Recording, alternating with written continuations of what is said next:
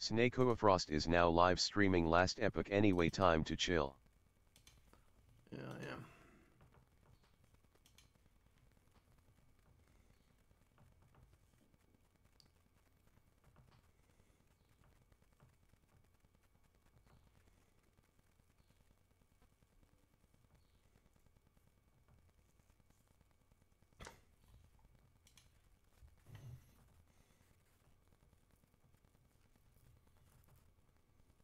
Sure.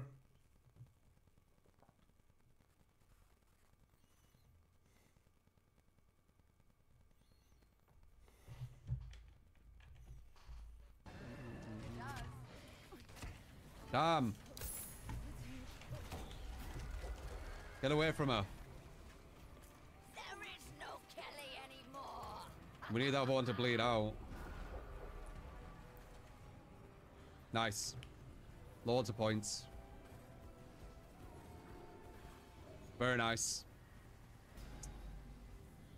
Yeah, getting all them traps is really, really strong, man. Now I understand what it is.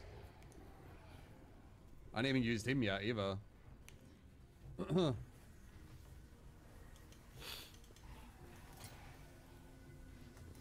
Did I trap them or no? Have I trapped these? I think I have.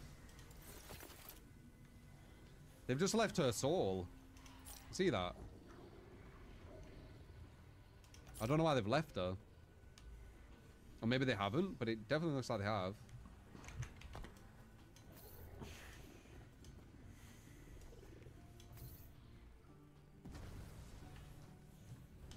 Wow, I'm going fast.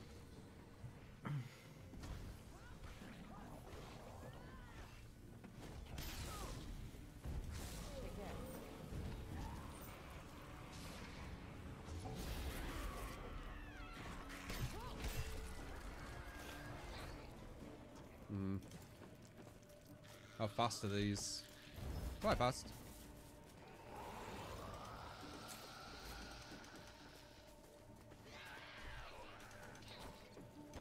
Just faster.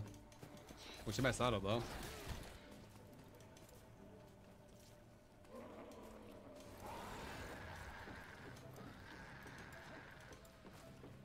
Yeah, not gonna happen, is it?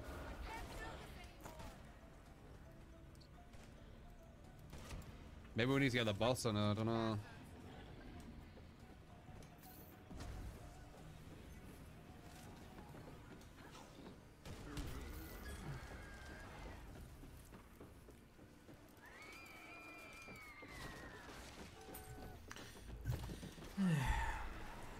Can't hit her.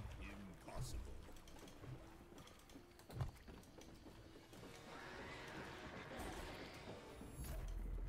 Go get her. Get her. We could use her to kill the others. But going after her is kind of difficult. Welcome to my channel. Hello Snake Wu Hunter, the greatest player of all time. How are you today? Feeling good? Let's see. You don't say. Not bad. Not bad. Let's just see how he is. Considering my allergies. He's slow. TNX That's where he for goes asking. invisible.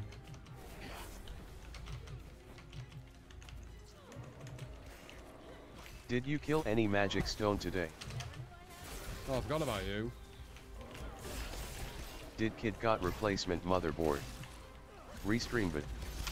Welcome to my channel.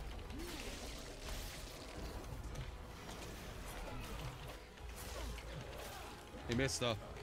And what does White Tooth does today? Yeah, something is extra.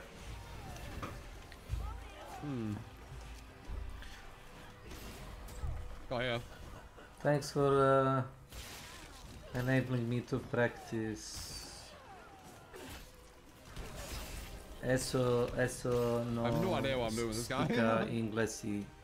Very good.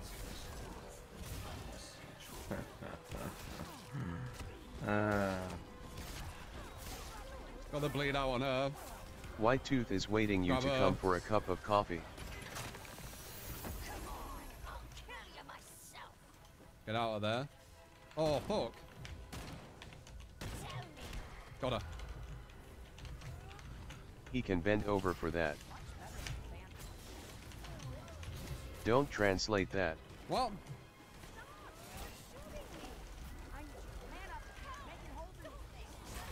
I have a scythe. Nice. Get up and you're gonna keep kicking ass. Hear me? I think they get this, you know.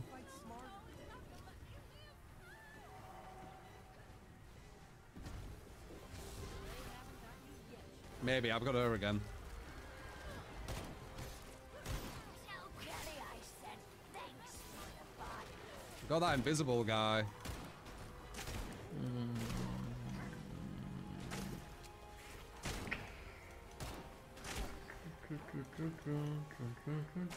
Damn, nice. Couldn't see it. Whatever. I forgot about, I forgot that guy's name. Pablo? I can't remember his name. But I forgot about him. He's completely invisible, isn't he? There he is, look. Like, he doesn't show up anywhere. There we go. We'll just go back here.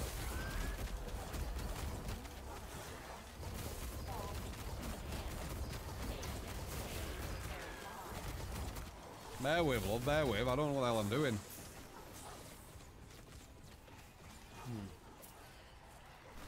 Pablo, yeah. I completely forgot about him. He's like invisible as hell. Can't see him at all. Without him, that would have been much easier, but because he was there, that made that way harder. Because I couldn't see him.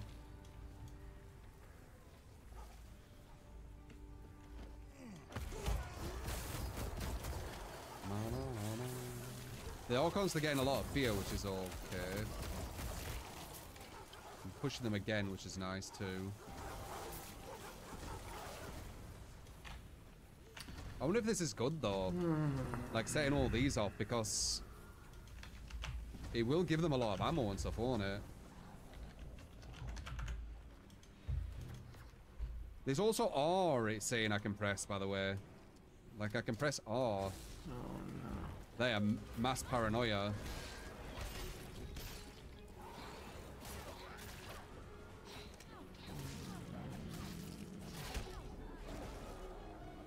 Which I don't really get.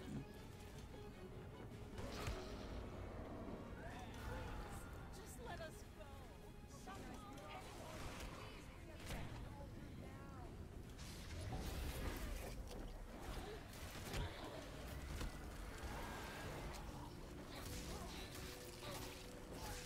Oof, dirty.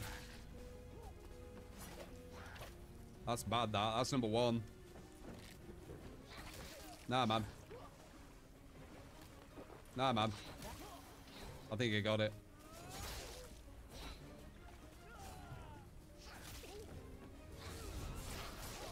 That's the healing one.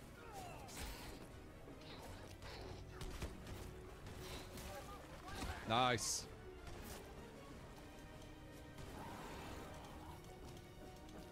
There's Kelly being Kelly. We need to find what the other guy is. There she is. No Kelly anymore. Oh, we got back up. Let's have some quiet time, shall we?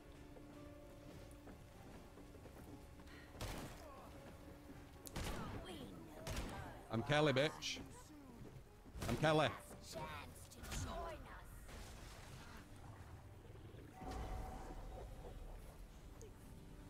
us. I need energy. That were really good. Yeah, I guess we could do that.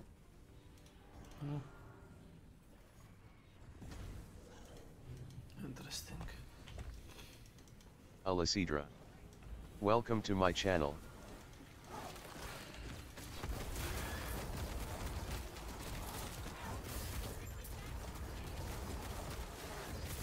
Good hit.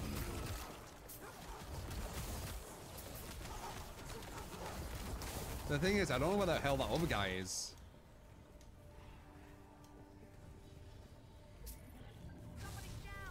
I mean,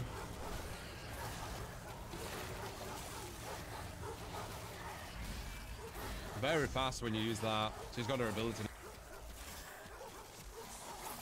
neko da kažem zdravo. Da ne, Zdravo, zdravo. Zdravo, zdravo. da ne ometa mikro i tako to. Kaže White Tooth da imaš I'm not really interested. I'm not really interested. There isn't much to learn from that stream. How to camp 101. Znači tako, da.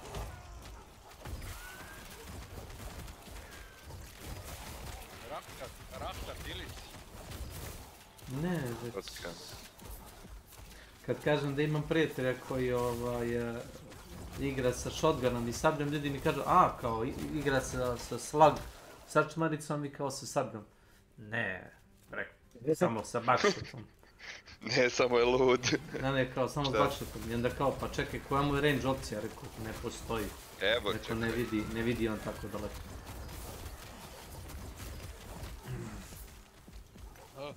Igram jedan loadout ko vi, čekaj. Pa jel imaš slotove za loadout? Imam, ali non stop se prestižujem, pa nemam sve. Srete, Tili. Jel nosite stiki? Ko nosi stiki? Trebalo bi Milan da nosi. Pa koji si prestiž do sad? 50? 36, nisam. Nisam ja nešto puno. Imam 1000 sati. Kad nestane para ti se prestižeš pretpostavljam? Ne, čim dođem do 100 se prestižem. Pre sam, kad nestane para, onda se promeni. Frag...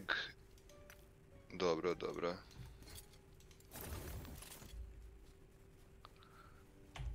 Ajde, da jedan ne nosiš šotku bar, mada imam bajonet.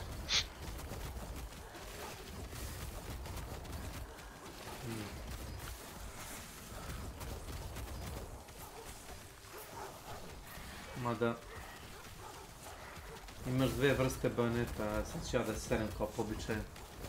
Imaš onaj bajonet koji ima Mossy Nagant i Veterli i imaš onaj Ripost koji ima Martini Henry. A on je mnogo bolji. Ripost je bolji, da. To je bukvalno sablja na skoro ko sablja, da. Ima i Berthier, ima i... Berthier? Ko Martini isto steče, to i... Ne znam, nisam te gledao da igraš sa Berthierem.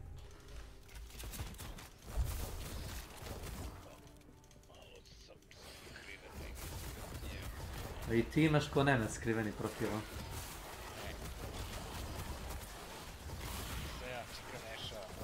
Jesi čuo Gosan Mariću da ima ovdje ljudi na kanalu koji imaju po 2 profila? U čemu?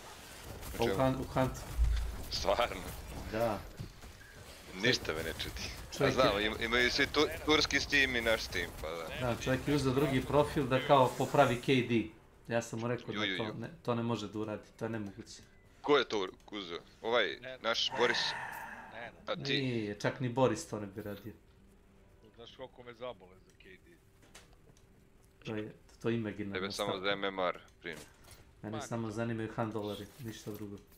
Meni je što manje MMR to bolje.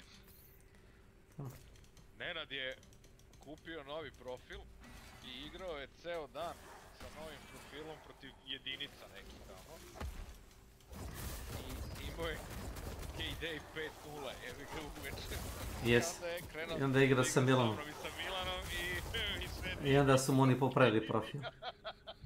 Onda su mu oni popravili profil na realnu vrednost.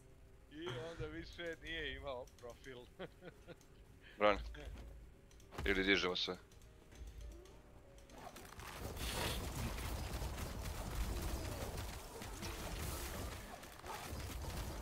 Gledaj ovaj kill, gospode. Blueprint.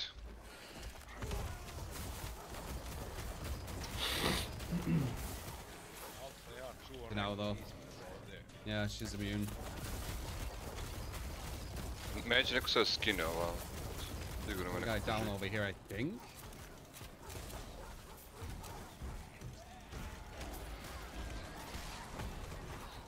Da, niko ne drži. Nah. Get out of it. Never mind. I was wrong. That might kill her. Never mind. It didn't. Lee. Demon powers, I guess. Kelly's terrified. I think that's Kelly. Yeah, she's terrified again. Which is good because it means that we can grab her.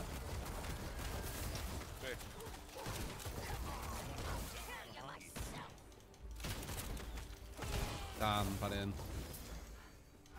Damn, we're about to hit that as well. That's a great weapon. Imagine if she had like a legendary But, one. That is insane. I still remember. I did that too late, didn't I? I'm too far away.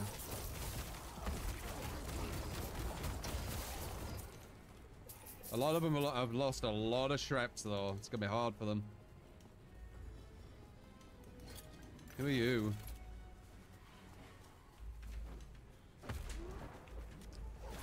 Mass paranoia.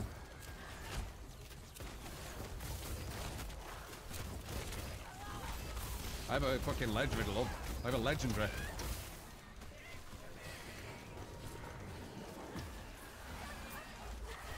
Can't really deal with that though. Ajmo. Jeba, imamo Okay, dva we'll velika go with some tima. elites. Dva tima od 3 na malom bossu. Mix it in there, Da, možda i right? nisu bili It's never going to be the worst thing. na malom bossu. So that mass paranoia, I Možda need su to get došli used to sa more. tipa Lambert ili And tako what it nešto. actually is. Lumberjack. I'm a lumberjack. Look at it again. Okay. Dude, you've got that again? Holy fuck. Zamalo da se šokiram sa Resident Evil 3 milijon. Što? Prva 3 minuta iz prvog lica. A ne. To je samo zato što... To je kao njen san ako nisi provalio. I kamera panira na nju kao da vidiš s kim igraš zapravo.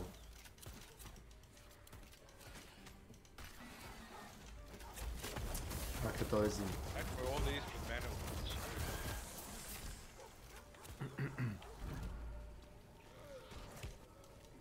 Okay, it shouldn't have it now, right?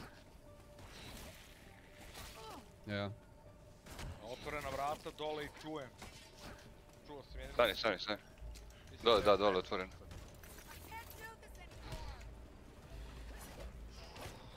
Okay, one don't work on her. Right. Impossible to get. Impossible. Can't get her. With that unit, impossible. Nope. You need to push her into a trap or something. You can't get her with that unit. Malo kroz prozor. Pazi da nije jedan ostao ovdje negdje. Yeah, there's some points back there.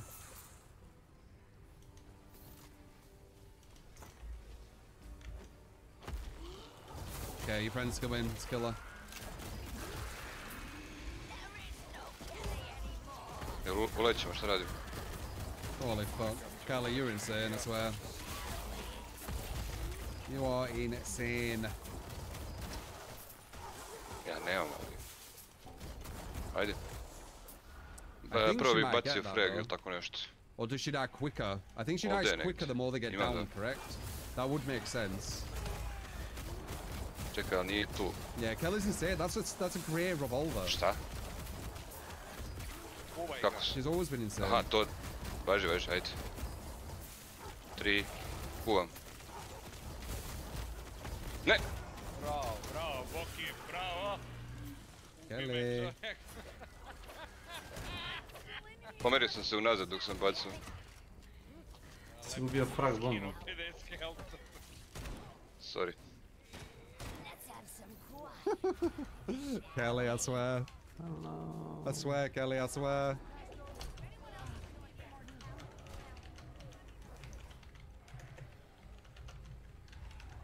I bloody swear. Dole ima kljuse, pa... She's always been like that. I remember. She's the one you possess.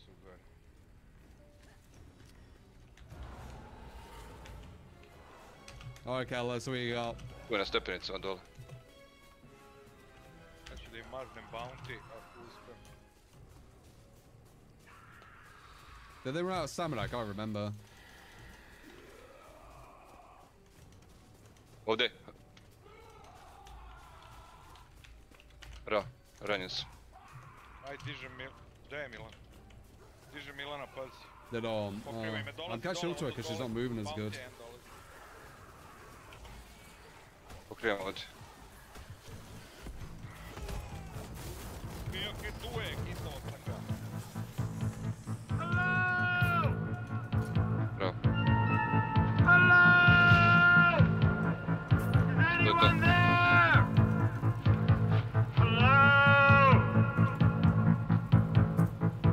Sorry.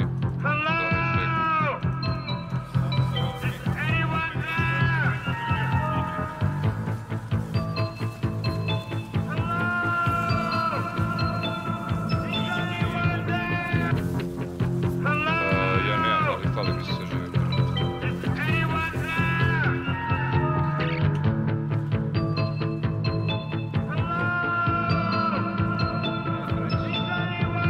A zaklopi ovog ovdje da ga nisi ubio.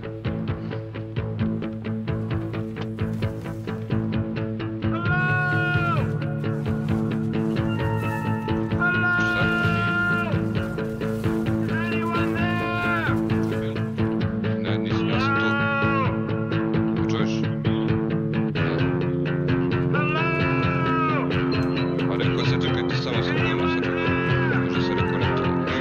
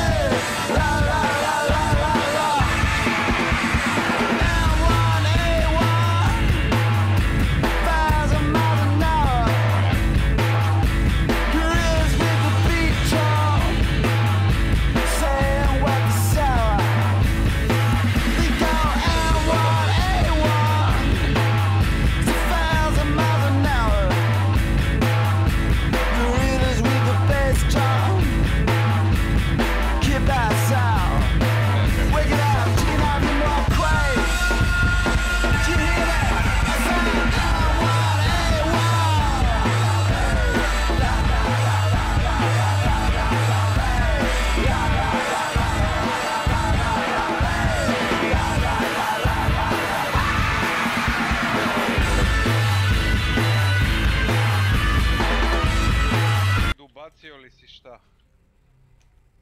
Ej, škrtica, boždija, ništa. Imam ja još jedan dinamitak. Jel? Nemoj da ga agruješ, čekaj, imam dinamitak.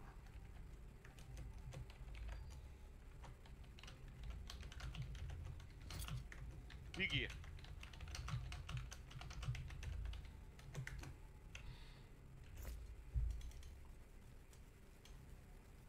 Alo? Da bi. Halo. A mi se ekstraktovali. Šalim se. Ajde bre. Jebote, ja ga ne čujem. Nemaš Ne opcije. vidim ga. Čujem ga, a ne vidim ga. Ej. Da, zato što piše disconnected, ali nema ona ikonica. Nisi čučnuo, nek samo umro. Ja sam tu za tvoj bounty.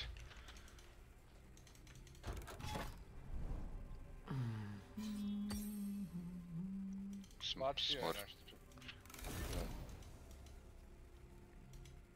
A šta se desilo? Ugasio si net, šta? Bullet grabber.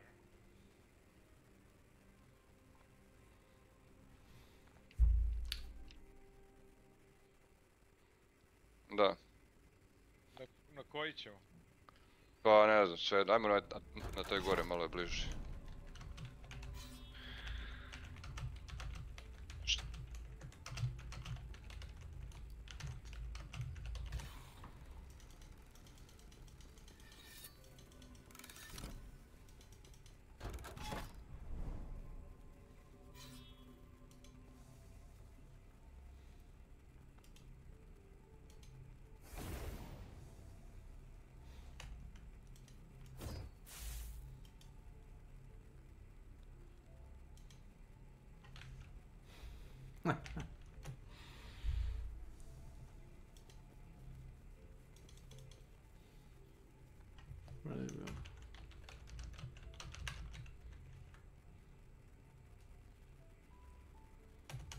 Znaš taki poseknu, ali ne ubije ih, samo ih obori.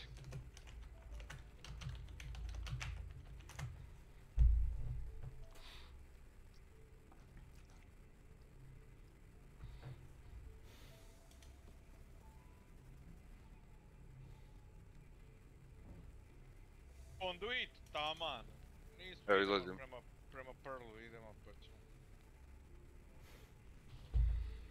Good Allah.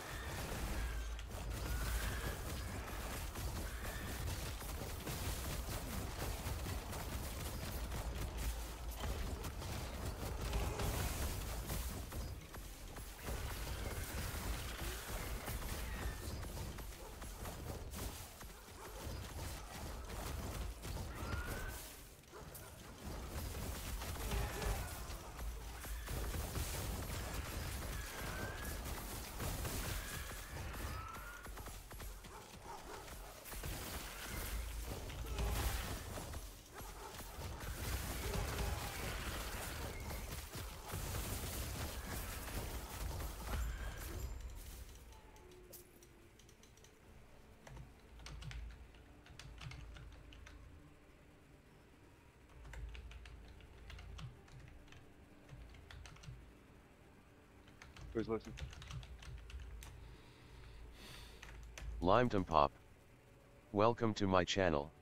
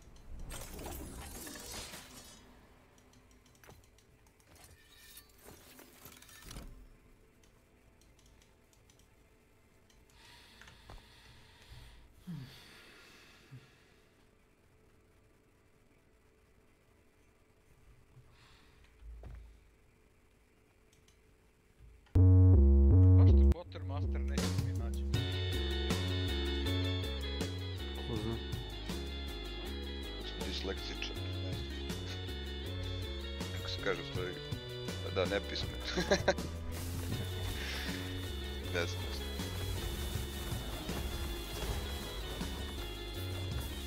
Kako meni naći? Kucaš sa krompizom.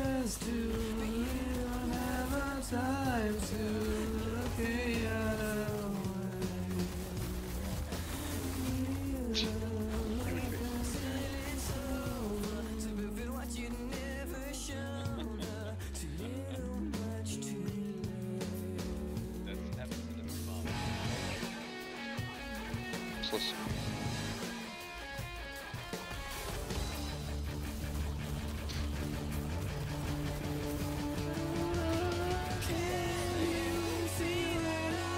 Gorac je tu.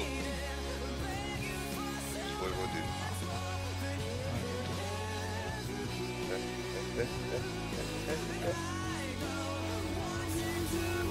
Eto ti. Jesmo.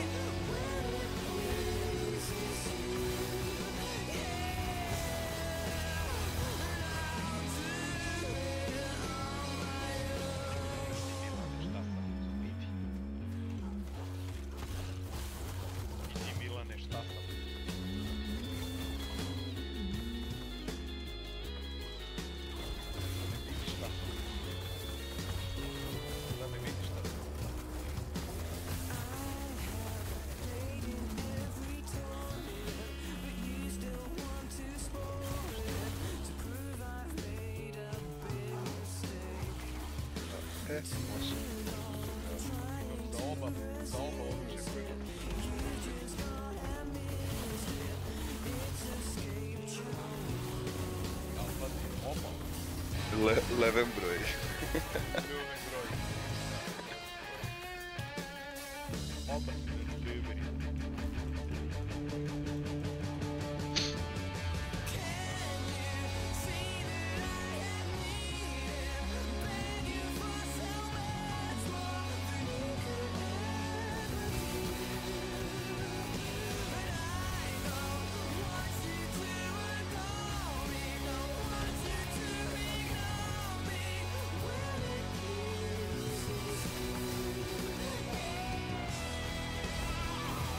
Ti nikad ne nosiš ništa osim tlatke i toga.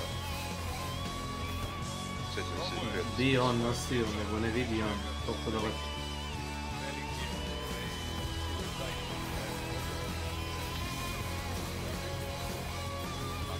Ja sam rekao da nosi bombons. Što, stvarno ne vidiš? Ne vidi, slepčaj. Baš ne vidi. Ne, ne, okej, pitam samo. Zanimljivo je. Nije problem otići na pregled i kupiti naočare, problem je nositi naočare, znaš.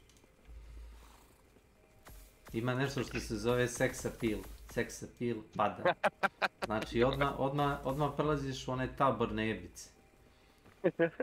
A sad imaš u jednoj ruci, nosiš naočare i ne ugrožavaš saobraćaj i ljudi ti se ne smiju kad igraš Tan Showdown. Znaš kad je, ima onaj klip kad je onog momka iz Hrvatske. Pukao ga je 6 puta, slušaj me, pukao ga je 6 puta na 3 metra i krenuo je da vadi sablju. Momak me bacio dinamit pod nogi i ovaj umro. I ovaj mu posle kaže kao, mislim ima 5000 sati, kao u čemu je problem, pita ga momaka. I ja objasnim da ne vidi. I ovaj mu se izvini. Kao nije znao. Znači. Da. Taj sam.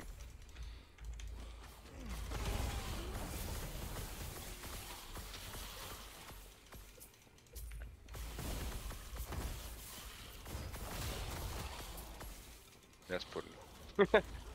Od toga trećina ubistava svojih kolega, drugara, saboraca. Broj, to je od novog, prošle nedelje su i to dodali. On je bio dok je postojala, ne znam jesi li igra Han Shodan dok je bila ona lista ovih lovaca. Da, kako ne.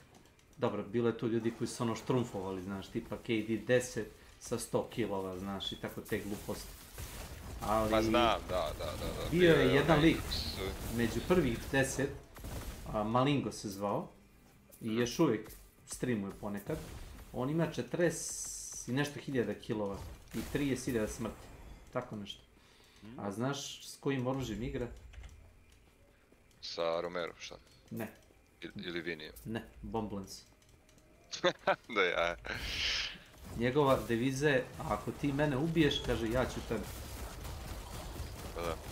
Zato što Kam tako radi. Hunt, give it. Hunt take it. Hunt, take it. To citiraš, dobro nije on to prvi, ali on to najviše upotrebljava, onaj Psycho Ghost. Psycho Ghost. Njega čujem najviše da, Da, to cijel Reddit ponavlja, ali da. Gledao sam ja i njega i Rahtu i... koga još? Nisi To je to u gledao, stvari, samo njih dvojicu. da nisi gledao onoga Italijana, onoga Hermita. Ne. Gledao sam onog Amera, onog što je tiho, kako se zove? To ti je Ninoh. Ne, onaj što ga, da, Nino, da, taj što ti svršavaš na njega. To je možda Boris. Boris je butthurt zato što je Rahta ga ubio pa ne voli Rahtu. Ma nije to, nego je malo... A trade-ove. Zna da bude arogantan ponekad. Pa jest. Uglavnom zna da bude arogantan. Ako ga pitaš za nešto drugo što nema veze sa Huntom, još će i da ti odgovori. Da. Šta je ovo, devi?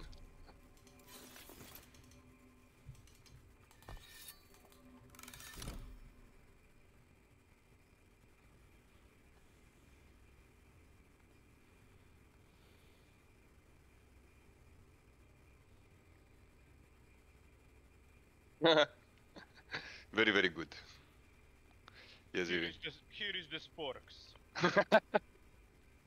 I've killed Rahta Z manu times. Sjećaš se toga, Boris?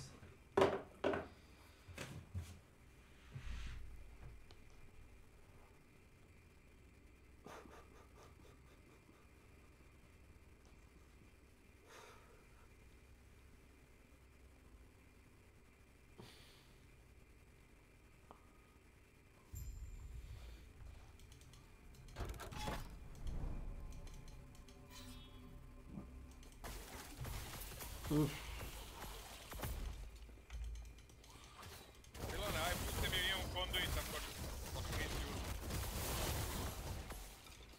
Ne sluša Milan. Nisam ja za konduit. A ja kažem imam konduit, kažem Milane pusti ga, a on... Ima jedan klip da se ja Milana snimio. Kad gleda u Quartermaster Trade, pomno gleda jedno 10 sekundi. Gleda, ja umiram od smeha, zato što njegov izbor oružja je shotgun i sablja. To ti je medium i small slot. Ja ga pitam šta će ti Quartermaster, šta ti to nosiš?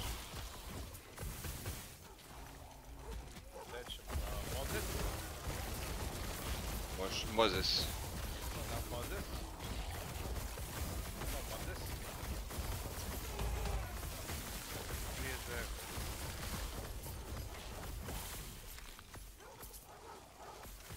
Rekao sam ti da to nema veze s tvojim optičkim. Čulo se iz zatvora, evo. Evo. Gdje su? Na Mozesu? I na zatvoru ih ima, čuješ. Na Mozesu? Ima neki čovek na Mozesu? A jebi ga, ja ne znam, ti imaš taj neki specijalni adrenalinski špric koji dobio taj skin. Koliko tvojih 5800 sati i 6900 kilova. Ne, 4900. Niko nema sem tebe, taj tvoj je... Adrenalin.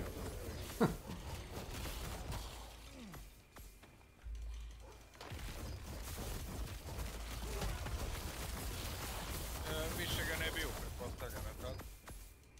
Da.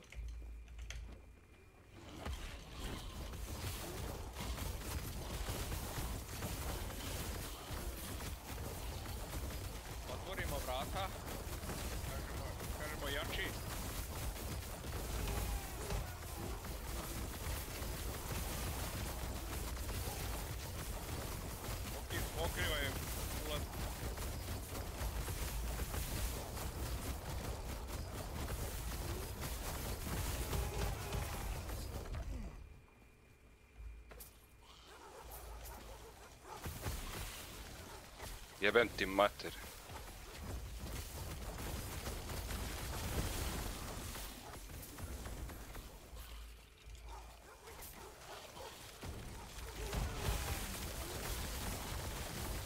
Dva mrtva.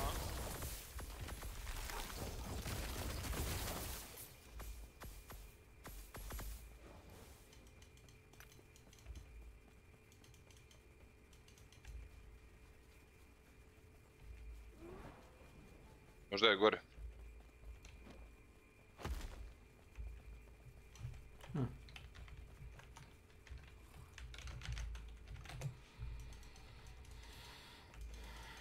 Evo ja sam ovdje jednog, ne znam gdje si ti prvog.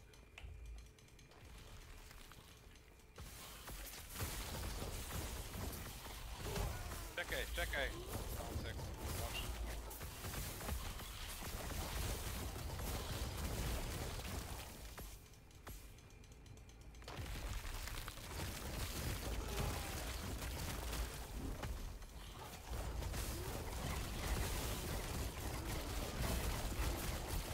Tu je i opcija ili izašao ovdje ispred, ili nije izašao. Ili gore ovdje.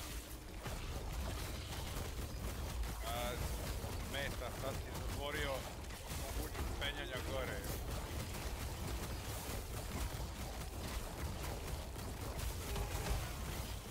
Ti boksi za ovaj.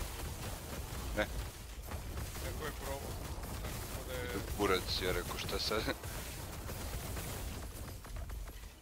Vidim. Fej, ja za razliku od tebe vidim. Ste čuli to? A moguće na žicu da se nabao zombi. Ste Milom bacio žicu. Možda ih i dvojica bilo.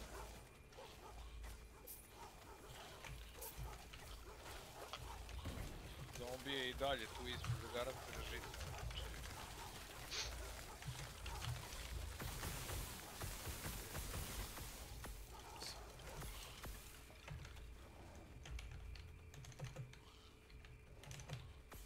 Još jedan.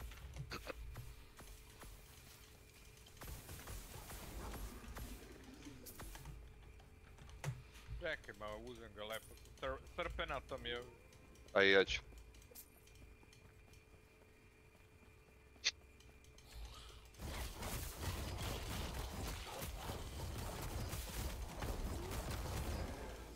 Ništa ne vidim. Gledao sam, ne vidim ništa. Da, nema negdje. Baci i ti pogleda. Da, nema. Gdje je taj prvi što si ga rokno da uzem sekundu?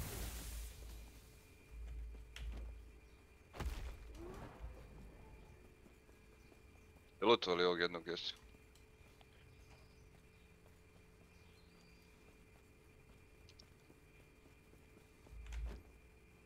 Here Obera.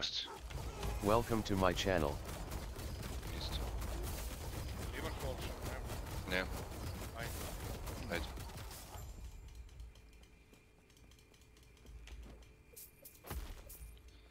Da, tu je. Opa. A ne vidi se. Daleko su. To je možda taj jedan što izlazi.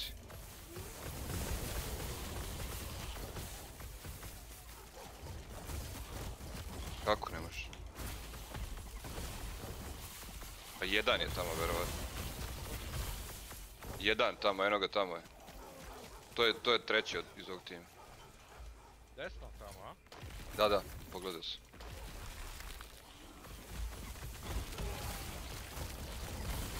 Ajmo na njega.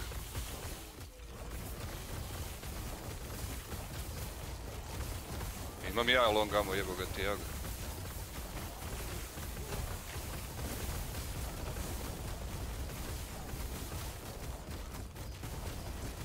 Pogodi. Tu je.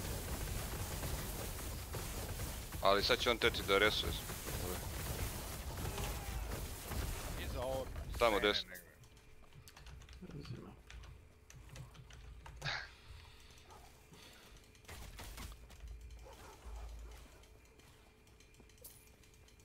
Neće nas pobiti sve.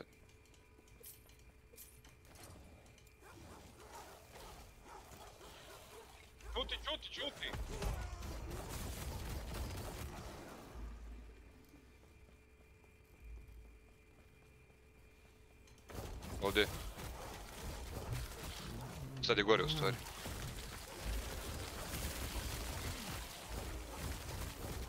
S leve strane otiće negdje da proviri, gledaj. A. Eno ga provirio.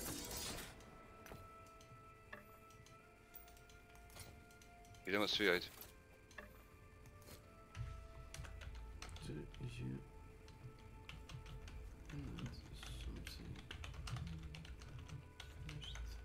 Beži.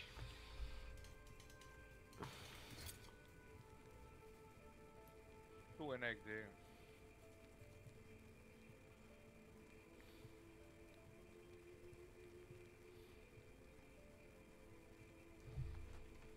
Ušao je unutra. Dole. Negdje. Da, ajmo, next pobeguje. Ako baš bude jurio, ti stani iza, jebi ga negdje. Uđi u ekstrakt i stani u zaklon, a mi ćemo da budemo u ekstraktu.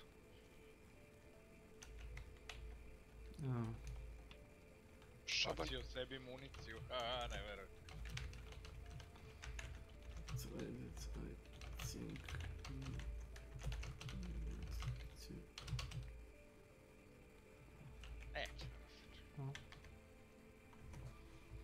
Čime te je skinuo, kojim snajpom? Kojim, pitam. Dobro. Otkud znaš da je snajper? A da, pisalo je. Ej, pazi, dolazi Zaboravio si. odavde. Ma stani samo dole iza, nemam. Samo stani iza, ne vidi nas ni otkuda.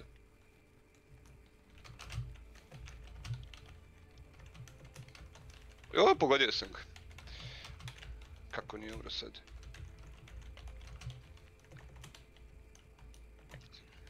Čuj, ne može. Bukvalno da. Gdje ti srce ujunak? Čuj, ne može. Čuj, ne može. A, čuj, ne može.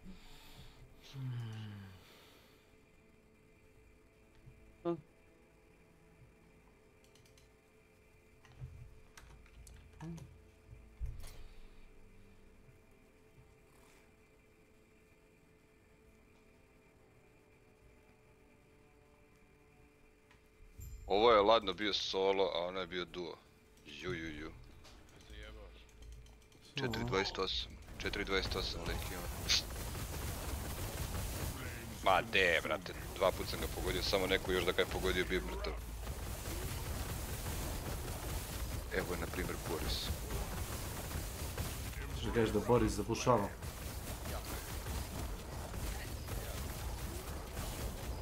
Ne, ja kažem da ga pogodiš, ne da bi bio mrtav. Al dobro, možda bi bio i mrtav. Možda, jeli...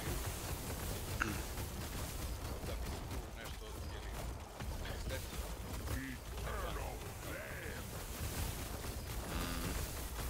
Flame. Čemu je razlika u kvalitetu Flame? U čemu razlika u? Plate i Terminus Maximus, kvalitetu, snazi i tako to, šta je bolje? Slate je pump action shotgun, moderni pump action shotgun s početka 20. veka, a Terminus ti je Viš prva... sa kakvim se predznanjima ide na Discord. Ne, ja sam Ja tvrdim da Ilija zna svaki cvetak i svaki bunić u hunt mapama gdje se nalazi. Poslije 4900 sati. Da, znam svaki žbunić.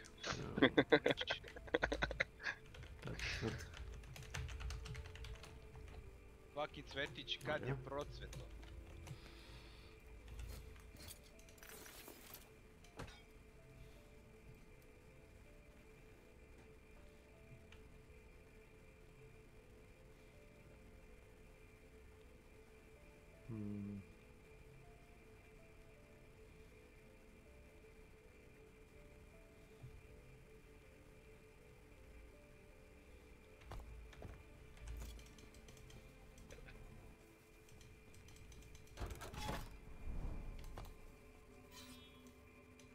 Terminus, Maximus, Dominus.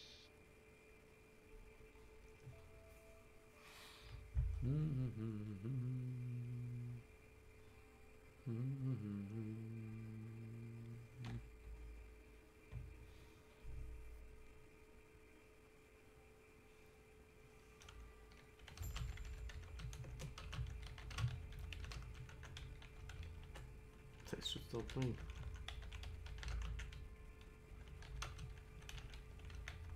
Very good.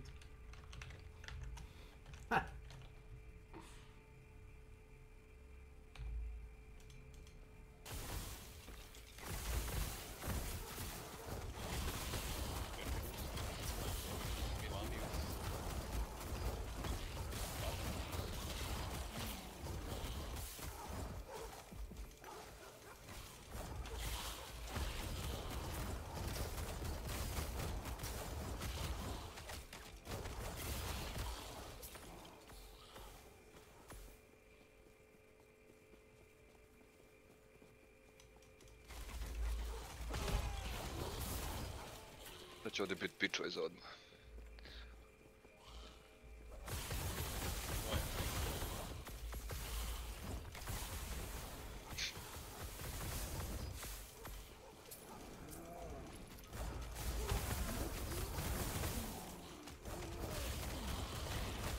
On isto ima stil igre koji bih ja nazvao agrofobijom.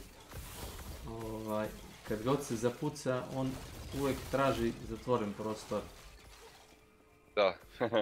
I uvijek postavlja za... Agrofobija, da. Agrofobija.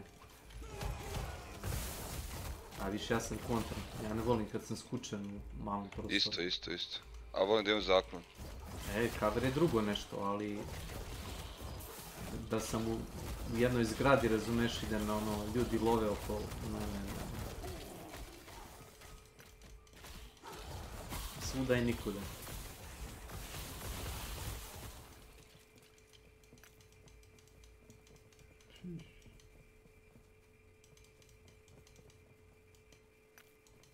Imamo nas 7 sestrica da uzmemo prag bliži ili idemo odmah tamo. Pa bit će negdje na Fisheriju, vjerovatno. Kako se sužao na...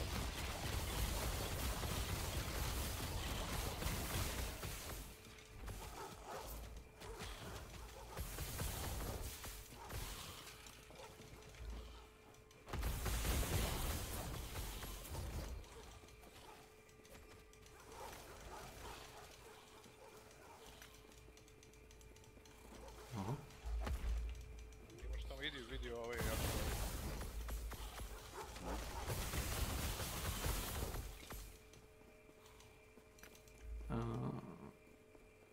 Nvidia novi driveri imaju podršku za onaj AV1 kodek. Ali to ti važi samo za YouTube. To ne važi za Twitch. Šta sad radiš, majko? Kodeko.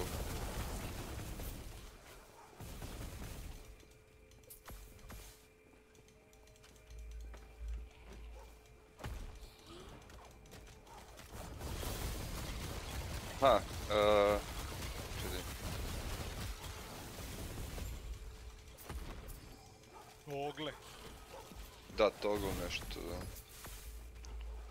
Auto interact u game, dole. Skroz dole. Ja, ali to nije dobra ideja.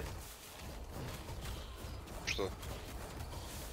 Ej, bilo je neko pucanje. A ne, izvini, ne auto interact. Nekad ćeš... Oglujete sad. Ne, nije auto interact. Nije uvijek dobra ideja. Dobro je kad vadiš noževe iz, recimo, zida ili tako nešto, ali nekad nije dobro. Ili kad diffuzuješ sa ovim. To da. Ali recimo da hoćeš vrata da otvoriš. Nekad će ti umjesto da otvori vrata pa pokupiti oružje sa zemlje, upaliti lampu i neće otvoriti vrata. To što je kraj tek naguro previše stvari. Vlada sam izgubio sekire. Ubio sam armoreda koji je pao u vodu i nema.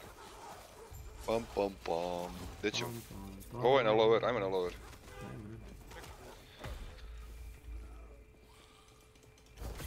Očito je na loweru.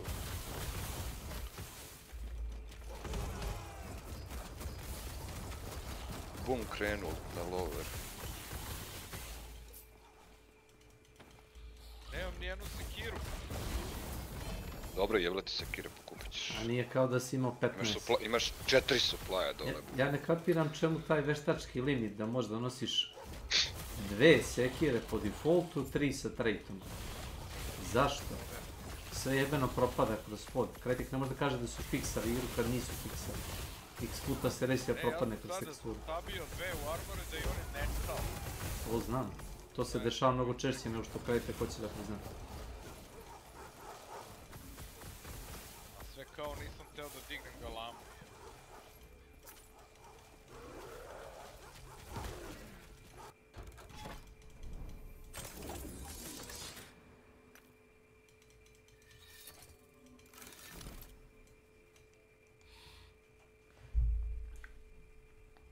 Čini mi se koji iz crkvice da neko se prikrade.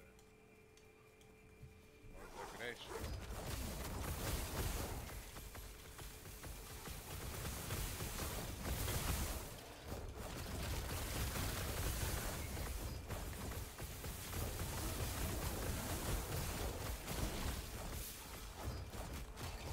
Neko je već na lower. Kao već, a mi smo se na drugoj strani mapu.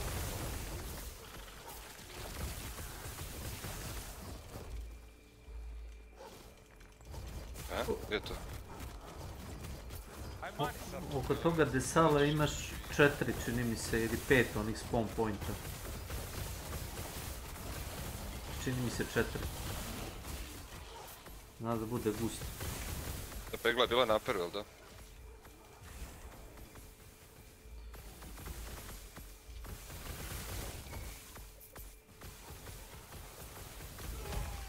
Neko je tamo, na 60. Gdje je Saša? Evo ti tu sad.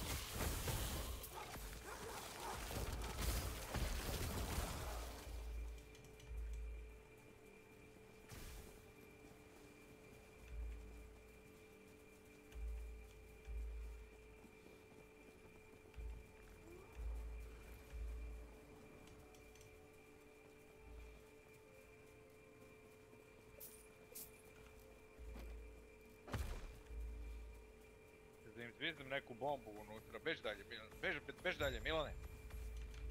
Neko je tamo.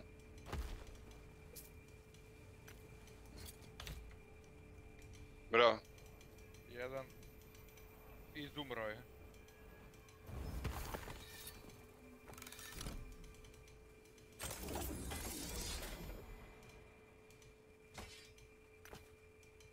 Da.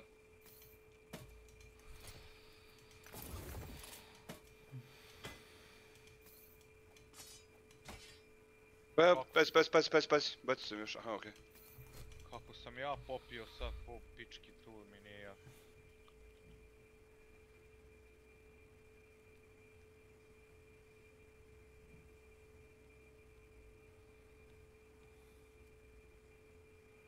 Ne, čuti.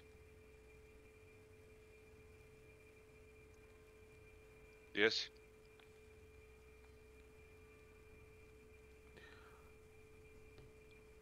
A gdje je treći? Smo bili trojicu dole. Dvojicu to jest. Ja sam jednog bombom.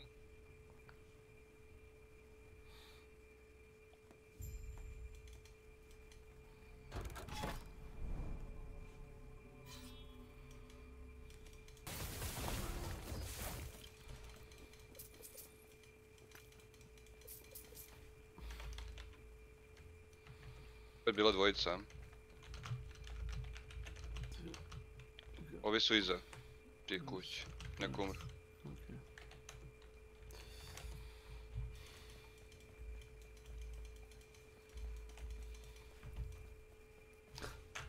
Pucam u dinamit. U bure u stvari. A gdje izađu odatle da uđu unutra.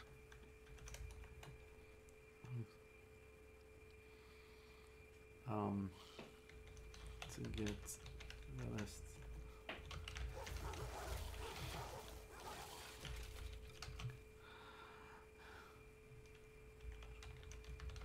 Ovdje sam stavio 3 trepa.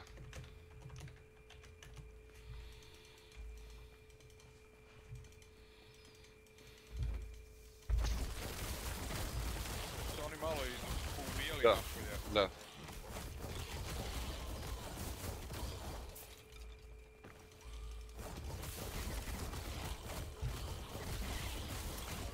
Gdje su? Putu. Je. Polam sad. Ili ne? Ovamo otišao.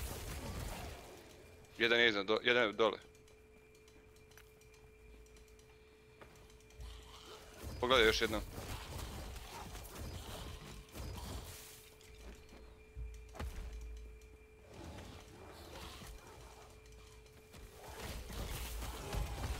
Ugodi. Bravo. To je to. Jel ostao još neko? Treba Ne. je jedan ostavio. Gdje je? Tu je. Meni. Ja, tu ima vrata iza. Samo me sad čekam. Ja sam otvorio vrata, Milan, mislim da ga ne ubije.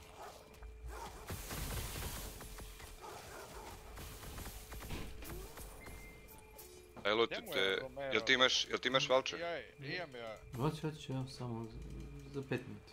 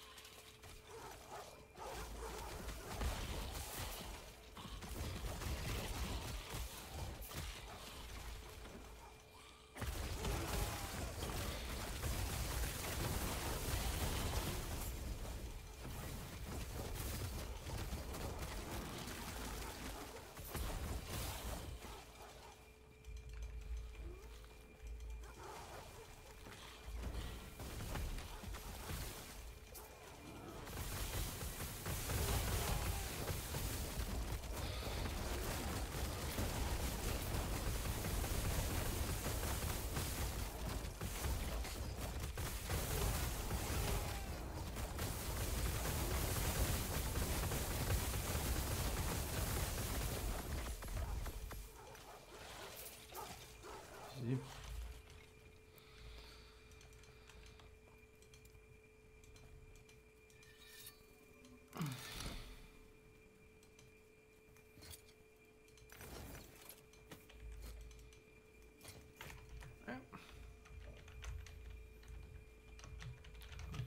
Fuck. Man. Pick up.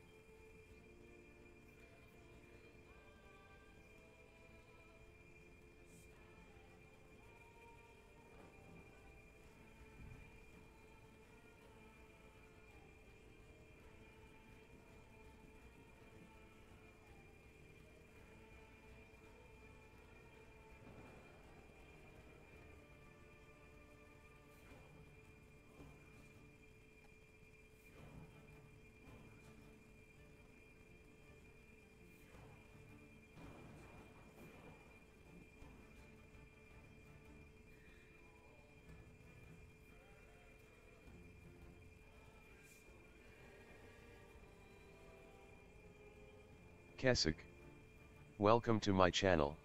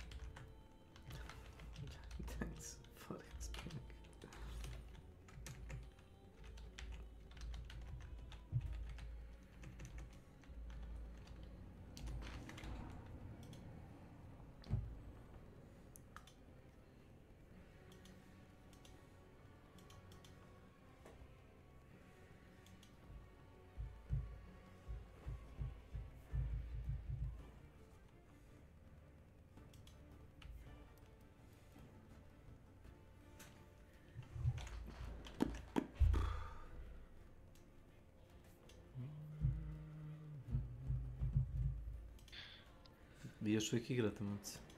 Ne pičkujem ništa. Da. Evo. Dodge Precision i Mosin ujebem ti.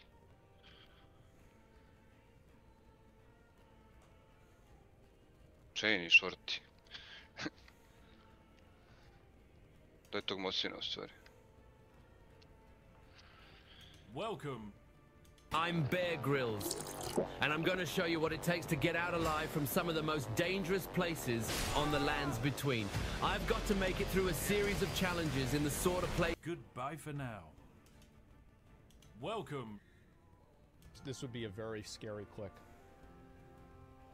Is this Asmon's biggest fan? Asmongold's biggest fan. Oh, here we go. I watch so much Asmongold. I actually think This is a Asmongold's smart girl. kind of hot. I know.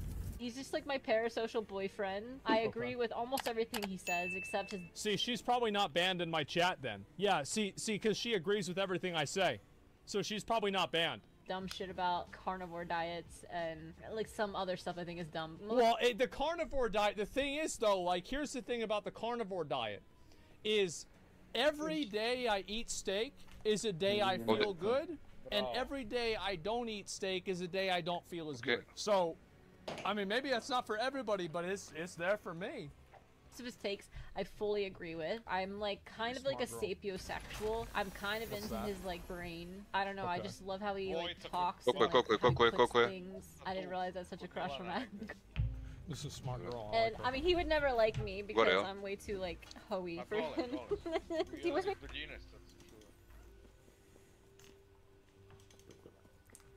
Does she know? Makes me feel bad. He's always like, oh, I always tell the girls don't ever like show it off. You know, anyway, it's just like a little fantasy. No, I tell girls, but no. This is out of context. Okay, so you gotta understand. So this is in the context of like me giving girls advice for what to do on their OnlyFans. And the reason I tell girls not to go nude on their OnlyFans is not because I'll think less of them. No, this is a benefit for me. I'm actively working against my own self-interest. I'm trying to be a nice, considerate person. Because the thing is, it's just bad business. That's what I think. I'm like, Asmongold, you know, and you know, he likes all the same stuff I do. He likes all the same stuff. Like we have a lot of similar experiences, other than I'm a girl, he's a guy, and things have been a little different. I definitely get like. I think this is one of like my 3 female viewers. There might be 4. Good daddy energy from Asmon. He might stop me. I think he could do it. I actually do. So I get good. By the way. I have never hit anybody for any reason in my entire life. I do not do that. I never yell at people. I never initiate any level of aggression or hostility towards people. If somebody makes me feel like I want to do that, I simply remove them from my life. What about Emerald? He'll be like, Emerald, shut the fuck up! And he'll start punching the shit out of me. That's different. I get good energy from that. But anyway, that's besides the point. My point is, if I'm like getting ready, putting my makeup on, or if I'm like on the road, or like whatever, or if I'm like on doing the Stairmaster or something, like I pull up an Asmongold video, and I just have more of like a parasocial, he's just like my internet boyfriend, and that's all it is. Like, I'm not out here trying to like talk to him and have him like feed me some fantasy or something like that. Like I just like having my parasocial internet boyfriend, and I think that for the same thing like applies to like OnlyFans girls is like that makes sense. Yeah, I think that's definitely true. Yep, there you go. It's an e-girl. Yeah, reverse the roles now. I don't need to reverse the roles. I know what that looks like. I've been in girl streamers chats before.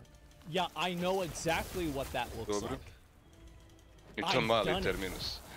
Whatever the girl is that they like for whatever reason, that's just like their parasocial internet girlfriend that they jerk off to. I'm such like an alpha female. I'm literally what it would be like if a guy, let's say, you know, like a lot of these high-powered CEO type guys or whatever, they're like into femmed on the side and they want to be like treated like pigs and like fucked in the ass and stuff. They're so tired from being like high-powered. I wouldn't want to be fucked in the ass because I just think it would be uncomfortable. It's not for me. Yeah, I mean, it's just not for me. Like, I mean, if other people like doing it, good for them. It's just not like really my thing. or like whatever they are. Like that's me, but as a girl. If I walk into a room, like I could probably control it in some way. I don't mean to sound like that. I mean, obviously being an attractive female gives you a lot of leeway, you know? But I just have balls. That's all it is. I just have fucking balls. Like, what else do you want me to say? Like, I just have balls. I don't give a fuck. Like, I'll do whatever. People just, like, follow people who, like, have balls. It's that simple. Like, like, people like that a lot. That, like, usually I'll go out and I'll say, no, it doesn't mean that. What I'm saying is, like, yeah, in general, people like if you are outgoing and assertive. I think there's a difference between, like, aggression and assertiveness. Because, like, with assertiveness, that's totally good. People are very much a fan of assertiveness. Aggression is what's problematic. Confident and assertive, yeah. People like listen to people who sound like sure, and I'm usually just like sure. Yo, someone clip that as I don't know what I would do, but I would die to see his reaction. You could have a shot at Asmund. No, here's the reason. Here's the reason why Asmund and I could never date. His audience would never ever stop giving him shit for like being with some porn chick. He would just constantly.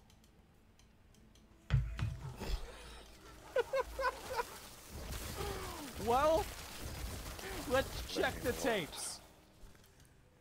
I don't know, did that happen or not last time? Yeah, she must be kind of a newer viewer.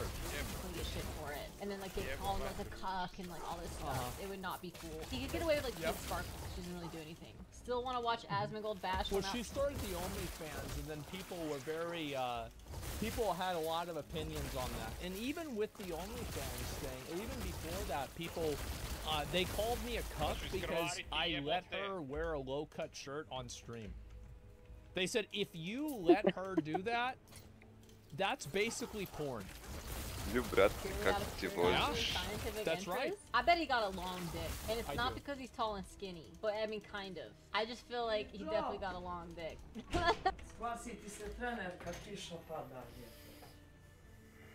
Ne stražavam ga, gledam kako je vrijeme, nije padalo prije 3 minuta. Jel ti lakše danas bilo? A jes, brate, ne verglaš biciklom.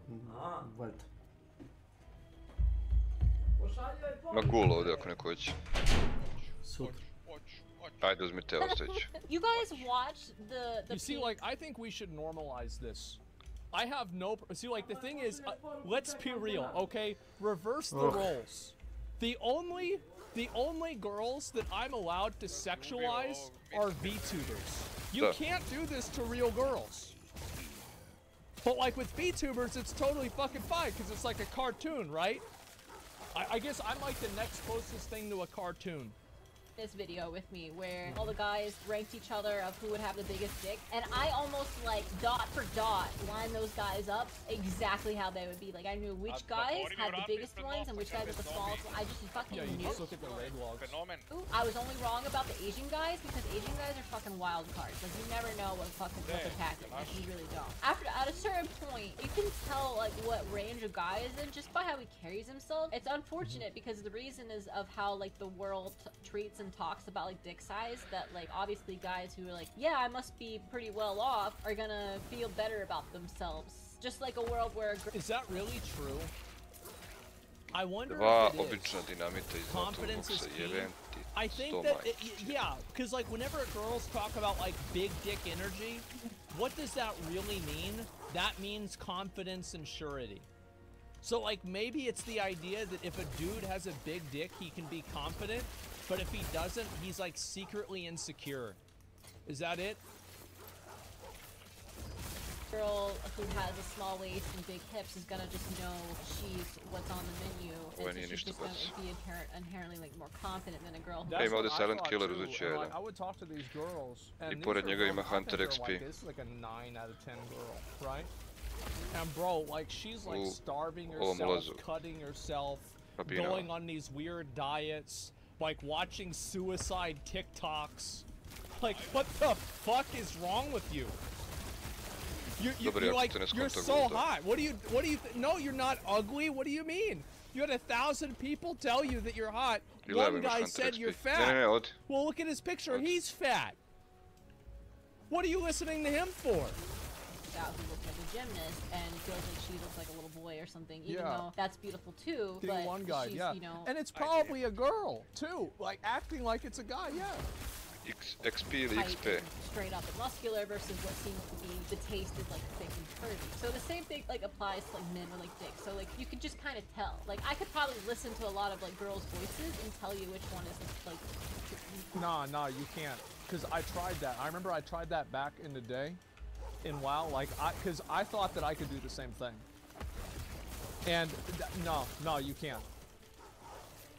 Like I really thought you could. More traditional talk than others. It's the same thing with dick size, so like you can just know. And so I just feel like as an adult, it's impossible that he has a small dick. You just don't get to that level of like and not giving a fuckness without having either A, having like a previous size dick, or B, just being like so good that you're completely validated by how much you can make your cum. Because men I think for me, here's the difference, right? Is like for me, I used to be very insecure about the way that I looked. It was like really bad. Like, I didn't like showing off a lot of different ways that I looked or anything like that. And then one day, I remember the day, it was whenever I did the gardening stream outside. It was like my first real IRL stream. And I thought it would be funny to take a shower on stream. And I did. I took my shirt off on stream and took a shower on stream. And it was really uncomfortable, but I just stopped giving a fuck. And do you want to know why? It's not because I felt good or, you know, like I was getting with a lot of girls. That was not true. The real reason why is because I had been made fun of so much that I just gave up. I was like, welcome to my channel. It is what it is. I'm making bitches come. And the ones that don't, you suck in bed. Is he single? No, man, I'm not trying to like clout chase. I legitimately, like, I could show you my YouTube and I could scroll through his channel. You could see like all the videos. Because like that's what I'm doing. Not so much this past like couple weeks or so because I've been working so much more, but like I pretty much watch Gold in the shower while I'm putting my makeup on and I'm working out, like doing cardio. And before I would watch Gold, if I was playing a game that was like grinding. Well, that's the thing, right? Is like we upload how many fucking videos a day? Like 50 fucking videos a day. So people never run out of content. So it feeds the parasocial experience. So people can think I'm their fucking friend. Because I'll never stop talking to them. And then by the time they run out of Uzmi dva pištolja, nemoj da uzmeš levernik sa tim. Like I don't really care to pay attention to, then I'd be watching like New World, like I would like. Imaš klip na Redditu, lik ispali 18 metaka, 16-18 metaka. Matici gleda nije teo da je jebe. 5 metara. Nijedan pogodak. Opali 2 metka na 70 metara, paf, pječa. Matici gleda nije teo da je jebe i da je utio se na njega teo da I feel so bad, like every time, like New World is always the example game that people use of like the one game that nobody likes watching. Nobody likes Pa jebe mu oca, ko nije mogu da skoje u glavu i da uzme taj nož. Gold a lot when I was playing New World, so I was just like running around opening chests and stuff, or like grinding. Yeah, because I was the only person that was saying how it was, like, saying what was real about the game. Everybody else was talking about how good the game was. Bro, I was like, this shit is garbage. I knew it was garbage. Whatever. And so me and Gold got real tight during New World. And also Star Citizen. Alas, she's right, yeah. But they also wouldn't tolerate anyone he'd be with. I say, if you got a crush, take your shot. We adore you well. Like, anytime. Here's the thing. Is that if a girl wanted to date me, I tell people that I only date crazy girls because any girl that would willing to date me would be crazy. Right? Just on a foundational level. So, like, any girl I date would be fucking insane. That's just how it is. Number two, any girl would have to understand that you're going to get all of the negatives and none of the positives. I'm never going to take you out anywhere nice to eat. I'm never going to buy you anything really nice. It's a waste of money. We're never going to go out on some trip together that you always wanted to go on. You know what the trip I always wanted to go on was? The trip over to McDonald's. Alright. Pošalji mu SMS jebote. Prvo me odbanuješ na svom Twitch chatu i onda možemo da pričamo. Rekao ti je da ga prvo odbanuješ na njegovom, na tvom Twitch chatu. Evo sad mi rekao čovjek. Da. That's absolutely fine. I to u ovom šupku od mape.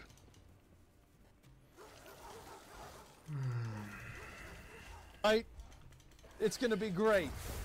And that's just how it is. And I remember Izzy would get so much shit for this. Meanwhile, if she was a good girl, I'd take her to Goodwill. And guess what happens? Everybody's like, wow, she's just in it for the money. Man, if only you knew. And Geisha, they don't deserve it. No, it's not that they don't deserve it. Like, I just don't give a fuck about that stuff. And so why would I care? Why would I want to be in a relationship with somebody else who cared about that stuff? It would be weird because they care about it. I don't care about it. But then, oh, by the way, okay, so all the negatives, right? You don't get any of the positives. Oh, right. And my house is a biohazard. And so, yeah, there's all that. And then number two, here's also the negatives. My viewers will harass you. This is just what's gonna happen. And even girls that I'm not dating, they harass them. So I cannot even be dating a girl and they'll go harass them. Well, I can't believe you're trying to talk to Asmongold. Wow, you clout chasing bitch. Who the fuck are you? We hate you. And so this happens a lot, and you'll see these comments. Like I'll read some of these comments about these different girls. So let me see. Let me see if I can find one. Like I'm trying to find some really good ones. I don't know if there are any other good ones here. Not really too much. But this is just generally what happened. Is that they will just go all possessive kinds of boyfriends? Yeah, exactly. It's nuts. Didn't Belle Delphine try to make content with you? Look. Do the Silvervale ones? Bro. I can't screenshot those because those posts are too long to fit on one frame of my phone. Like that's like a 3-part screenshot. Yeah, there's a lot. Let's see if there are any Silvervale. These are nuts. I'm reading one of them, and it's so fucking sad and pathetic, I'm not going to read it out. And I'm not saying that as in, like, bait me to do it, you know, like, I'm actually not going to read it out because it's so fucking pathetic. It is so, like, they're so fucking insane. So, yes, you get all of the positives, or sorry, all of the negatives, none of the positives, and that's about it. Yep, there you go. So we don't have a lot of girls talking to me. That's the way it goes. That's what makes sense. I really related to her, and in a weird way, her girlfriend experience stuff gave me a reason to keep on going. Something nice to think about. I knew I'd never get with her, but it was a nice mutual roleplay fantasy thing. Now, there's fucking nothing! We had an agreement. Nah. And she failed her part. All my motivation is gone. And by the way, that's like, the post is this big. That's this much. Okay? So that's what you get. Yeah, any girl that wants to collab with me or be anywhere near me, that's what you get. Look at it. Yo, I already DM'd him once. He ignored me. It did happen. It's okay.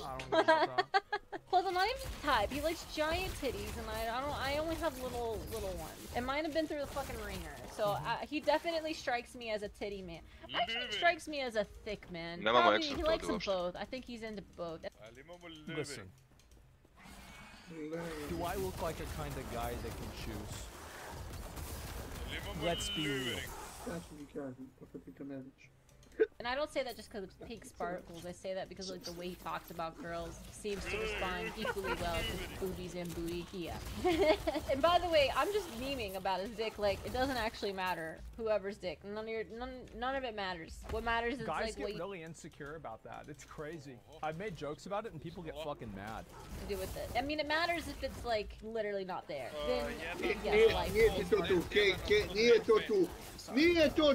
But that's not the common. I have had some of my favorite, and in fact, the gigolo guy I dated, he's like a literal gigolo. Like women like pay him to fuck them. And, like, I don't think that guy was more than 5 inches, and the whole thing was tattooed. Extremely average wiener, and yet women would like line up to pay him to fuck them. Aj pusti to sad. What the fuck? Who's tattooed?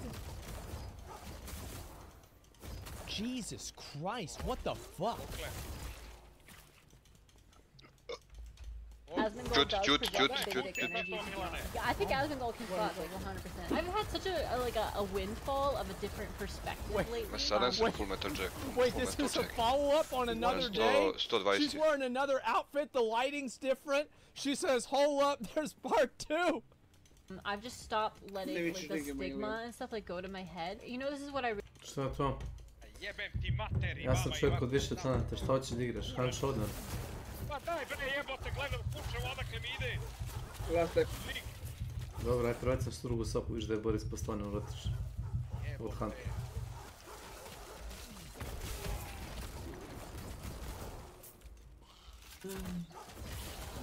Samo na promeni da.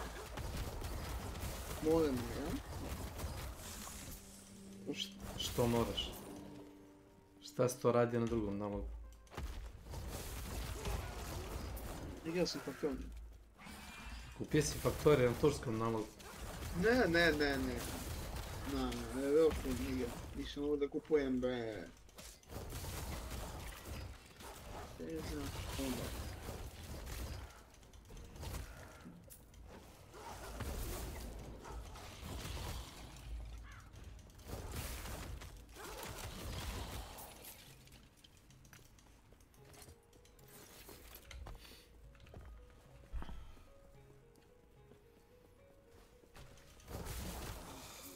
Ne znam kako ljudi prave karaktere. Gledao sam neke buildove, igrao sam s 2-3 random tipa Last Epoch. Mislim da svi grade karaktera kod DPS-a, to... Dobro, ja obično ne tam DPS nešto. To nije toliko bitno, zato što... Ne možeš ti da ubiješ bossa toliko brzo, bit će on tebe. Svaki boss ima neki one shot atak koji obično možeš da vidiš iz daleka. Ja sam ubacio ovo Project Zero, neke poničeske. Šta, Project Zero? Neke poničeske skinova izvora ubacio. Šta je već? Ne znam. Šta je to, ona igra gdje si kao u Švedskoj ili Finskoj, gdje ono, i boriš se protiv robota, to? Nije, ovo. Odbija mi ga nešto. Neka poničarska igra. Wow.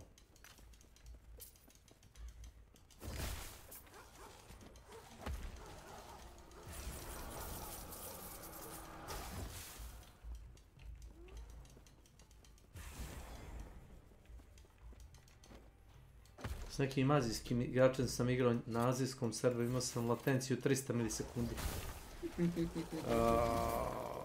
Nisam umro nijednom, ali... Imao sam utisak da bijem mrtve neprijatelje nekog. I ovako igra radi ko kule, ne? Ako bi, pretpostavljam, htio da igraš offline, radila bi bolje. Treba više para da ulože u server, da ih optimizuje. Ovo im je prvi multiplayer update, znaš? Ovaj patch, zadnji. Kažem što odam 5 godina već ima multiplayera i radi ko kurac. Ako ćemo iskreno. Da li ti imaš odziv 10 milisekundi ili 3 milisekunde u Huntu ili 100 isti ti kurac. I čekaj, što sad nije u svakoj školi neki policajac da ima 2 mjeseca? Hoćeš do kraja života da budu policajci u školama. O ne, po 1-2 mjeseca dok se malo... I šta posle 2 mjeseca? Dok prođe strah.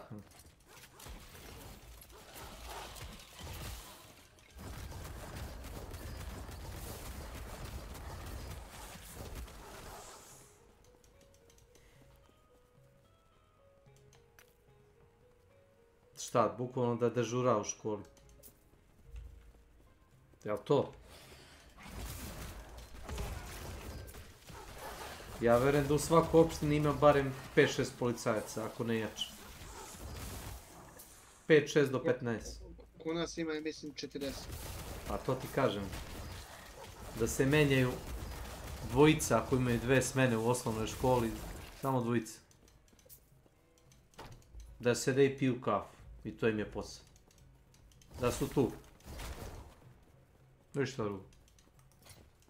Pa nek se menja svaki. Bar godinu dana. Po mjesec, 2 neće ništa raditi. Bar godinu dana.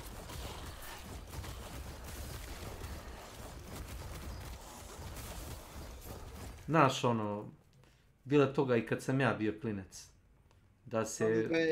Da se uzme dnevnik od profesorke ili profesora pa da se pišu ocjene, da se izbaci profesor iz učionice i tako, znaš. Bilo je toga.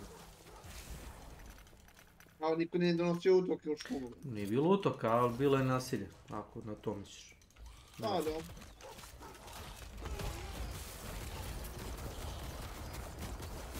Mnogo su današnja deca zaštićena, znaš.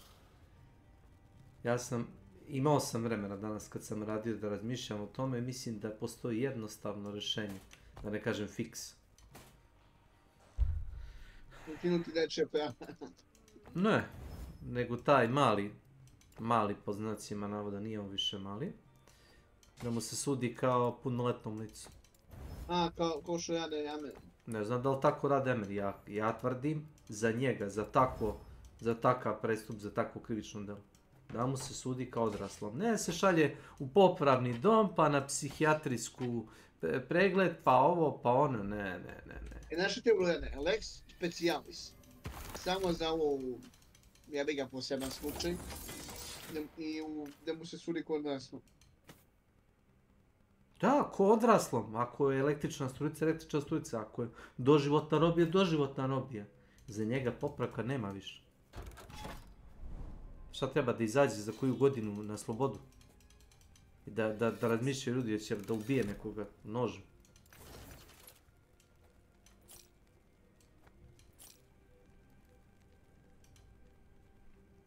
Taj isti komšiluk odakle on ili gde živi.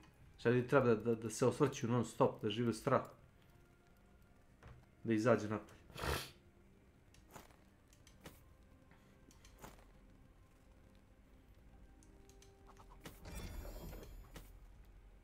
To ti je kao ono, neće. On samo lajno ujede. Znaš kad se šetaš ulicom pa ti kaže komšija kao neće njegov pas da ujede. On samo tako laje na stranca. Ne izvede. Tako isto. Neće mali da ubije, on samo profesor je nišan.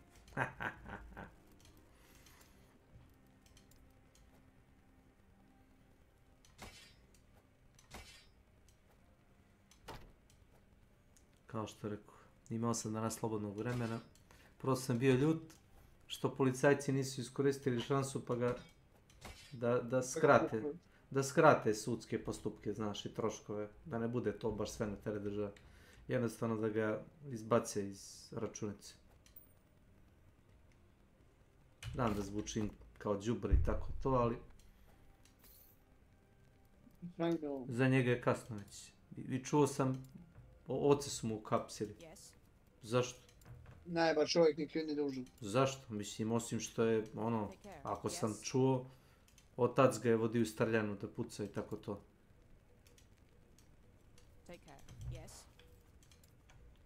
Okej, greška, ali možda čovjek nije mogao ni da pomisli da bi mu palo tako nešto na pamet. U njegovu odbranu. Ne vjerujem da mu otac da u to koji je rekao, idi sine, sredi stvari. im broj mali napravimo ono otvorene koktele i da baci na vrata da policija ne može da uđe. Pa jebeš me usta ako bi se to dete setilo da odredi to tako. Pa jel... I šta je, nije ni iskoristio to? Pa nije. Šta, kao predao se policiji, to je to? Pa nije da to što... ja mislim to, da je to neka režija. Jer tu idu djeca, glumaca, političara, doktora i tako tih. Da je to... Dobro, Bog da dušu prostio ima. Ali mali isprogramiran da odradi ovo. Misliš neka sekta ili tako nešto? Pa ne mora račun sekta. Služba. Neke sekte, ja mu sad javljam, on znači ne odgovara i sve si šta dalje zapad. Služba. Neka, sve s tom, sve. A došlo da mu se ugodi nešto. Šta ti treba, Milan? I onda ti budeš 2 gajde piva ako ti to ugodi.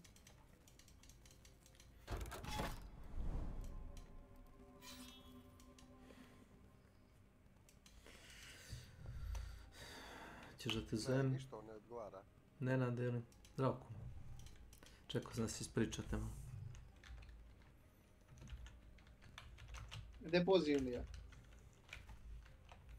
Ako se ja ne varam, ti možeš da se joineš na mene, ali ajde. Ček, aj, čupel mi. Ne pokazuj mi treba. Pokazuj mi ovo, ne može. Imam send message, invite, pokazi, kaži. Nenade, što je s Bekom? Ja ga, brate, ne mogu čuti. Ja zovem ga 10 puta, on mi ne odgovara. Da, Nenade. Ne znam. Ja on možda stvarno misli da ono... Milane. Beka! Čekaj, ja promenim karakter. Beka! Čekaj. Jebote mikrofon, Beka! Karakter da promenim. Ovaj mi je sam na 6. level. Upali, Sine Milane, upali tamo, Enidas.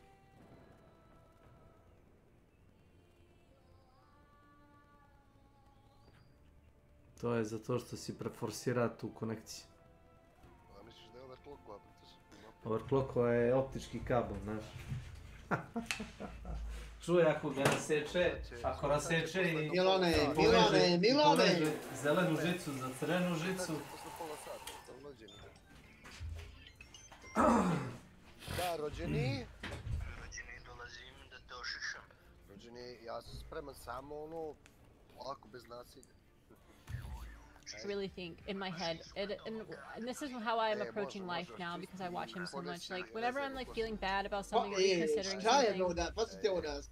Ja nije danas na školu u Kaluđevici, zvano je policiju zato što jedan učenika neozbiljno shvatio tragediju i imitira neke od postupka jučerašnje masakra. Da. Također u osnovnoj školi je Pimi u obrnutu dečaka i jutro se zvali zanate plastično pišli i ono nakon održanih minuta ćutanja. Šta je s ovom decom, jel?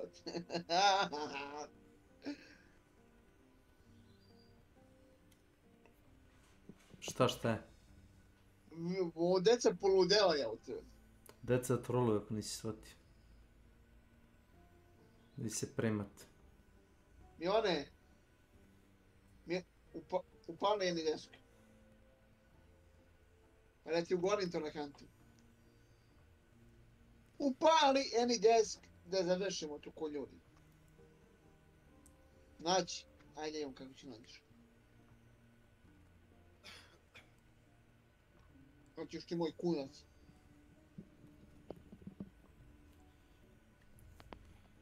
Evo, ovaj namjestio mikrofon, Nenade. Ko to? Beke nešto šava. Ovo ne ide.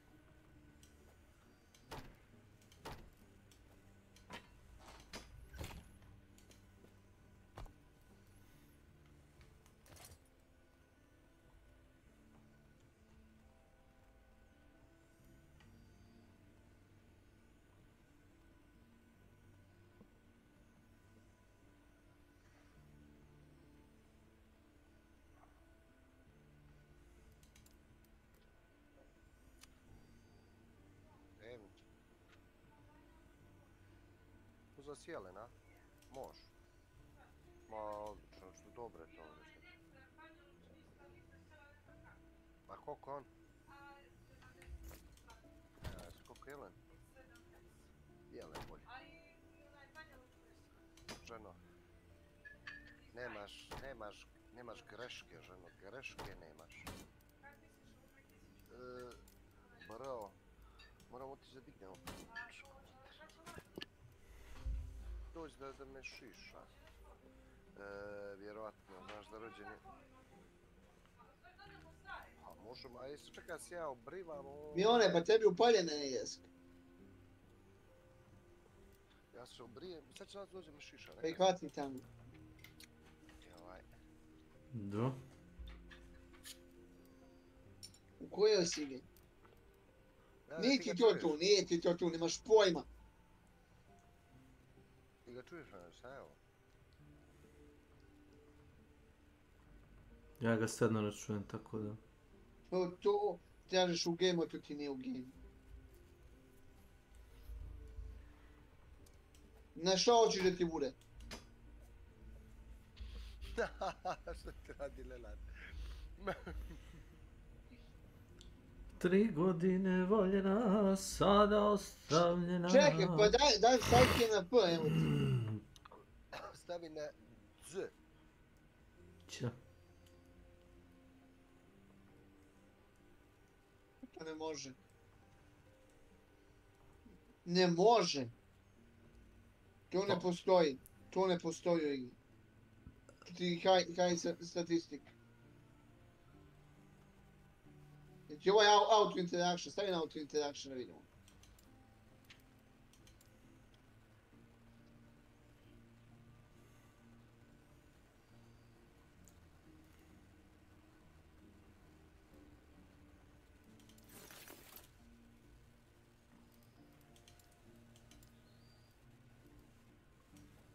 Iš, odmah sam ti našao, ti bi to tražio mjesec dana. Evo tu paničiš ko neka žena. To se Nenad dove reći. Šta ti radi Nenad beka, pa to nema. Prosipa ga.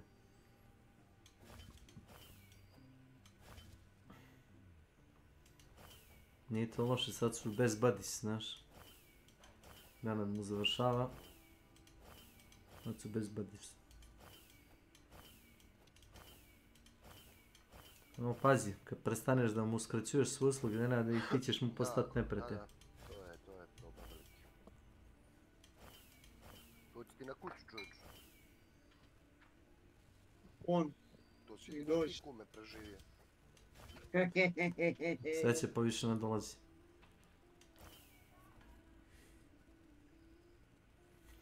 Samo glupi, ja njemu nisam zabranio da dolazi. Ja sam ga samo u afektu, ono, rekao mu da izađe napolje, ja ga ne slušam više. U afektu si mu rekao da napušta. Sreća pa se on uvredio, znaš?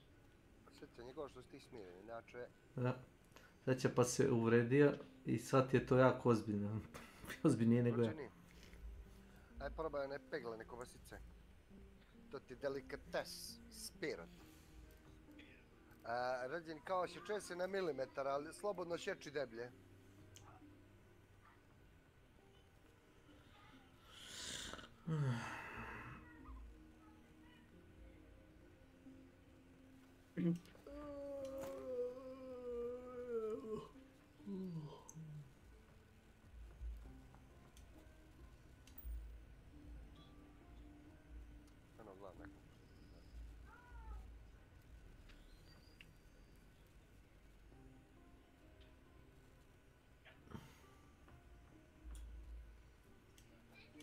Probaj, rođeni.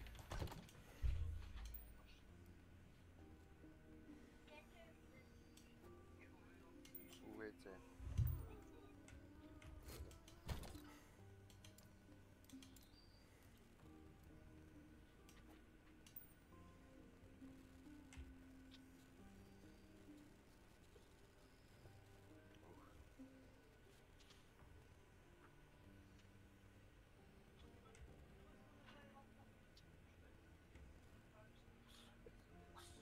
Laptop je pod znakom upitnika. Kome si pokvario laptop? Ne, onaj moj su, čekaj. To su tunja mlijeko. Što ga ne otvoriš? Otvorio sam. Da. Slušaj, uzmi polako onaj alkohol medicinski i očisti sve tenšinu.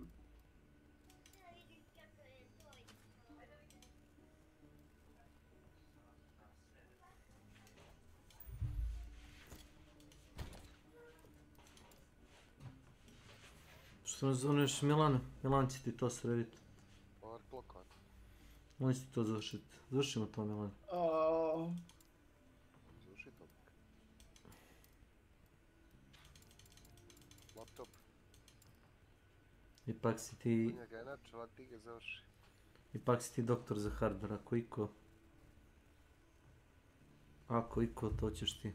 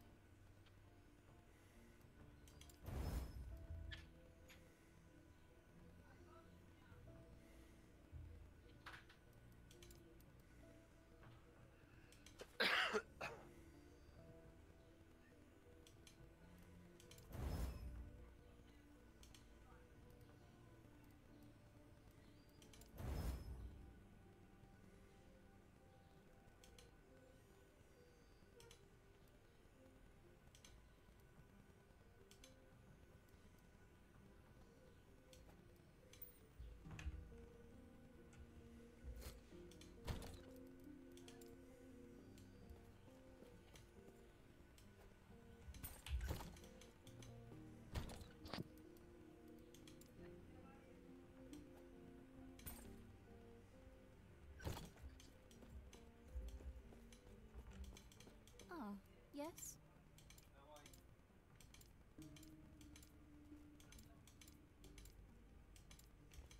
Farewell.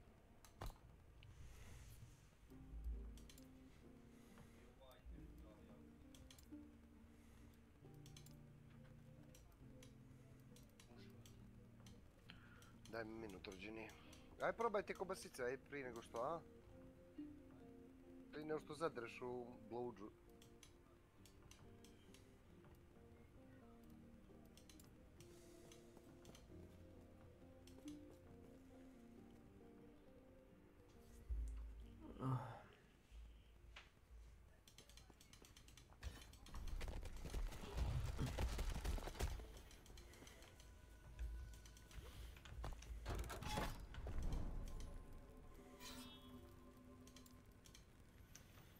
I think, what would Asmongold do if he were me? And in my mind, based on everything I've heard of him and how he's like... Well, I'll give you a really great example of a problem that I solved. So, I needed to get a prescription refill, but I haven't been to the doctor in 2 years. They wanted me to come in. I ignored their call following up for me to come in, okay? I ignored it for a week. I got a call today. My prescription was ready.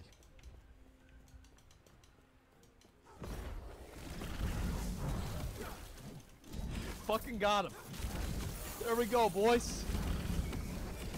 Sometimes you just gotta wait.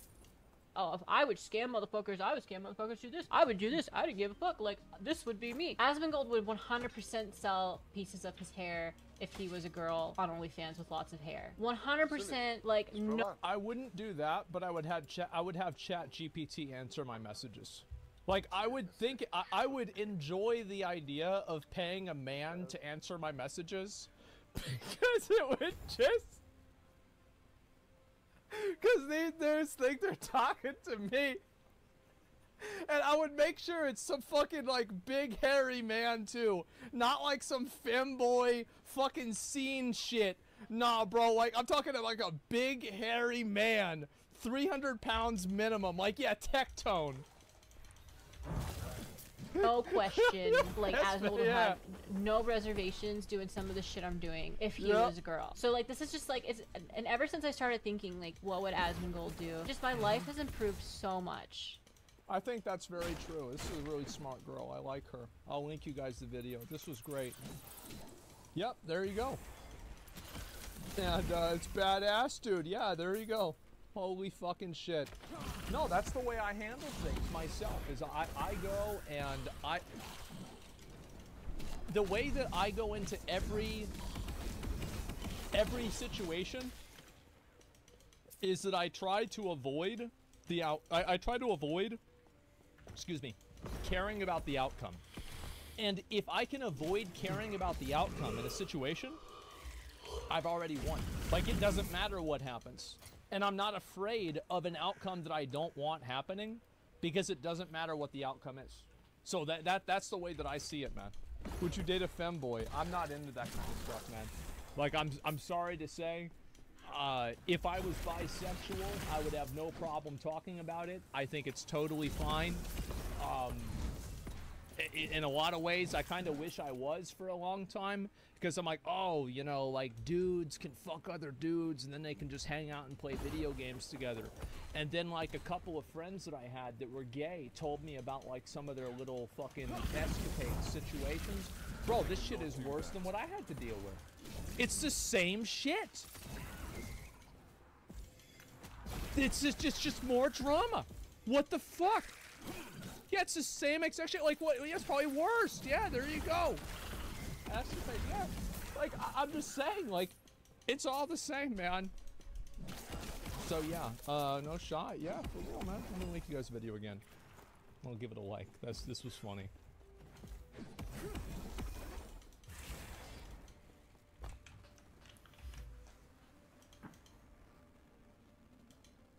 News about The Witcher. I watched the first season of this, and it was so good, man. It was so, I loved it. Fuller smoke a lot. I thought it was amazing. Welcome to my channel. What happened?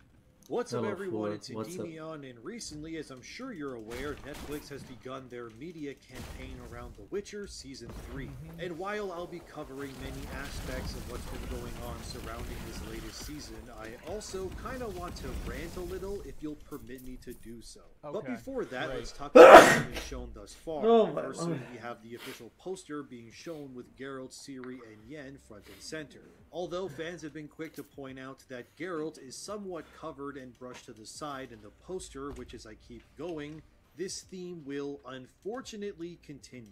Also, it was announced that I mean, I think that kind of makes sense for them to want to phase him out as being the main character if they know he's not going to be on the show. Like, logically, it makes sense.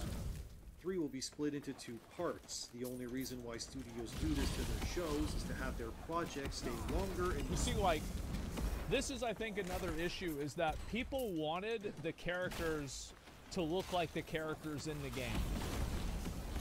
Like, I guarantee you, a lot of the criticism for like, let's say, The Witcher, about half of it would have been gone if they had had Yennefer played by Kate Beckinsale whenever she was in Underworld. Like, half of the critics, like, any complaint you would have had about the show would have been gone. Think about that. Spotlight. And it's simply designed to build hype in order to gain more views and acclaim in order to finish the season with great renown. A good example of this strategy working would be Stranger Things Season 4. They left the fan base on a cliffhanger with part 1, which put everyone into a frenzy with theories, and once hype was through the roof, they dropped the second part, and the starved fan base devours it like a pack of wolves being thrown a Swiss Chalet rotisserie chicken. It's a sound strategy, but I honestly don't think it'll work for The Witcher like it did for Stranger Things for, well, obvious reasons. Yeah, for obvious reasons, And according to Redanian Intelligence, who regularly has scoops on all things Witcher, they have apparently been given insights and even leaked scripts of the upcoming season. According to them, they also know what Henry Cavill's final scene will be as Geralt as well, and it's... I wonder if they're gonna, like, kill him or what's gonna happen. I don't even know. Maybe they'll do, like, a time skip to explain why he looks different whenever the other guy plays him. I have no idea. Like, I do need to actually play Witcher 3, and also Witcher 2. Like, I didn't really understand how much of a thought Triss was until I read about it, or I, like, watched a video about it, and apparently, like, Triss and Yennefer were friends, and Triss knew that Geralt lost his memories, and she got with him knowing that he was supposed to be dating Yennefer, and she didn't give a fuck. Yeah, don't care shot. Like, that is, bro, that is, what the fuck? That's crazy. Oh my god! Yoink, yeah! Bittersweet, to say the least. Geralt will end the season by rejecting his profession, where a supporting character will call out yelling Witcher, to which Geralt will reply, no, no more. Before people get mad about this, it should be said that in the Witcher novel, The Tower of the Swallow, Geralt does reject his position as a Witcher for a time as well. As it is book accurate to have Geralt forego this, and in the novels, even Geralt's Witcher medallion melts in the fire as he renounces his duties during that book. Okay. However, whether the scenario that leads up to this is similar, I obviously can't say yet since the season isn't available yet. And according to showrunner Lauren Hisrich, this final scene of Henry as Geralt will be his heroic send-off, and I quote, Geralt's big turn is about giving up neutrality and doing anything that he has to do to get to Ciri. And to me, it's the most heroic send-off that we could have, even though it wasn't written to be that. Geralt has a new mission in mind when we come back to him in Season 4. He's a slightly different Geralt than we expected. So it might be a now, time by skip. the way, that's an understatement, end quote. Yeah, slightly different, isn't it? Well, yeah, because it's a different guy. Like, yeah, I would assume. And it's like, I feel bad for, I think it's Liam Hemsworth? I forgot. Yeah, I think it's Liam Hemsworth. I feel bad for him. Because, like, even if he does as good of a job as Henry Cavill, he's still gonna get shit on. Yeah, he can't win. I feel, yeah, it sucks. Understatement, Lauren. You can say that again. Anyway, beyond this, it does seem Season 3 will, to some degree, be taking more inspiration from the novels, with the teaser opening as Geralt enters a ruin and drinks a Witcher potion. In the novel, Time of Contempt, Geralt does fight a Manticore, which this could be, but it could also be Geralt taking a contract within the town of Hirondum. This contract involves a drowned child and could be Netflix's way of showing us the creatures known as drowners, but we'll see. We also can see Geralt unsheathing his steel sword, which is used when fighting men, not monsters, so that's pretty cool. I know I shouldn't get excited about this, but I just love The Witcher, and this entire situation just makes me so upset knowing... Bro, it's over. It's over. It's done. It's like, here's the thing. I'm a Lord of the Rings Andy. Okay, I fucking love Tolkien. I've read tons of shit about it. I have the Silmarillion downstairs. I've got all the fucking movies. I tried to read the books whenever I was in middle school. Admittedly, I never fucking finished them. I love it. And every single time that I see some clip of Shadow of Mordor where they make some fucking blue version of the One Ring, I'm like, what the fuck is this deviant art fan fiction bullshit? But it does not take away from Lord of the Rings. So it doesn't matter to me whenever I see, you know, like Rings of Power or, you know, Galadriel's character seeming to not be what I had expected her to be, right? In Rings of Power. Who gives a shit? We still got the good movies, and they've still got the good game. Hopefully one day they make the Matrix 4 same. Bro, Matrix 1 and 2 same. Matrix did not need a fucking sequel. It was an open and shut book. It was a perfect fucking movie. Yes, obviously Matrix 1 and 2 and 3 were very cool. A lot of metaphysical, you know, like stuff, like philosophy, fucking super cool ideas, like really cool fight scenes, awesome CGI. Absolutely. But the first one was the best. And it did not need a second or third one. I'm not even thinking about the fourth. All I'm saying is that I just hope that CD Projekt Red makes a good Witcher 4. That's all. That's the only thing that matters. Who cares about the show? Fuck it. Who cares? They're gonna ruin this. How does it feel to have lived long enough to see all of your favorite franchises go down in flames? Feels great. We also see Ciri getting chased by what seems to be the Wild Hunt, which is led by Aridin, the main villain of CD Projekt's The Witcher 3 Wild Hunt. He also appeared in the god-awful Blood Origin, if you had the stomach to watch that like I did, unfortunately. Anyway, enough about Netflix. Isn't Aridin like an immortal elf that comes from like another world that got connected from like the conjunction of the spheres or some shit? Yeah. So how's he gonna be a kid? How's he gonna be a kid in Blood Origins? I don't know, I guess it was a long time ago, but like still.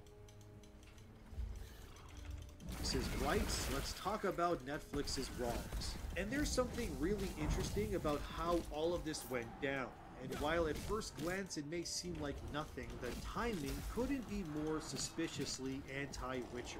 Around the time of this new season getting announced, Henry released a behind-the-scenes look at his upcoming film, The Ministry of Ungentlemanly Warfare, which is being directed by Guy Ritchie. In this promo, Henry is excited as hell and looks to be having a ton of fun making the flick, which is always great to see. Henry had this to say, and I Isn't it crazy how much better it is? Like, you can immediately see that somebody's having a good time whenever they're not being ordered around by people who don't even like the show that they're doing. That's a wrap.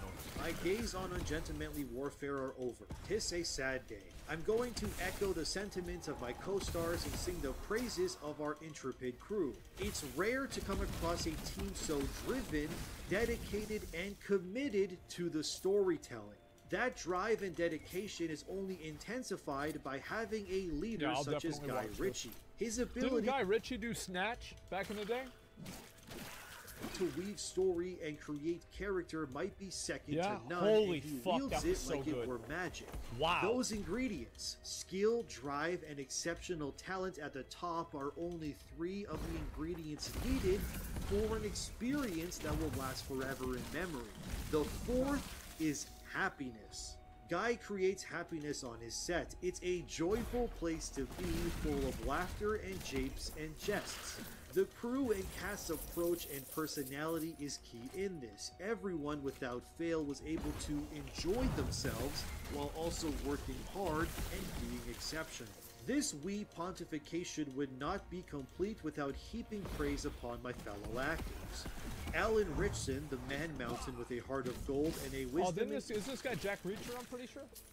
Talent that can sweep you off your feet. Alex Pettifer, the lover, the laughter, the warmth of a big smile, and a jawline that would challenge the Turkish mountains. Henry Golding Jr., a snap, quick acting reaction time, handsome beyond belief, and always a man I was happy to see. And the last but not the least of my immediate team of misfits, Hero Fiennes Tiffin, a megastar in the making. I know a lot of you know him already, but oh my, he's going to have a magnificent career. To the makers of the Ministry of Ungentlemanly Warfare, I shall miss you all, and God's willing, see you soon. End quote. That was a lot. I bet that movie probably is going to be pretty good. Yeah, I don't remember him saying any of that stuff at all about The Witcher. The point of me showing and reading this to you Didn't say it about Justice League either. Not a surprise. To further point out how Henry Cavill is not only a professional, but he's not afraid to recognize people who love what they do as well. He also posted this, like I said, when Season 3 of Witcher was announced. And many, including that Star Wars girl who I caught wind of this from, it almost seems like a slight attack towards Netflix and how he was treated on Witcher. It's been very well documented already that Henry's love and passion for accuracy when it comes to The Witcher was something the producers and writers, well, they just didn't share that with him. And while Netflix is saying they're sticking closer to the books with this new season, it also seems in classic Netflix fashion that they're talking out of both sides of their mouth. Netflix has said in the past that the Witcher Netflix series exists within its own world, which they view as— So of course it exists within its own world. That way they're immune from being criticized for changing things, or more often, probably just getting them wrong. Being separate from the books or games. For modern audiences, Speaking guys. to Screen Rant, we have some quotes from VFX supervisor Sebastian Franco. I remember hearing about this show the first day it came out. That was the last time I heard about it. Actually, that's not true. I didn't watch it. I saw a YouTube video saying that it was bad on like the 3rd day.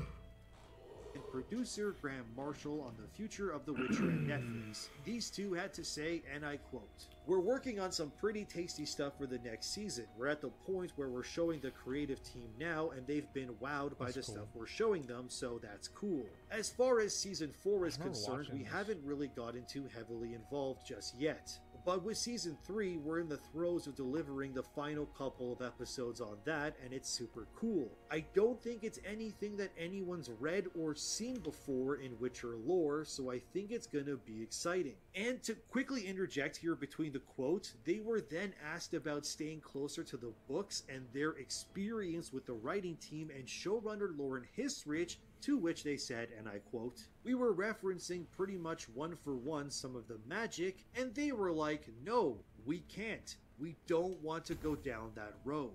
I think they don't want to go down the road of, like, I don't understand how it's like you could, it's just like, what are you talking about? So, like you have the easiest job of your life. Remember, like, these showrunners, maybe they're good at what they're doing, but in 100 years, people are going to read The Witcher. They're going to know who Andrzej Sapkowski is. Probably in 200, 300, 400 years, they'll remember who he is. They're not him. You're not that guy.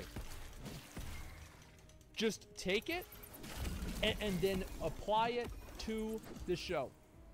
That's it. I don't know about that. No, he's not Tolkien. I don't know. I think there's many stories. Like, a story doesn't have to be Tolkien for people to remember it and keep up with it for a very long period of time. Yeah, just adapt the books. It's the same thing with George R.R. Martin, with Game of Thrones. You're not George R.R. Martin. Stop trying to rewrite it. Stop it. Just stop it. Just do what he did. Remember whenever Game of Thrones was good? Whenever they literally took the book, chapter for chapter, episode for episode, it was great, and then they deviated, and it got bad.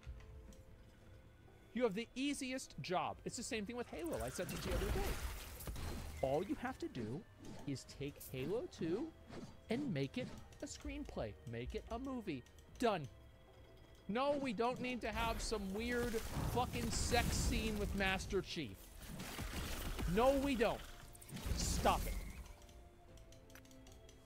There's a lot of fans of one or the other, and you don't want to upset one without doing something that the other likes, etc. So they were very careful about keeping it true to the lore, true to the realm, true to The Witcher. I feel like this is where they're separate from the video game or separate from the books, is kind of allowing them to explore other storylines in other places and things like that. I think that's working well for them so far. It's different from watching a show like The Last of Us, in which the first episode is the beginning of the video game. Whereas with this, I think there's a lot of creative license to stay similar and true to certain parts and enable them to explore different parts as well. It's like the novels are the guidebook, but not the Bible by any means. And it's not about following the novels. I think it is totally fine to adapt and change things in a way that makes it make more sense for a movie.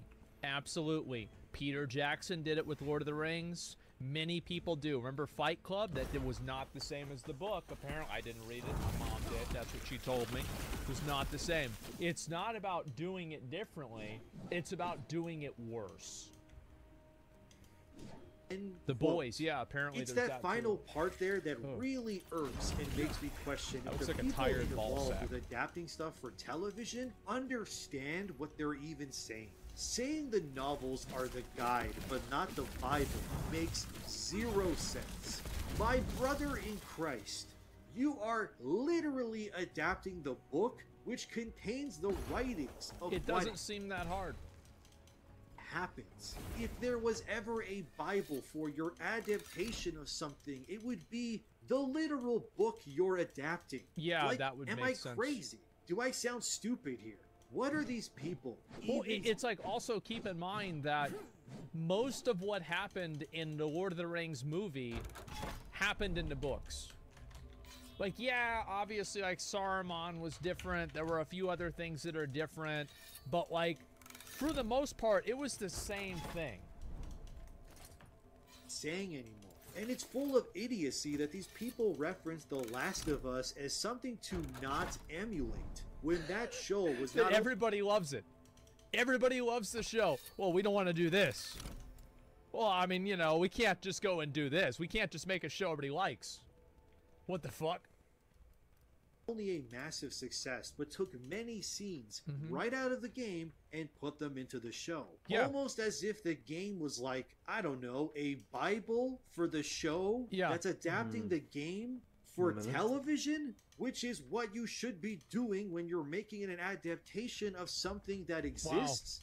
Wow. Hello? What? It's very clear that Netflix has no interest in staying within the confines of the books, and just wants to cherry pick what they like while morphing or removing what they don't like. That's about right. After all, they're adapting a book series based on Slavic European culture and myths and thought the cast was too white and needed to infuse diversity so that The Witcher's world emulated real life.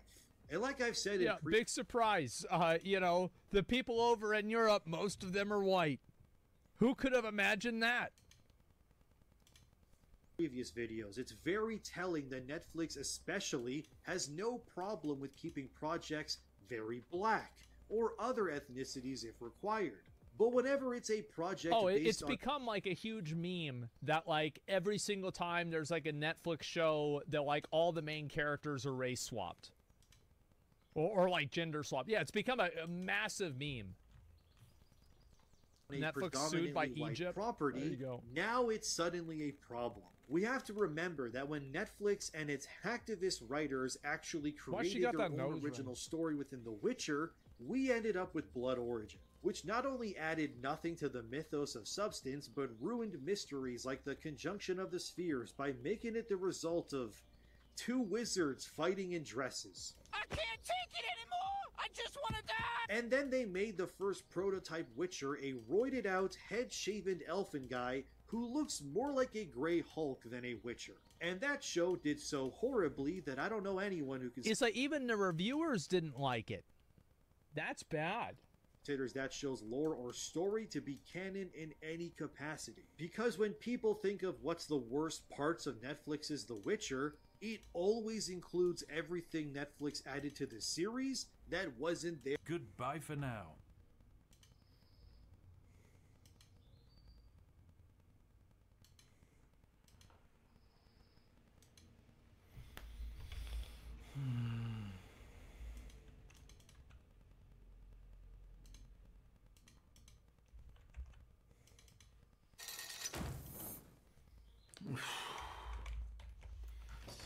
Off to take a nap.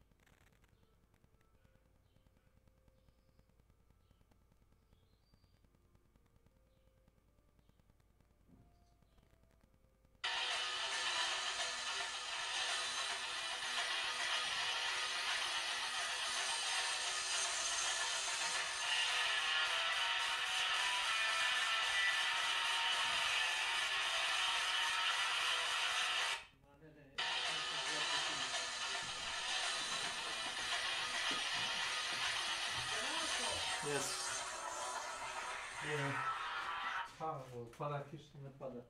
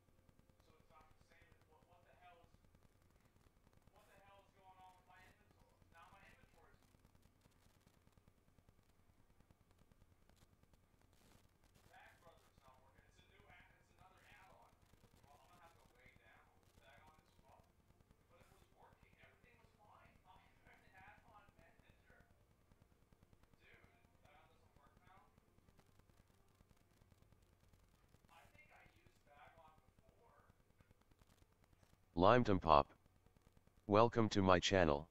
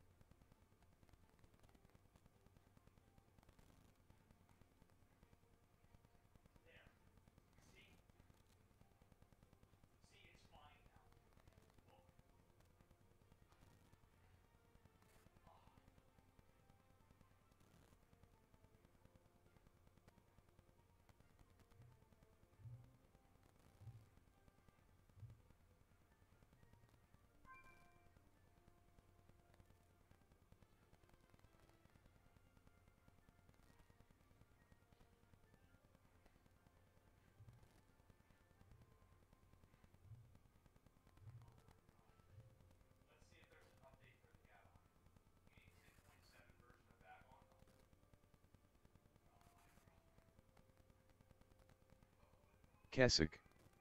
Welcome to my channel.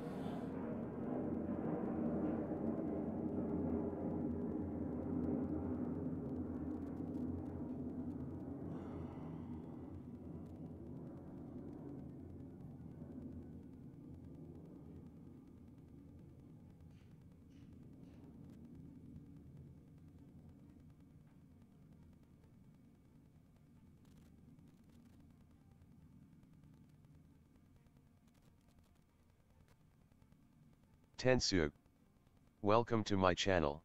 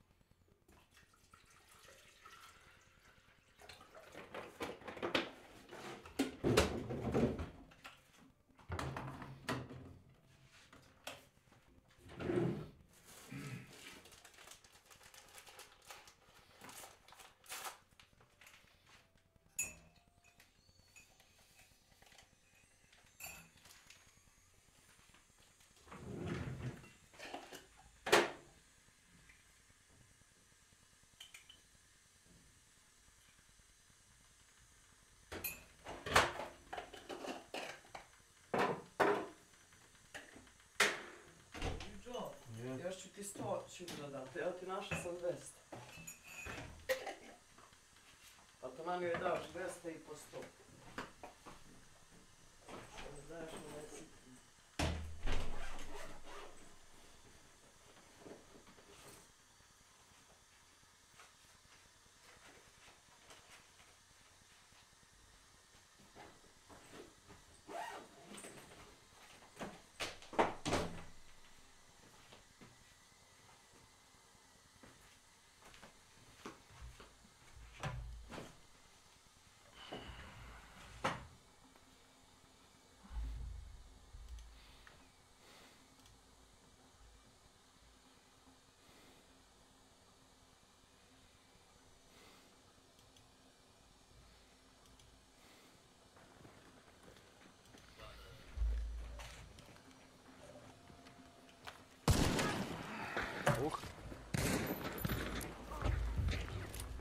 Koliko ih ima, Kiši?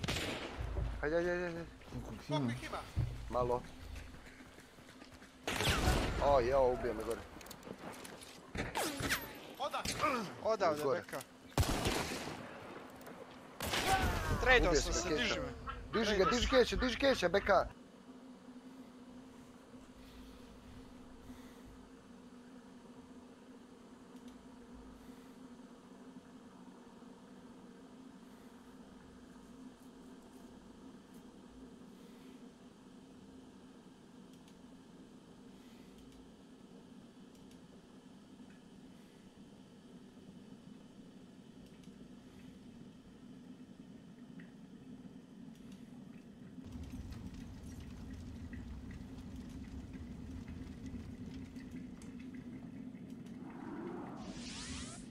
Comrades, I hope you all...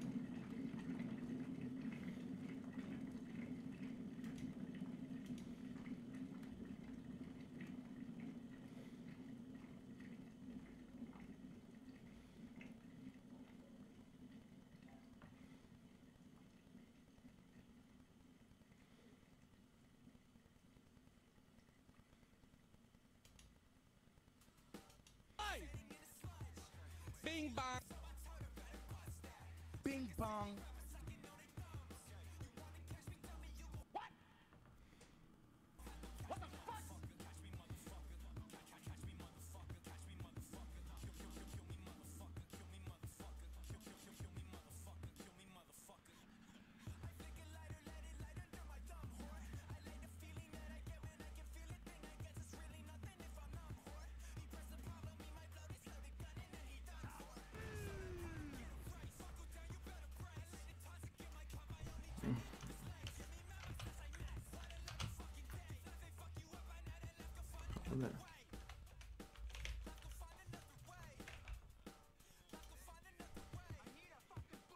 Oh no!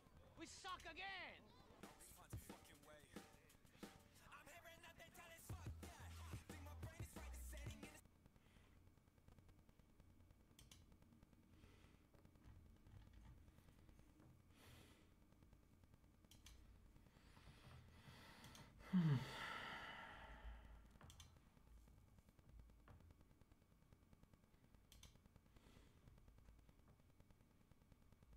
Welcome.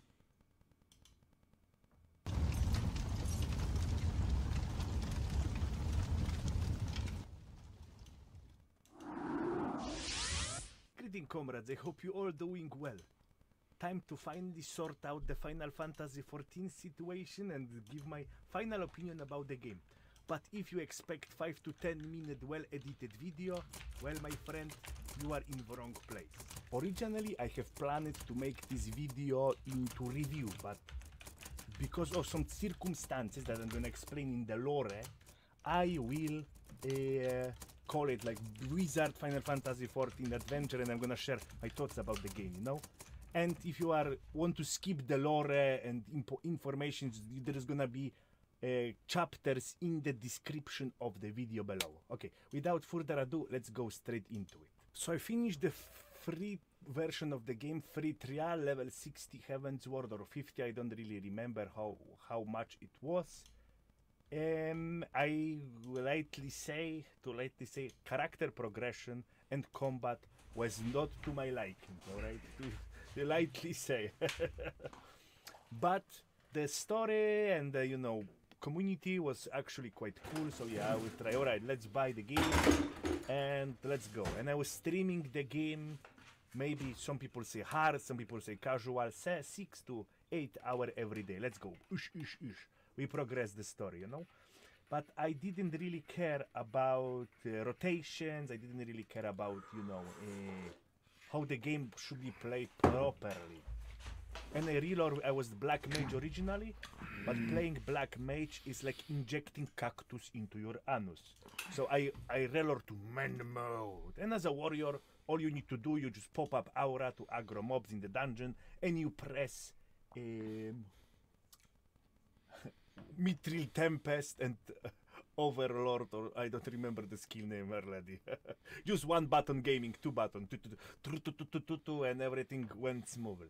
And to be lightly said, people were upset with my gameplay. And back in the old days, I was playing all of this, you know, old school grinding MMO with the unmoderated chat. So I was pretty used to, you know, the harassment and the trash talk. That was my, you know, natural habitat. But in streaming, it eventually get into me, you know? Because all of these people, every day new guy, blah blah, your rotation trash, join my party, you know, log my run, show my parts, what the fuck you doing, blah blah blah blah. I try to explain to people, listen guys, I'm not interested into game mechanically, I just want to complete MSQ because it's quite cool after Heavensward. It was quite interesting. Let's play the game for MSQ only. I'm not interested in mechanical part of the game because it's not to my liking, alright? But no, you know, it's continuous every day, blah blah blah. And so after 2 weeks, month, it finally get into me and I turn into Retribution Andy. Let's say, what the fuck? Those guys are fucking morons. I'm gonna play this game just to find its flaws and prove them that it sucks. I'm gonna do 2-hour video and I'm gonna point every flaw and I'm gonna destroy you. Yes. So that from that point of the time, I was playing the game just to get it like smash. You're gonna suffer. And I also make the bet with the audience that okay, what's the like ride that if you complete it, then you are the guy. And they say, oh yeah, there is like this savage ride, 50% of the community is completing it easy, you can do it. Of course, you cannot do it, you are trashing this game, blah, blah, blah, blah, blah, blah. But if you can do it, then yeah, you are good. You are above average, and then you can talk to us. All right, let's go. Stormblood, Shadowbringers pass, Endworker pass. Okay, good, we're starting. All right, we're starting the rides. And then where the community of the Strummer, you may know him, Redbeard, Baldy, he have like voodoo dolls, skull with the hamburger, you know. He didn't stream probably, he was like busy in those days. So some people find me and join my chat. And I have like 100, 200, 300 people, you know. And they were like funny. They were less negative than the Andes I got on YouTube, because I stream on YouTube previously. So there was like the atmosphere was way better after they joined, you know, because the chat was filled with the rats and the cocks. That's it. I didn't see any negativity because it was like us, dicks, rats, and cocks. That's it. You know, that was funny for me, but I was like, oh my god, Twitch don't like it. It was funny for me. It was funny for them. Maybe Twitch, I think Twitch didn't like it, you know. But hey, Twitch, listen to me, Twitch, all right? I have like peak of my gameplay, end game. You know, I'm finishing the Savage Ride, okay? Or emotion. I have like 700-800 people on chat then. And they all start spamming Dick Hydras. And I'm like panicking, oh my god. Dick Hydras in full power, you know? It cannot be stopped. So I go to the Twitch panel and there is like red shield and say protect your stream with 1 click, you know? Protect your stream with 1 click. It's gonna solve your problem. So I press the button because there was lag, complete lag. Press it and after 3 seconds, okay? This function block normal chat, but Hydra Dix still on chat going strong. I was like, well, I tried.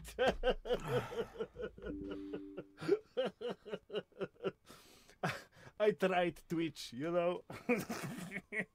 They were actually funny. Anyway, fucking don't do it. I don't like it.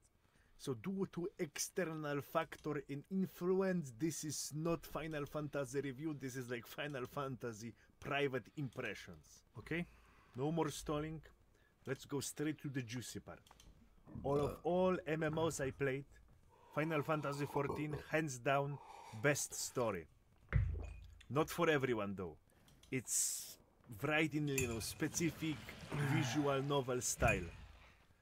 Very, very bloated, very, very many details. You need to used to that kind of the story narration to actually enjoy it. So not for everyone, but amazing. Maybe some single player games, not many, have better story. But in terms of in MMO landscape, Final Fantasy, the best. Hands down. I didn't play World of Warcraft though. That's the only like major MMO I skipped. Other than that, I think I played everything. The only thing I can mold about in terms of the story is inconsistency. Sometimes it's so good that I'm gonna faint because my blood in the body cannot support my massive erection. And sometimes it's so boring I want to go bed. It's just like all over the place, you know? But Endwalker, the newest expansion that I was playing, get actually better with that. There was not so much, you know, giga chat moments and toilet moments. There was like more consistent in terms of storytelling.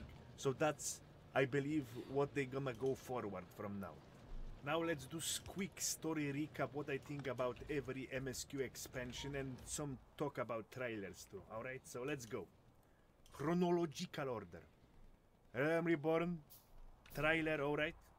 Welcoming into the game. But unfortunately MSQ, misery. I want to go bad and I want to skip. That's what I remember from this part of the game. Square Enix should make like $5 game, like the visual novel. They should put some screenshots together. You go through it, the story is told, and in the end you get a code. You enter the code, boom, your character is like level 50, and you go Heavensward. That's it. That's what should be done with this part of the expansion. It's beyond salvation. There should be like special tier, beyond salvation. It's oh, cock. Next, Heavensward, amazing trailer, best trailer with the best music in entire series. But as the story goes, it have some downs, so we give it A. But overall, good experience. Stormblood. Stormblood trailer also amazing. I like it a lot. Unfortunately, the story a bit too much bloat. If they, you know, if they make it, you know, less fat. If they slim down the story and go straight to the, you know, juicy parts, I'll be alright. But unfortunately, too much bullshit. So yeah, it's going down. Next, Shadowbringers. Shadowbringers was amazing, but Shadowbringers also have some very boring parts. But overall, Shadowbringers story amazing, S tier. Unfortunately, a bit inconsistent. Sometimes I was like, oh my god, I'm gonna quit. That's how boring it is. But overall, the ending of the story, you know, there was redemption arc. It was I get erection for a week after that. Unfortunately, from this expansion forward, the trailers. Cool.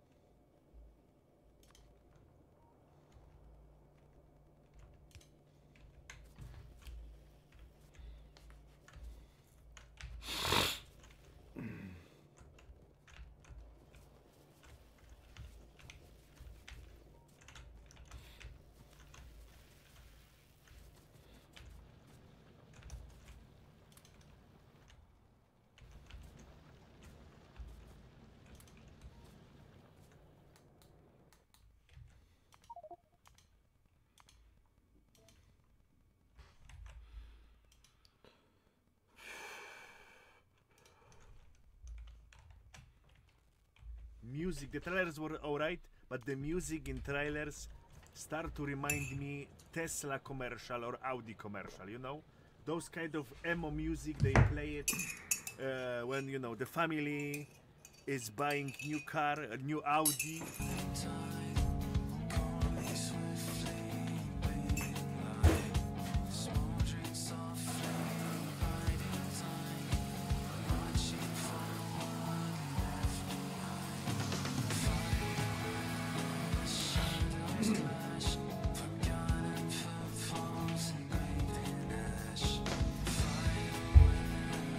Limedom Pop. Welcome to my channel.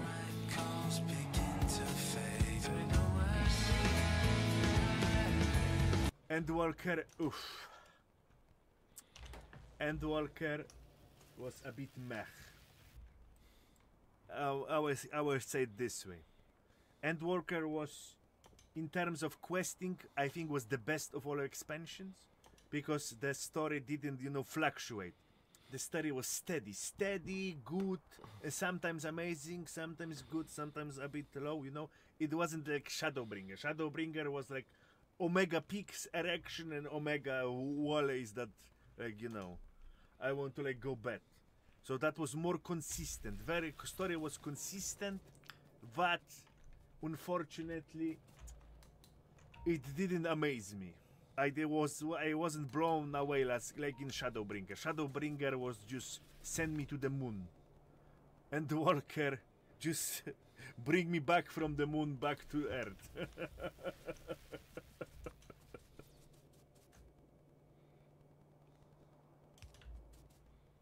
Now couple thoughts about Finale Endwalker that was unfortunately a bit underwhelming.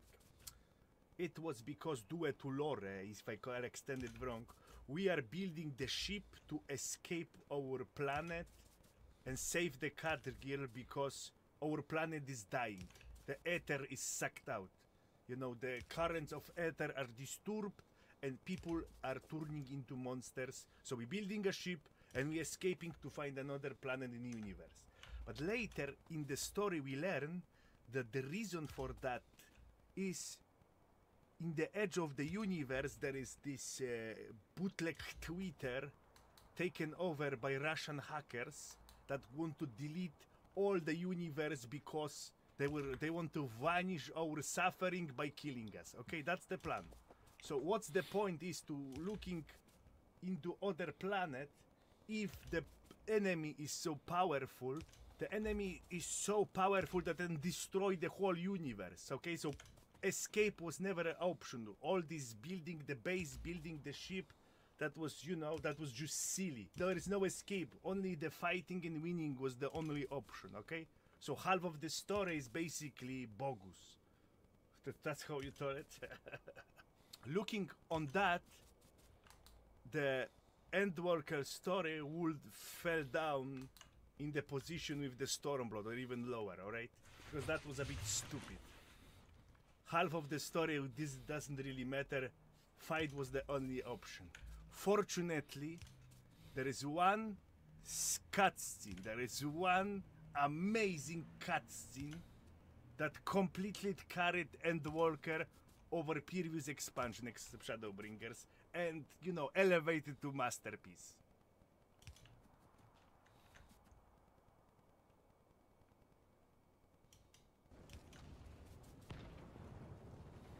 So let there be no way back. From that temptation, I sunder us. No more shall man have wings to bear him to paradise. Henceforth, he shall walk.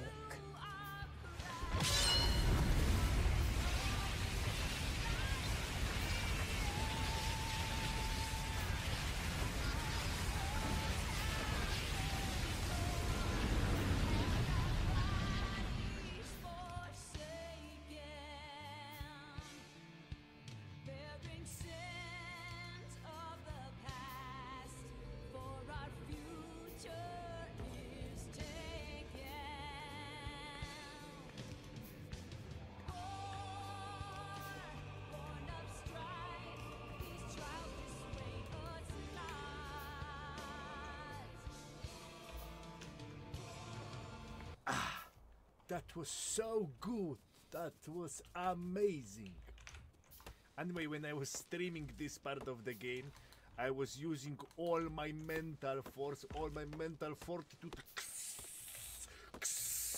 to not crack down on the stream, because those bitches gonna clip me and there is gonna be no way back. I will be tied to Final Fantasy 14 forever. I would trick so hard, but yeah, I didn't crack on this part. And yeah, that was amazing, and that cutscene elevate the Endwalker to the Shadowbringer's level. Everything else was meh. The Xenos part, the Xenos coming in, bush, and then you ride on his back to get the Twitter. That was also cool. But everything else was... And yeah, I enjoyed the story a lot. And for the finale, I will say just fuck Pint for his, you know, video thumbnails that always spoil me the story. My second favorite part about Final Fantasy XIV were rights. Square Enix managed to find this sweet spot, this golden line, where the content is hard enough to push you to your limits. You are bent out of your shape, but it's not crazy bullshit that you start piecing molten lava, you know? No RNG, something happen, and 2 damage to more and boss enraged. No. You failed, you die, it's because your fault, not because some RNG cocks. That's I like the most about it. People often asked me on stream how this compares to Lost Ark, because I was also active in Lost Ark grading, okay? So let's start with the bottom. A, EU, and NA is meme. We don't even compare this version of the game to any hard, okay? It's meme. Then let's talk about Korean retail and Russian retail, where I was also playing. So the commander rights on release were pretty challenging, but as the times go on, gear make the rights completely obsolete, okay? And the problem is, players do got access to gear that completely obsoletes the right on the beginning. You know, the right is not even out, and you can't have the gear if you know, if you have enough munja to completely obsolete the right on its release. One person can do it. One person have enough damage to kill the boss, and 7 just can assist and do 1 or 2 mechanic. That's it. And as it comes to nightmare difficulty or infernal in EU, that's actually on par with the savage, I believe, or above savage. You don't see HP of the boss, and you don't predict what happened next. You need to do your mechanics on reaction, but it's still far away from the ultimate level in Final Fantasy XIV. Final Fantasy XIV ultimates are different dimension. It's different universe. That's all I have for you today. Thank you very much for watching, and thank all of my subscribers and supporters that make this video possible. And see you next time.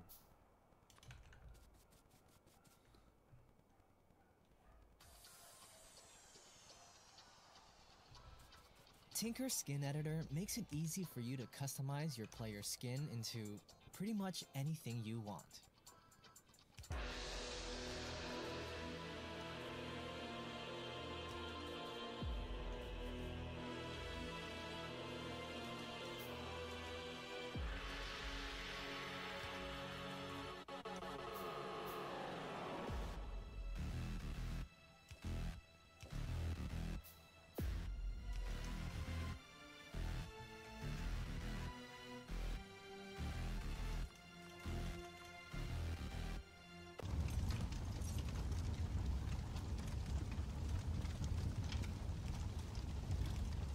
Before we start serious talk, however, we need to first pull down all of these levitating Final Fantasy Andes.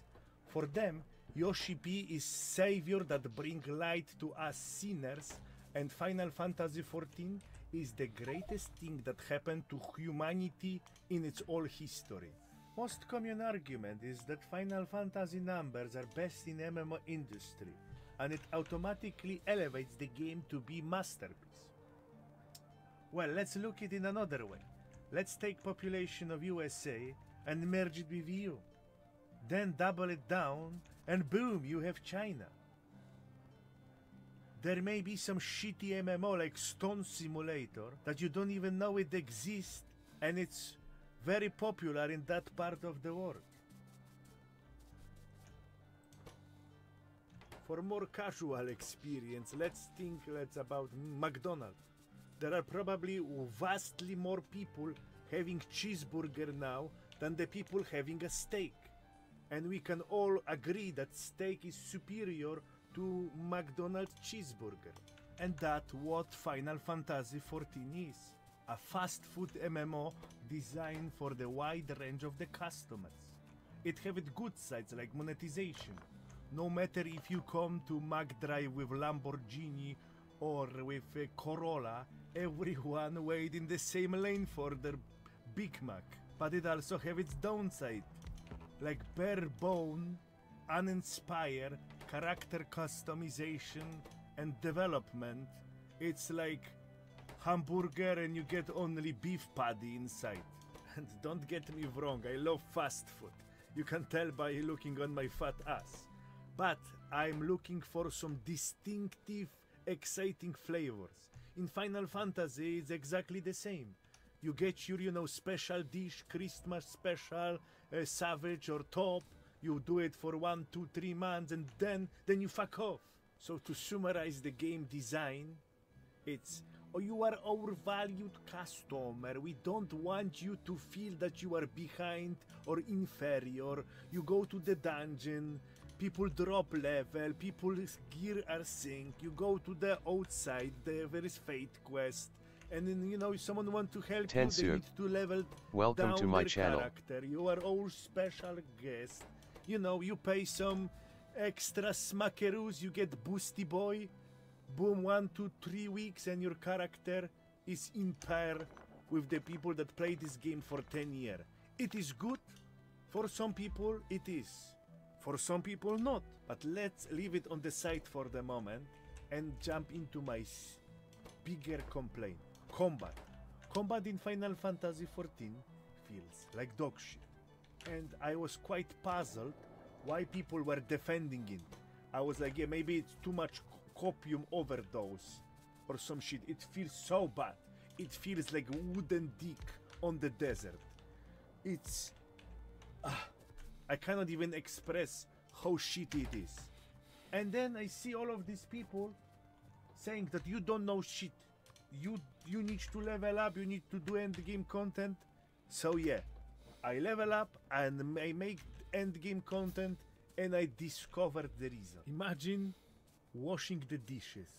Repetitive circular motion that you do every day, probably, if you don't have wash machine.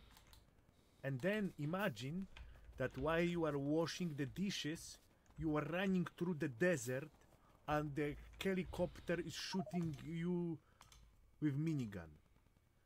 Then, this is exactly Final Fantasy XIV. When you go to endgame encounter, it's no longer about the combat. You don't care, you just wash your dish and you're running from 1000 mechanics.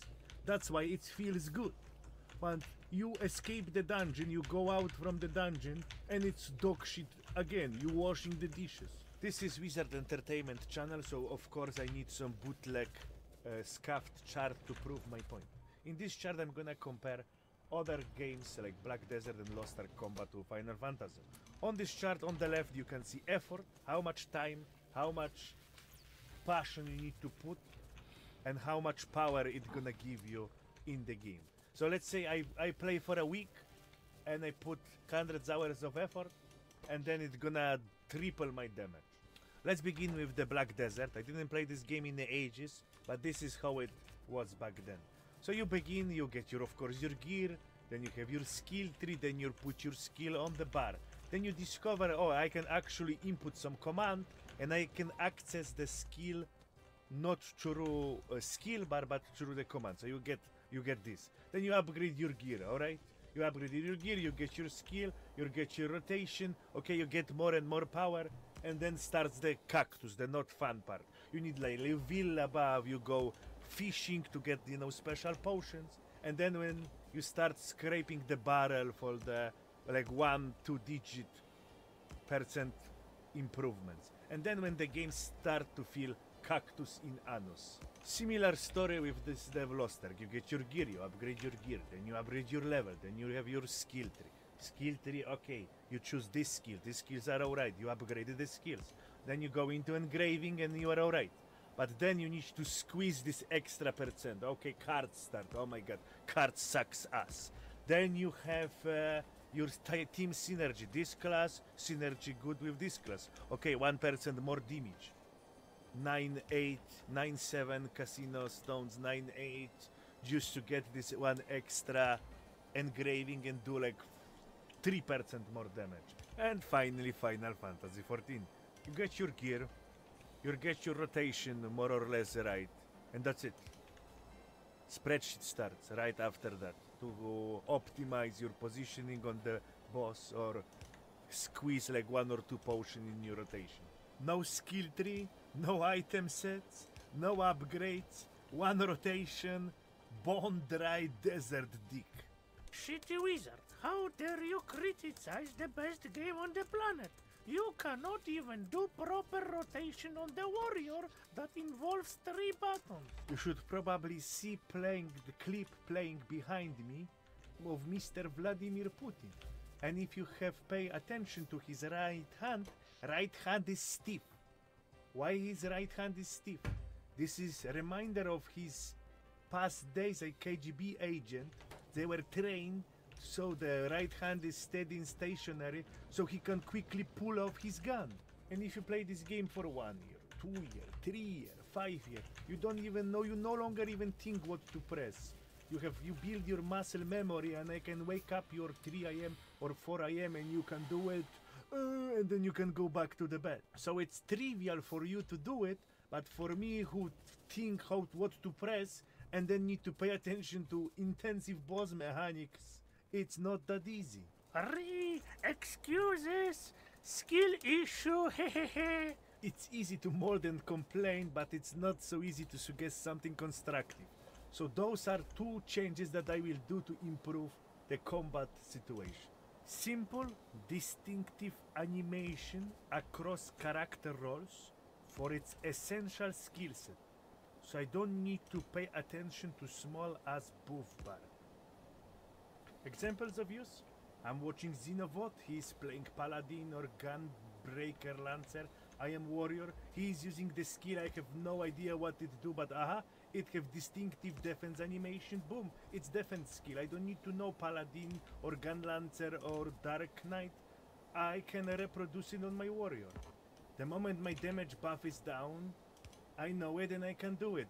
Also team says if I suck, they immediately see, oh yeah, he dropped the damage buff. And here, let's say the healers see they have invul or defense, oh, I don't need to heal this guy, I can heal other guy. Second thing I would like to see is audio-visual feedback when you do your skills right or wrong. Let's see this short clip how other games do it.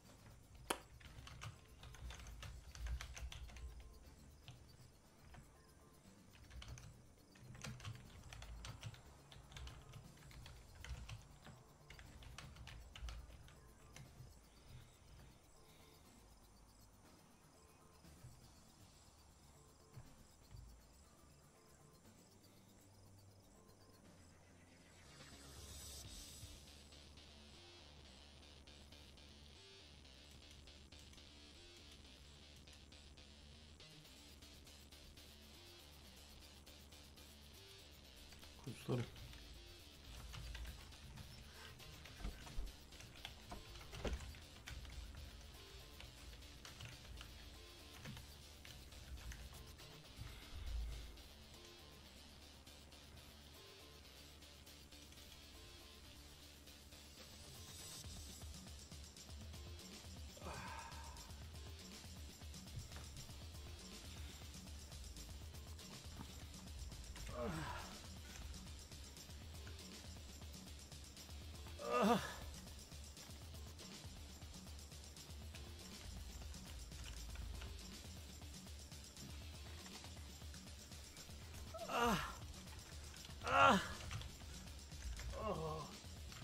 Ooh.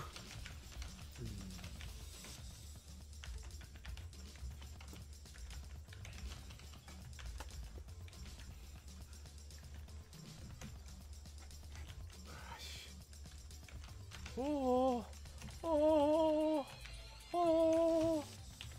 Mm. Mm. Mm. Oh. Ah. Mm. Oh. Eee. Oh. Meh. Lam, lam, lam, lam, lam, lam, lam, lam. Lam, lam, lam, lam, lam, lam, lam. Oh, it didn't work.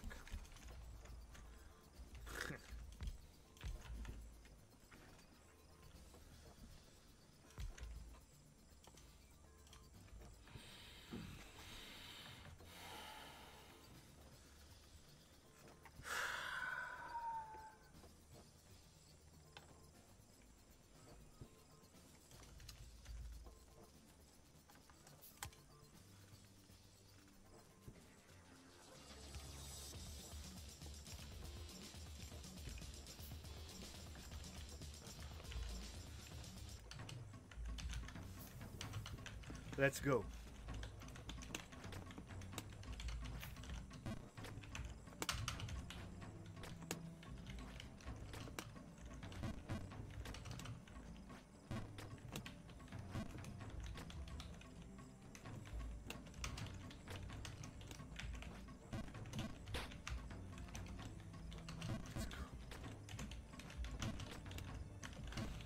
The person who suggests this game,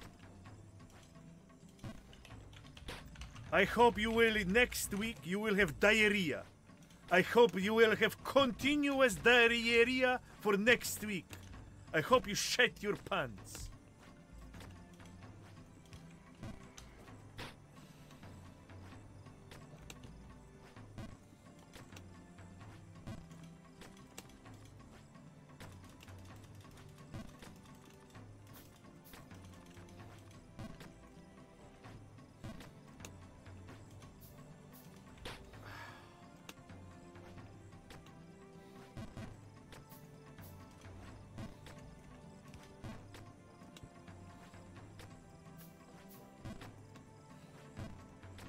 Are you seeing this, what I'm seeing?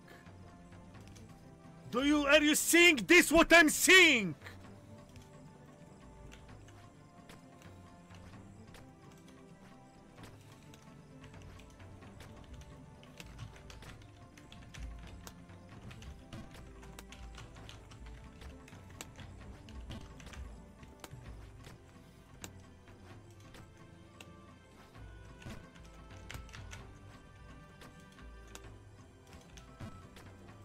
we're looking good.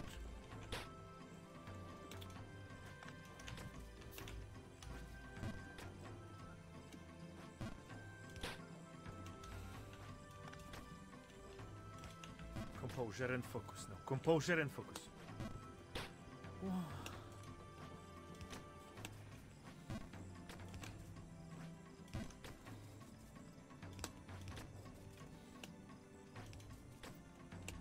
Okay.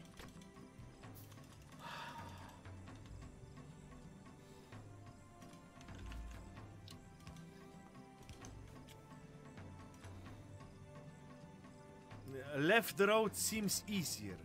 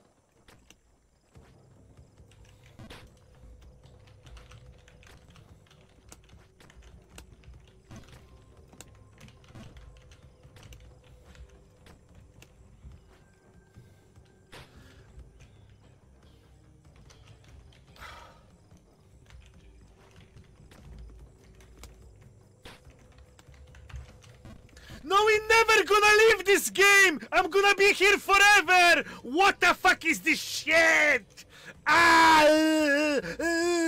Composure.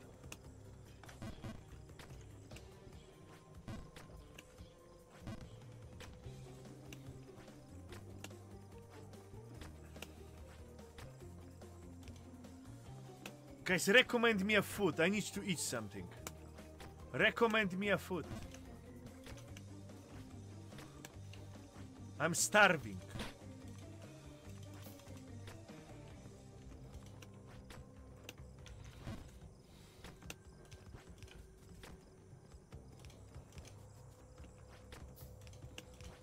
Pasta.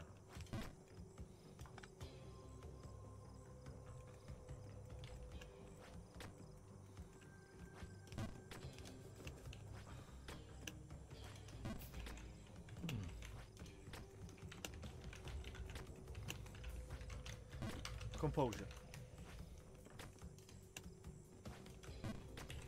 Gyros, pasta. You need to fix your car, no food today. It's gonna cost like $1 grand.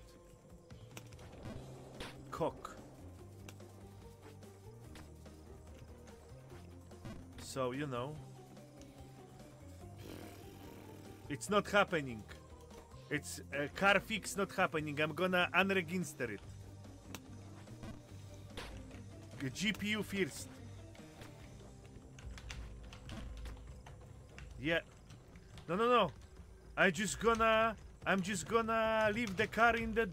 No, I'm not gonna ditch it. But I'm gonna unregister it.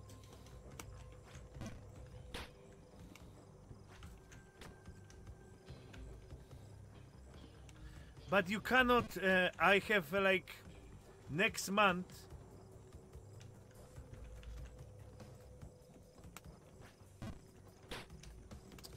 Next month I have, how you call it?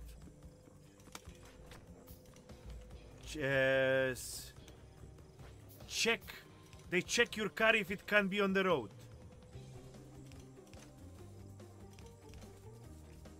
They check your car if it's inspection, yes. I have 20 June, I have inspection 25th June. Car inspection 25th June. I think I can even show it to you.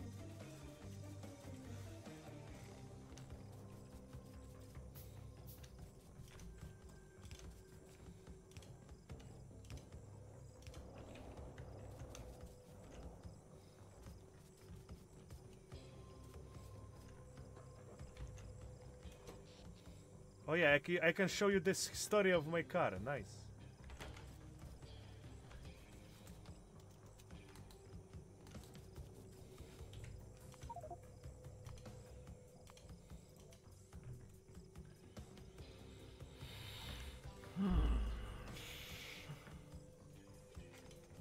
Yeah. Boga mi, vi ste se baš svi čutali, a? Čak i Nenad.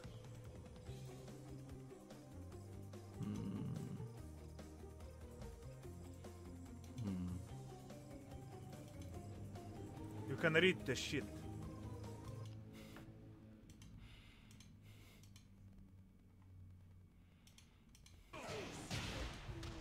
Most of you probably never played this game, but you can immediately tell by the animation visuals where is the stronger version and where is the weaker version, when I press right and when I press wrong. Final Fantasy demands from you like perfect execution in DPS check, but don't tell you how to do it. You need to do your research. That's a bit downside for me. And yet that's all I have for you in the terms of combat.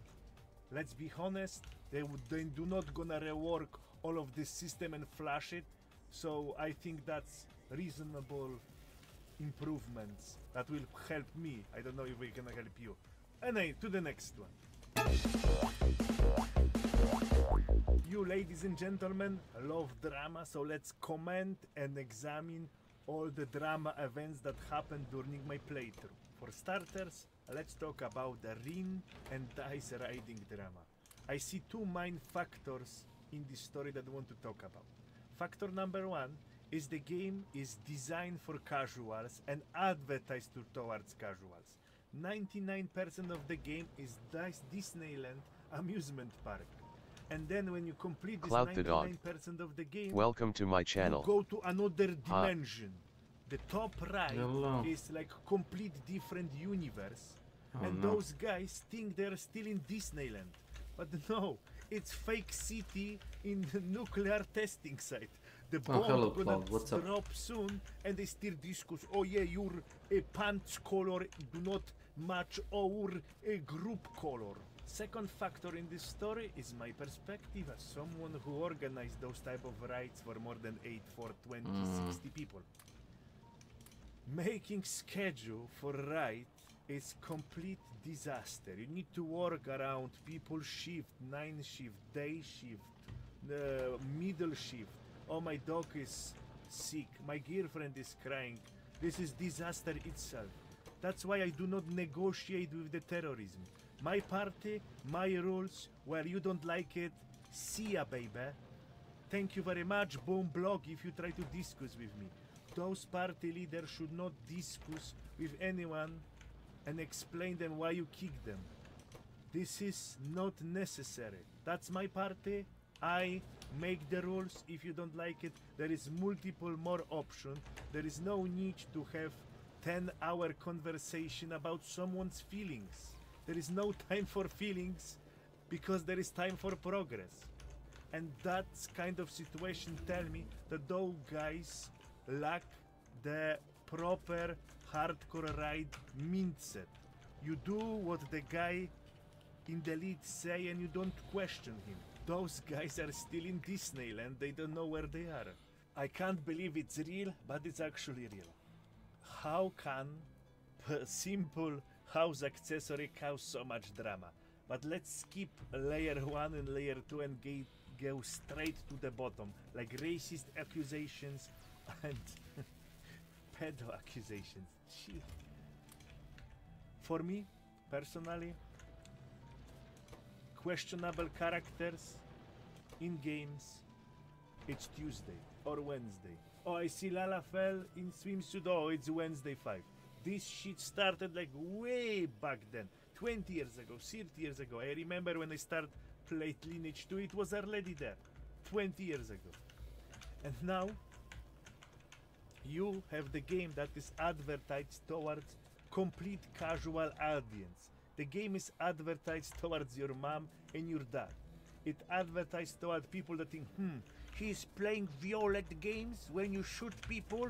I'm sure he's gonna next be involved in some shooting in some schools. Or you play some questionable age character. Aha! Yeah, I detect you like Predator now. Gotcha!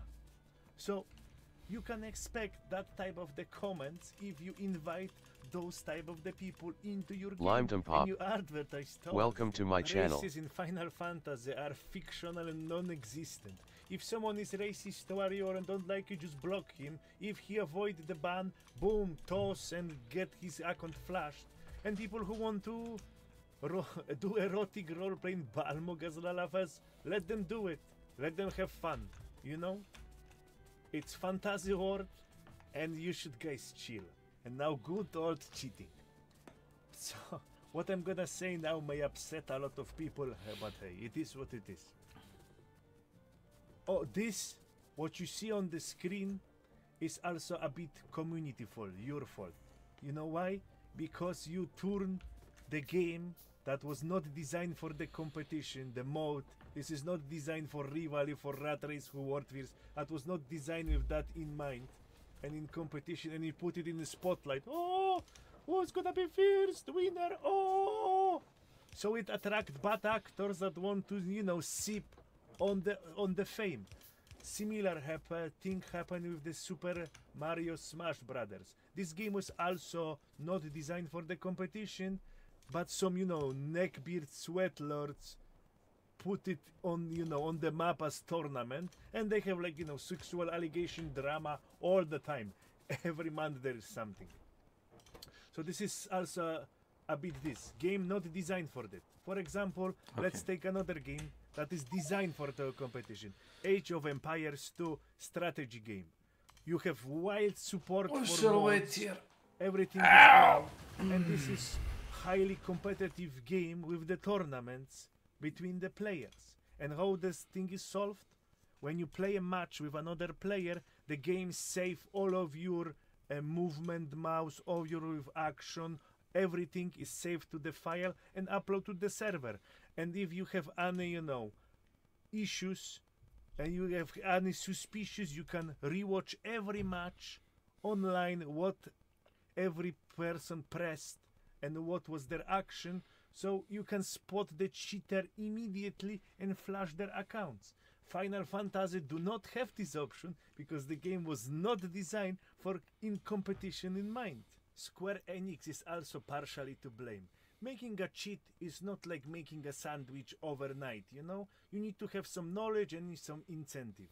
And now comes Square Enix with its game design. 1-2 week with Boosty Boy and you can enter endgame content. So the cheat developers have the wide audience to develop for and to sell for. So they have incentive to do it. If requirements to enter were like 2 months, 1 month before you can enter, then there will be less incentive to create that types of tool. Look on the Tarkov or look of the shooting games, you know? You have very low requirements to enter and you have Omega cheating there. And with that being said, we have arrived on the end of the video. Thank you very much my supporters that make this video possible. Also big thanks for the Final Fantasy XIV community that welcomed me very warmly, helped me a lot. I got a blast. Really, I didn't expect that the game gonna be good. Unfortunately, this is not the flavor I am looking for. I'm looking for this old excitement that I have back in old days in all MMOs. When you build something together, you know, the game is complex and I have like experts that I can geek with about it. Okay, you can have my money, but don't shoot though. Don't shoot, okay? Got that Mercury silencer. It's good for recoil, but still pretty loud. Oh, you got the Mercury on there, boy? Hell yeah, boy. But like, you know that's top tier accessory though. Oh, you got that tack laser so you can hit that subscribe button. I see you. Subscribe. Plus that collapsible stock in the back. Oh, for real? Where? In the back? In the back right here? Yeah, boy. You don't see that collapsible? And if you want to prove me that this game is not Bone Dry Desert Dig for your mom to play, visit my Twitch. I stream every day, 17 UK time, 11 Texas time, or 18 Berlin time. That's all I have today. That's all I have for you today. I hope you enjoyed this video, and hopefully see you soon next time. Not in 3 months.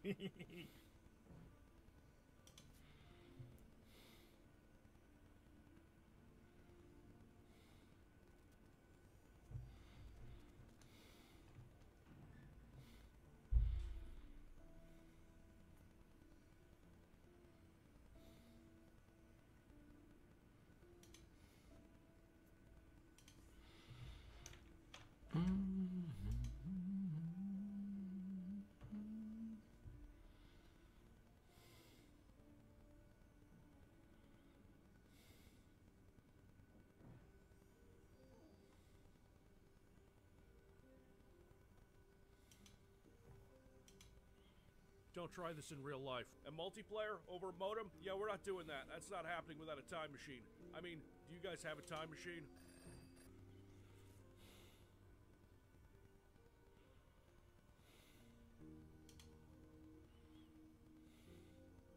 Goodbye for now.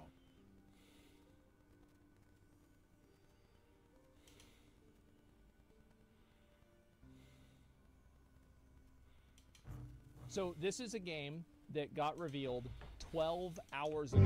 12 hours ago. This looks pretty fucking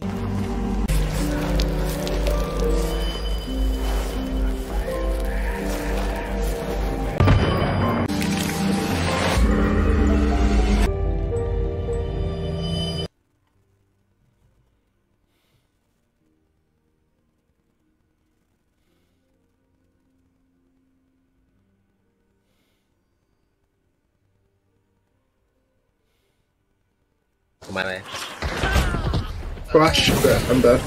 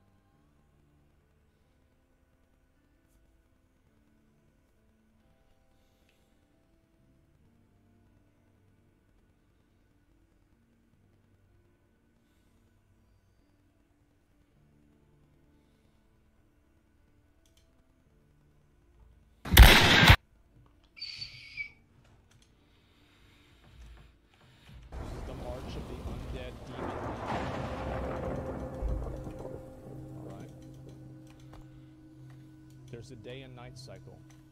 Straight up, this looks really nice. It's the Elden Ring.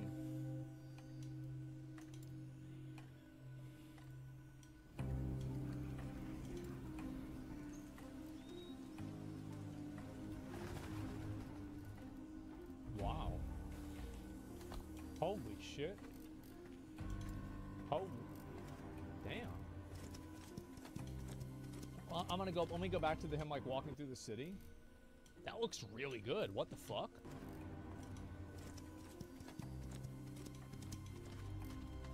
Oh my god! Oh, look at that. What? No way. That's fucking in game.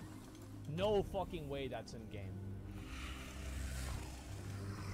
All right. Let's see some.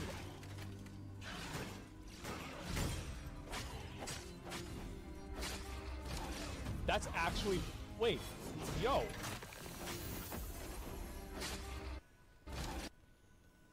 That's a good fucking hitbox. Holy shit. Wow.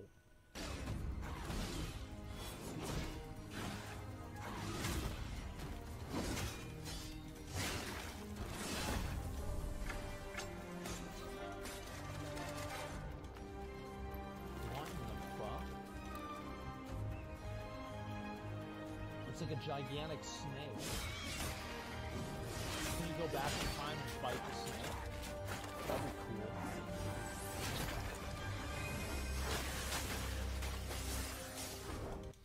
Dude, this looks really good. Like, I'm gonna be honest, like, this looks really fucking good. I'm hard, so am I. Upheaval.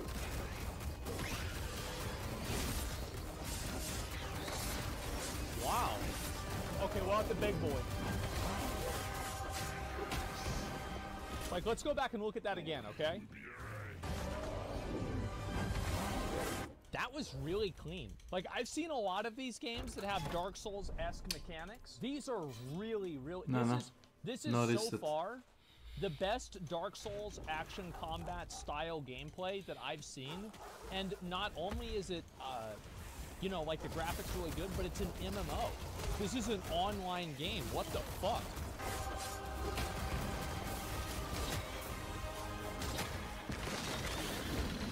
Oh shit.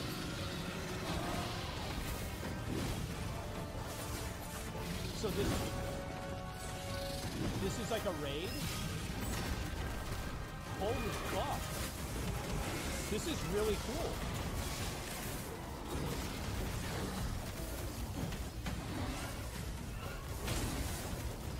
Alright, hold on, let me see that again.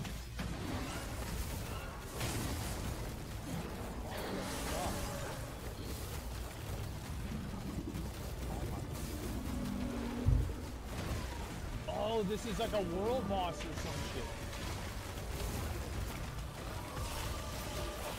Wow.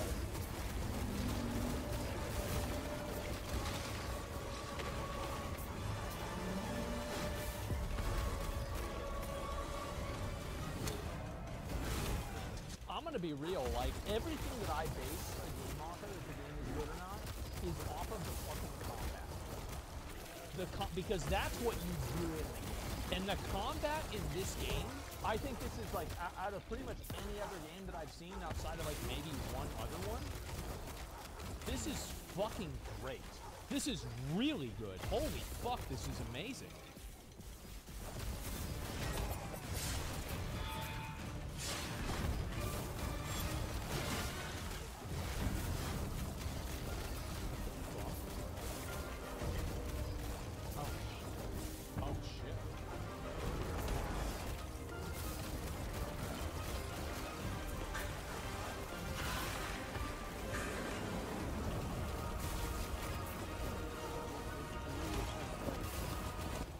Gdje sam ovdje snimao? Otkud ti ovako kasno? Pa to ti kažem, malo sam se zajebao, lagao sam negdje oko 7 sati i ušto sad spala sam... To sam ja uradio. Da. U 6:15 i stavio sam alarm u 7:30. Ali ja sam se ranije probudio. I šta ćeš sad? Pa, nešto gledio oko negdje oko 1 sat ću da popijem jednu za spavanje pa ću da zaspim. Malo kontraproduktivno. Pa je zajeb. Ili ugasi kompjuter i idi nastavi da spavaš. Ne znam šta ti kažem. Znam, zato da ti prede mi sada nego posle. Znaš što radim? Radi najdosadniju stvar koja ti padne na pamet. Od čega ti se uvijek prispava?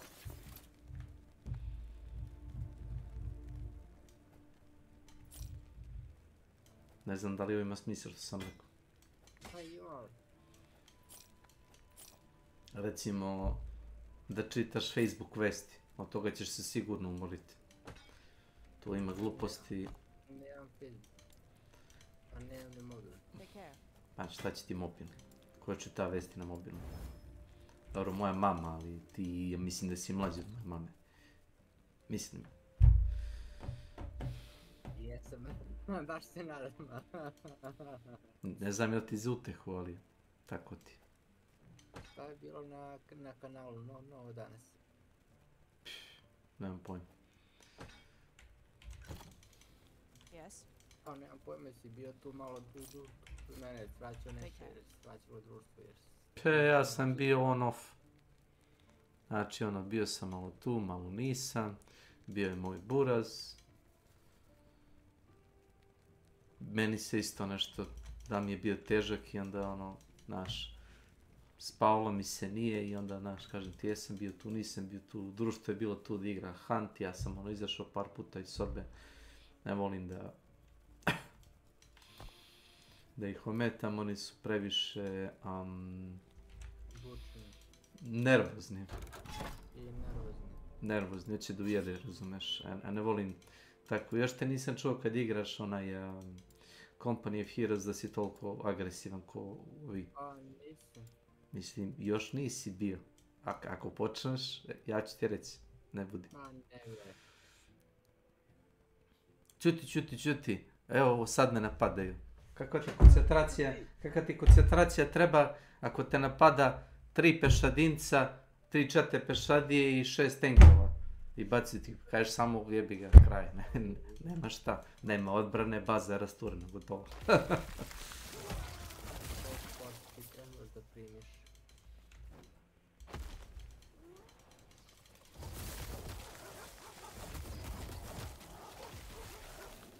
I imaju 2 strategije u realnom vremenu koje čekam da izađu.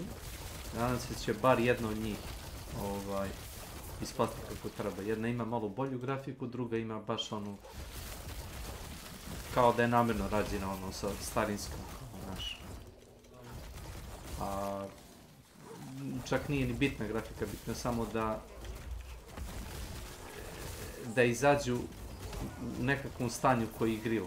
Dosta puta sam vidio stvari koje na papiru izgledaju kao dobro i onda kao kad izađe tipa ili ima bugova ili grešaka u igri ili nije završeno, tipa uradili su, ako igra ima misije, urađeno je 30% igre, tipa prvo poglavlje, pa onda moraš da čekaš, nemam pojma, pola godine da developeri se nakane da updateuju igru, to ne volim.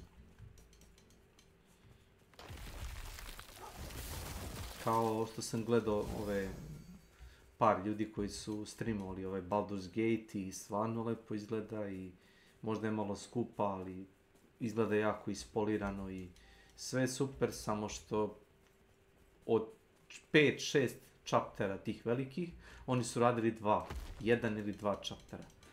Neću da kupujem nešto što ću završiti za 50 sati ili 20 sati, 30 sati i onda ću da čekam pola godine da vidim šta dalje je bilo s pričom.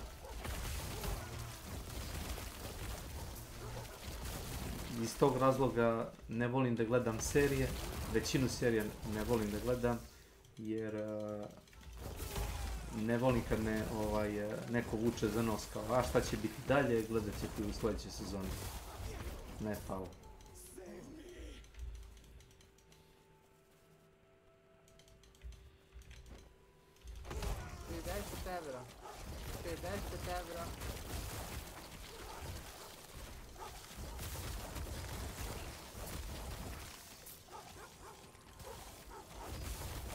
Ako nudiš, ja uzimam.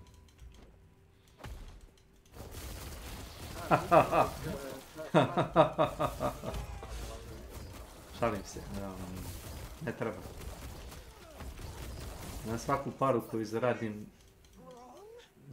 Dobijem, a da je nisam zaradio, lako se nađe način da se potroši. Da. To ti ona... Wow.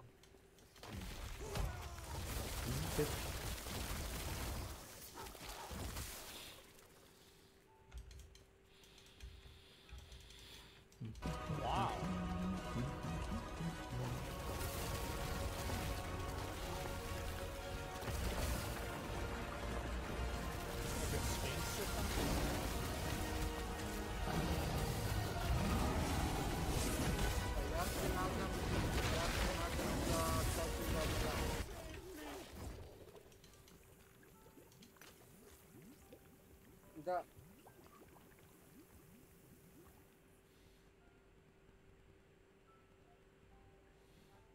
Ja sam tamo do srede.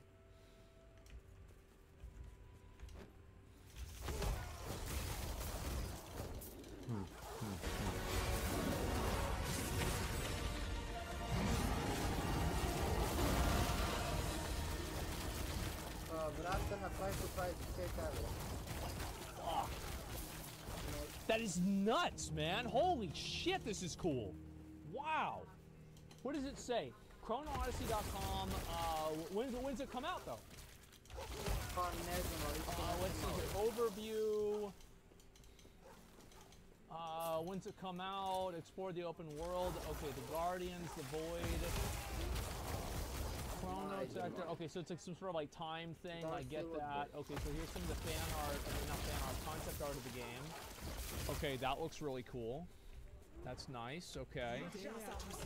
Oh wow, I really like that. That looks fucking cool. Holy shit. Wow. Yeah, a lot of this stuff looks incredible. Holy fuck, this is cool. Oh my god. What in the fuck? And the thing is, like, here's what's so crazy about it. Is like, this isn't some like 10-second video where there's just like a lot of promises. This is showing promising good gameplay with incredibly precise hitboxes right off the rip. That's what's fucking impressive about it, is that the majority of this trailer is actual gameplay. It says sometime in 2023. Well, let's see what they have to say. I'll give them a follow. Okay, well, I mean, whenever it fucking comes out, I'm ready. Whenever you want to talk about it, I'm ready. You guys want to come on the show for an interview, I'm ready. Yeah, I would love to talk to them about this. If they ever want any free promotion, tell them to hit me up. Because this game looks really good. And I'm really excited to see where it goes. I am very, very, very excited. This is super cool, man. Especially, like, let's look at this this combat sequence again. Like, look at the movement and like the way that the character actually does clip into some animations and avoid other ones.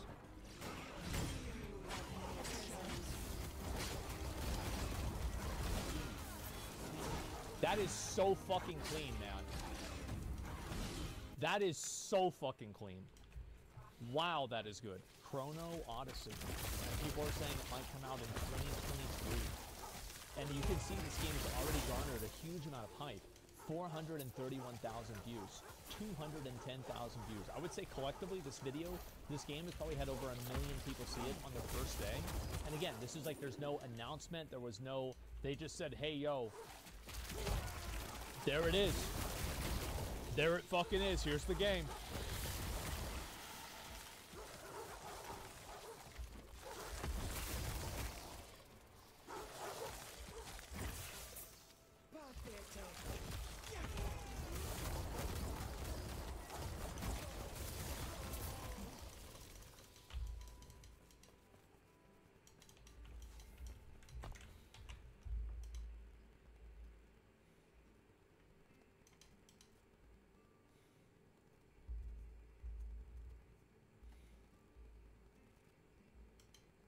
Internet historian returns. The Costa Concordia, ship of dreams. Oh? It's been 8 years. It's a boat? I can still smell the buffets from their 5 restaurants. Ooh. The casino and 3-story theater had hardly been used. Ah, the gym, the day spa, the sheets in 1,500 luxurious cabins. So is this a luxurious?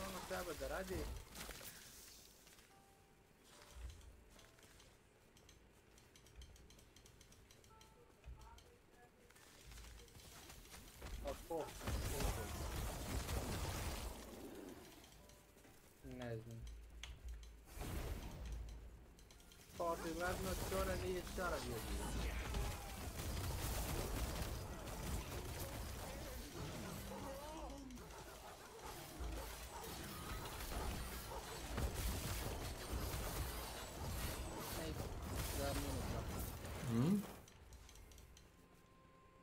Što nisam rekao? Probao sam, ali vidim da ti...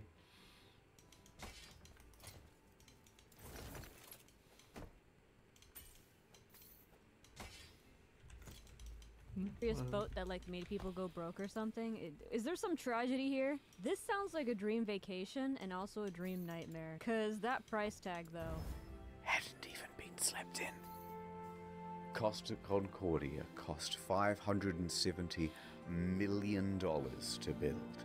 And you can tell. Isto vrijeme sam, brate, pričao sa tobom i ovo koristio sam neki tim za Company of Hero 2 i pisao sam sa njima i napravio sam sad tim i sada možemo da pričamo lepo. Priručci za dve strategije koje će da izađu i da se nadam da će jedna biti dobra. Da, bar jedna će biti dobra od te. Ella. Welcome to my channel. Ajde, imaju oni multiplayer. Jedna ima, to ovo što ima modernu grafiku. Druga, ne znam. Drugu sam gledao. Druga me podsjeća na Red Alert 1 i Red Alert 2. Pretpostavljam da ima multiplayer, jer nema pointe graditi RTS strategiju koja nema multiplayer. A i ako napraviš kampanju za RTS, ok, ono, super. Ljudi mogu nešto da igraju, razumiješ, ako ne žele da rade PvP. Ali većina ljudi će da kao pita, ok, ima li multiplayer? I ako ima multiplayer, da li je dobro balansiran? Da. Ako je dobro balansiran, igrat će ga. Ne mora da bude savršen. Možda ćemo da čekamo te piva. Vidjet ćemo kako ispadne. Ja iskreno sam fan starih strategija, ali ono što ne volim kod njih je zato što se jako teško igra u multiplayeru. Naprimjer, većina starih igara, starih RTS-ova koje ja igram, zahtevaju da instaliraš nekakav program, razumeš, eksterni, za virtualnu mrežu da bi mogao da povežeš dva računara u kao virtualni LAN, da bi mogao da igraš.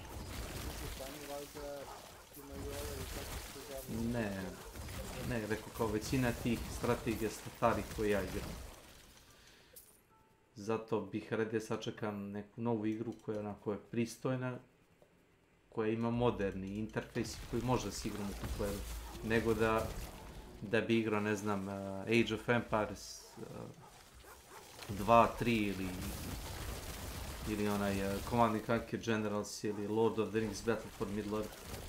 Da bi te igre imaju multiplayer i radi, ali treba mnogo da se igra hakuje i da se menjaju config failovi, da instaliraš i ti ja virtualnu mrežu, adapter i gluposti i meni je pun kurac toga. Ne vredi truda. Vredilo bi truda ako bi ja i ti imali slobodnog vremena i bili iz istog mesta i ja imam laptop i ja dođem kod tebe na jedno popodne, stavim laptop na jedan stočić, ti mi daš stolicu ili je ponesem sa sobom, nebitno, ponesem miš i instaliram tu strategiju, povežemo se u LAN direkt i igramo nešto, co-op versus nebitno. Takve stvari ok. A ja sad instaliram virtualni adapter da mi stoji, razumiješ, konstantno u sistemu, da me nervira, kao što sam par puta radio. Neću. Ne znam kakva igra za pitanje.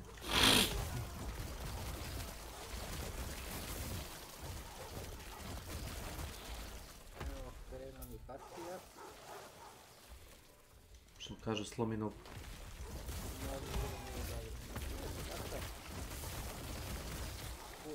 Ja sam ti već pričao to x puta, ne samo tebe, nego svima. Nije meni recimo cilj pobjeda u igri, nego dobra zaloga. Nekad moraš da imaš dobru zalogu i ako je protivnik dobar, znaš. Ako želiš dobru zabavu, a ti bira ljudi s kojima igraš koji nisu naporni.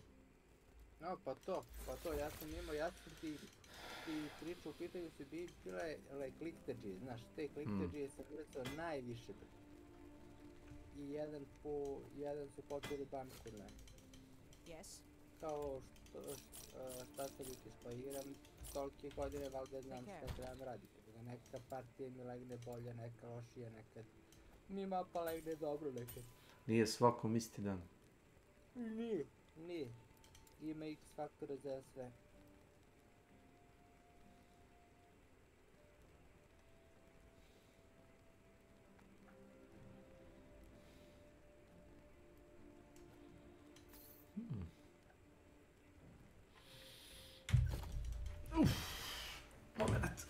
Momentos!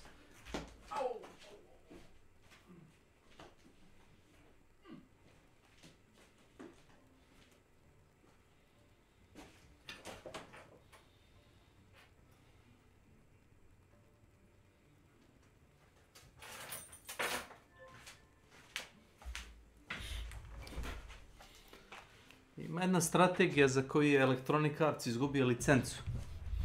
Kupili su bili... A? Kako se zove? Lord of the Rings Battle for Middle-earth. Prvi i drugi deo. To ti je... Mogu ti ja instalirati pa ti pokazati jedan vikend kad budemo vremena.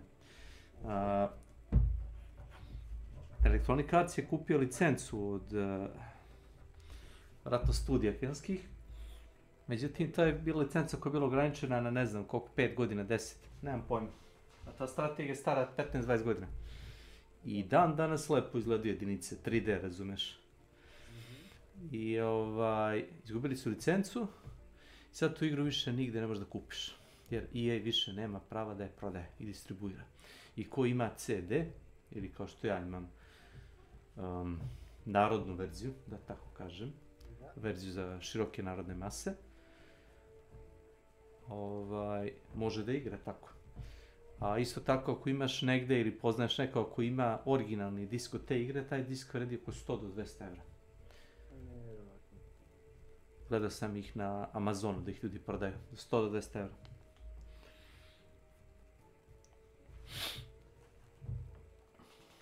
To ti je ovako kao zanimljivo parče story. Kažem, ne mogu nigdje da se kupe online. I zato tolika cena. Možda ih nađeš preko, no sad ću reći, torrent sajta. I to ti to. Ne postoji način da je nabaviš. A zabavno je i šteta što, kažem, EA više nema prava da pravi ni nastavke, ni dodatke, ništa. I ponekad moderi izbace neku zakrpu, nešto. To je to.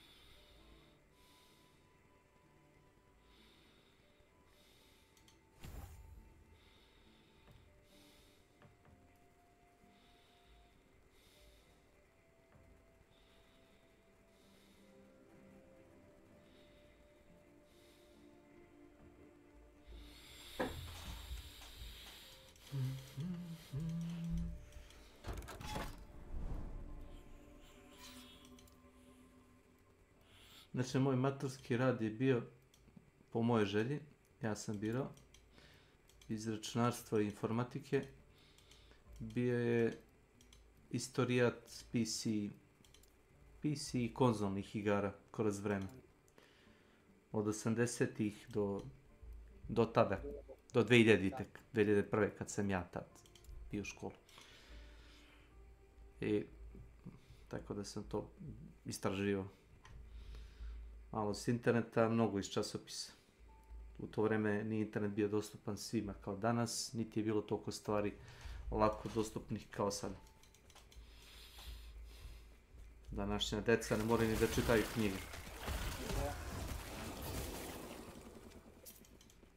I dalje im je problem, čini mi se da ih ili da ih pročitaju ili da ih u tom zažvakanom stanju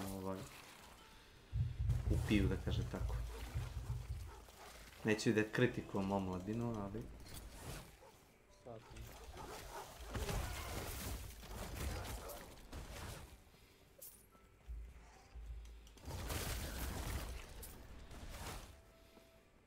Primjer, jedina knjiga koju nikad nisam pročitao bila Ana Karenjina. Ja sam je čitao, ali mi se nije rekao. Vlado, to je najdosadnija stvar koju sam u životu vidio. Slušaj, sad će neko da mi kaže kako možeš tako da kažeš, to je klasik ruske literature, bla bla bla bla. Dobar za tebe, čitaj još jednom ako ti je dobar. Meni nije. Meni se ne sviđa iskreno. Imao sam više, jako nisam religiozan, više sam se zabavio čitajući onaj Novi Zavet, nego Anu Kareninu. Nešto se barem dešava, razumeš? Postoji nekakva priča, neki narativ, neka pouka postoji. Ovo je puko na branje.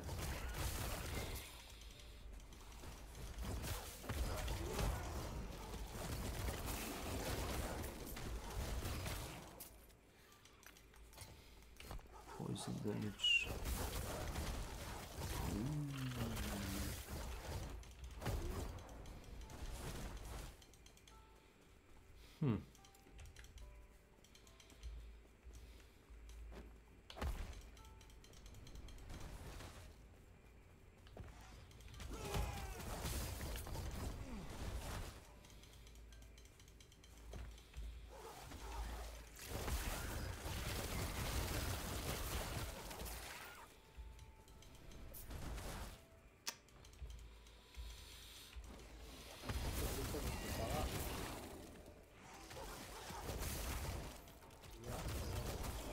Jeste već startali meč ili?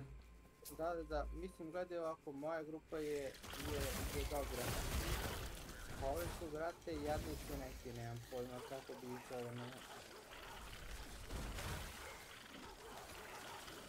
Smatraš da ste vi dobili bolju poziciju na mapi ili jednostavno misliš da je... Aha.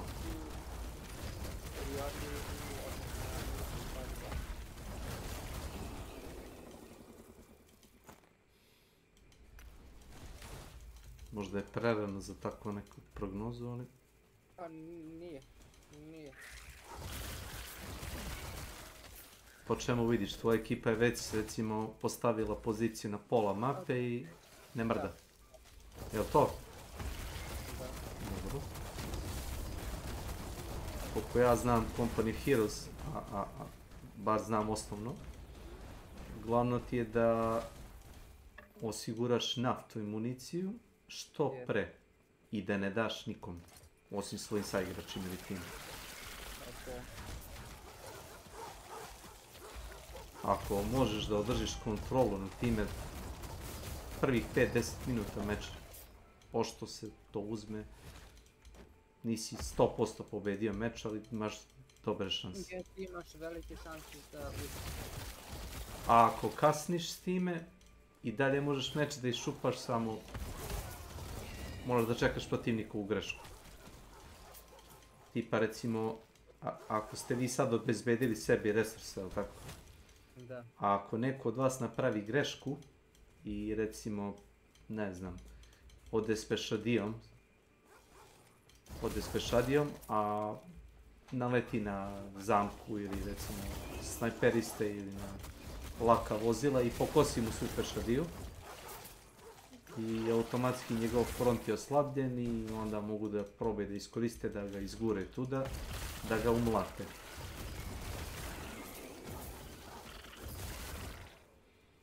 Essence. Ne znam što oni mogu da urade ako nemaju... Ako u startu se ostaju sa resursima s vama, nisam siguran.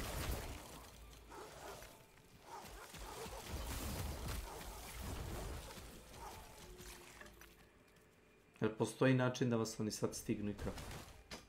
Pa teško, brate. Mislim, gledaj, na jednom frontu su dobri, ali osim toga ništa.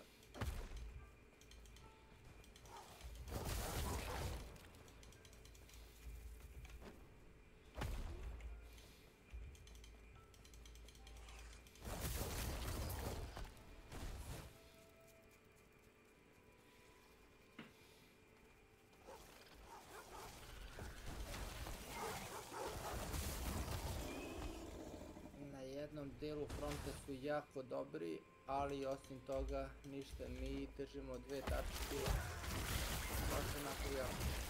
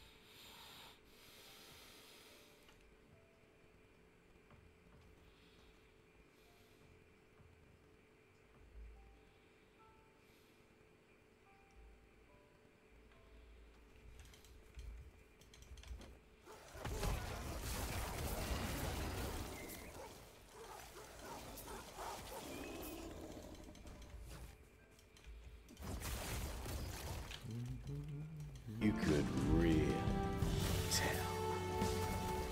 Uh-huh. Why am I scared? I'm intimidated. I remember it like it was just a few years ago. We had left Civitavecchia, a port in Rome, and we were making our way to Savona. Zato što su nas zabili do granice. Izgurali su vas pozicije. Ali opak.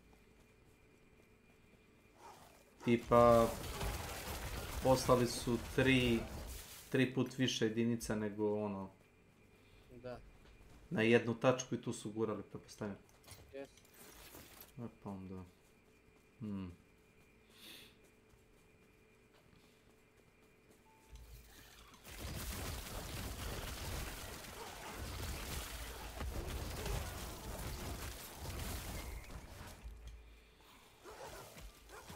Kako stoji stvar sa multiplayerom za ovaj KOK 3? Gledao si kako igraju ovi? Pa nisam gledao, nego se žalio čovjek. Dobro. Šta mu je bilo najveća, ono, trenutno zamjerka? Što pričao s njim je tu, evo nego on kaže ono kao smeće.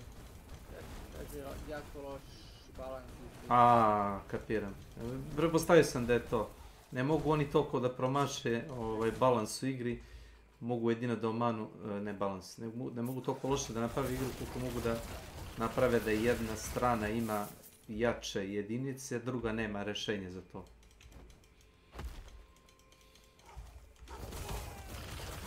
Naprimer,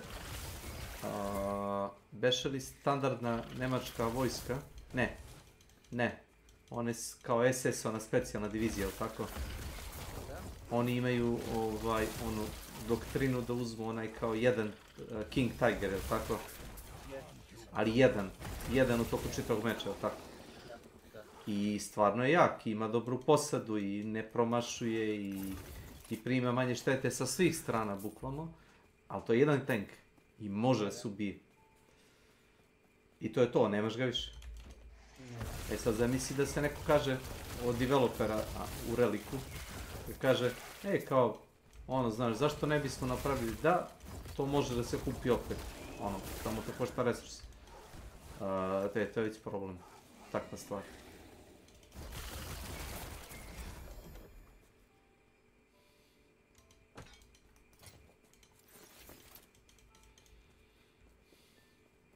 Kaže, neke stvari imaju balans sa razlogom.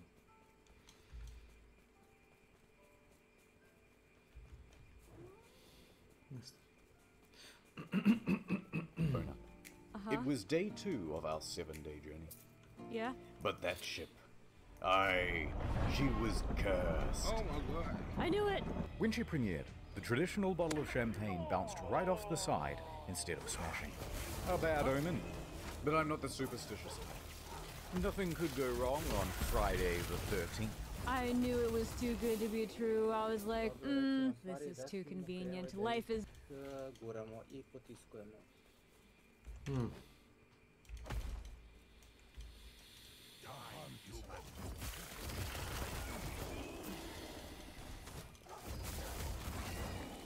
Ti biraš frakciju kad igraš ili stavite random svi? A nema ljudi koji ono kažu kao ili igra Texas ono versus Allies, ono kao sila osovine protiv saveznika, igrate uvek tako, ali?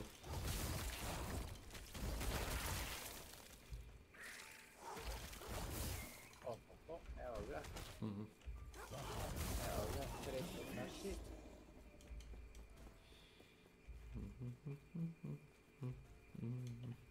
Is never this good.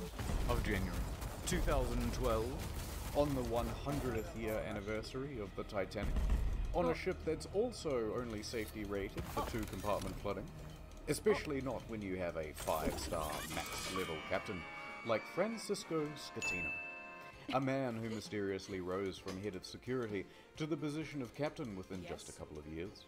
He knows exactly what to do in case of an emergency. For example, when he caused this emergency in 2008, when he crashed into a port in Sicily. And in 2010, in Warnemünde, Germany, when he was steering a different ship and came into port too fast and caused another collision. What? I love how this guy used to work in security, but given his sailing skills, not so secure after all. I guess that kinda explains how he became captain, huh? I've got a good feeling about this. So let's set the scene. It's a beautiful evening. People are having fun on the slides, drinks at the bar. Antonio Magnotta is playing piano at the restaurant. Martin the Magician is setting up for his show. And the ship is setting up for a little detour. From the moment I saw the thumbnail, I was getting Titanic vibes, and I was like, is this gonna sink? Because it already sounds like a sinking ship. Like, it hasn't physically sunk yet, but in terms of the people on board and the history, it's on the way. It's a ticking time bomb. It's called a sail-by salute. Basically, you get real close to the shore and honk the horn. The locals hate it, but the customers love it, and it's a tradition. Of course the customers love it. These wealthy people like, inconvenience the peasants. It amuses us. Frickin' rich people, man. Scatino, the captain, comes into the dining hall with the lady, Dominica Samorton. Remember this face, because you'll be seeing a lot of it later. Okay. Scatino eats his dinner with her, and socializes for a little while. Then he, Dominica, and the maitre d' finish up and excuse themselves. They're heading to the bridge. It's time for that sail-by salute. This time, they're going to get closer than ever. Oh no. Just 1,500 feet from the island of Giglio. And how are they going to determine this distance? Well, of course, the captain is going to eyeball it. Apparently it's not an uncommon thing to do. Listen, it might not be common, but given his track record, you shouldn't let him do it. I mean, I feel like it's pretty obvious at this point that he needs glasses. Or, you know, to not be captain. Scatino turns to the fella steering, his helmsman, Jacob Ruslibin. Hey. First interesting tidbit. Costa Crociere has hired Jacob from Indonesia at a rock-bottom price, and he's a bit of a newbie to the job. In fact, his profession hitherto, a painter and a cleaner. It's his first time steering a massive ship, and he's very excited. At least, we think he is. Yeah, he shouldn't be. If someone who didn't have experience sailing a big ship was super excited about it, I'd be like, you know what? I changed my mind. This is a bad idea. We should get someone more experienced on board. I have a bad feeling about this. It's hard to tell because he doesn't speak English or Italian very well at all. Oh God. Off to a good start. The second in command orders the helmsman to 290. Now, don't be confused by these numbers, they're just the degrees on a compass. At the same time, the captain whips out his cell phone and calls former captain Mario Palombo, who lives on the island. They chat about the safe distance to Giglio's shores. It's all very casual. Anyway, Mario says that the safe distance is between 0.3 and 0.4 miles from shore. The captain is going all in. This is not his first sail-by salute, so he's confident in what he's doing. Oh God, this just keeps getting worse. We're going closer than we've ever been before. The captain's eyeballing it again. New heading of 300, he tells the helmsman. Downstairs, Martin is about to cut his assistant in half. And of course, that means that there's already a lady inside this box. She's waiting for the cue, and then she'll poke her legs out. The captain is giving more orders. Pulling gently to 310. Increase speed to 16 knots. Going this fast is going to be a fatal error. But before we talk about that, let's talk about another big problem. Language barrier. Because at this point, the captain says 325, but the helmsman relays 315. Of course that happened. Why would you as a captain be working with people who can't understand you? I feel like this is, doing any job 101. You kind of need to understand each other to get the job done right. The level of corporate irresponsibility that I see everywhere is astounding and yet not surprising at all. So the first officer intervenes and he goes, no, 335, which is also wrong. And then the captain clarifies, no, 325. The helmsman confirms 325. Their poor communication has them moving at a much wider angle than they think they are. However, the captain should and would know this, except for the next problem, complacency about procedure. The standard procedure of a ship this large is for the third officer to give exact positional coordinates every time the captain gives a new directional order. But they're not doing that. Of course. 3:30, he says. The helmsman relays 3:30. The ship reaches 16 knots.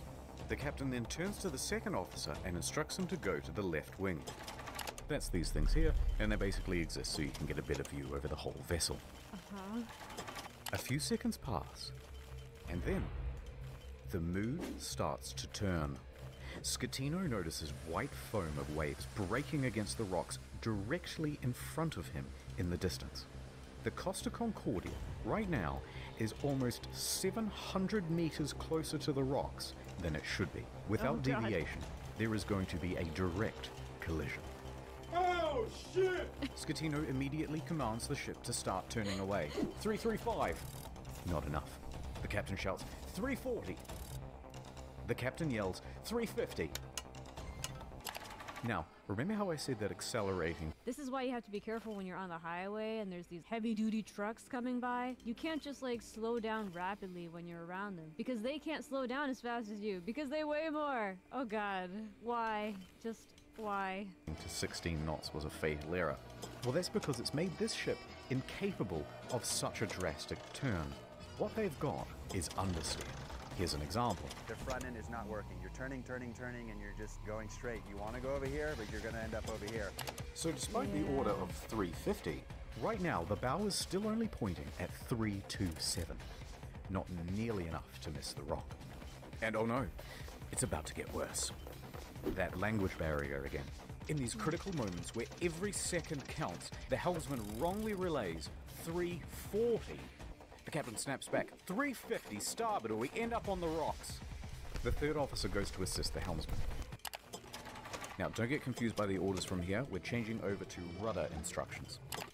The captain yells, starboard 10, starboard 20, and still it's not enough. Hard to starboard. That means as hard as it'll go.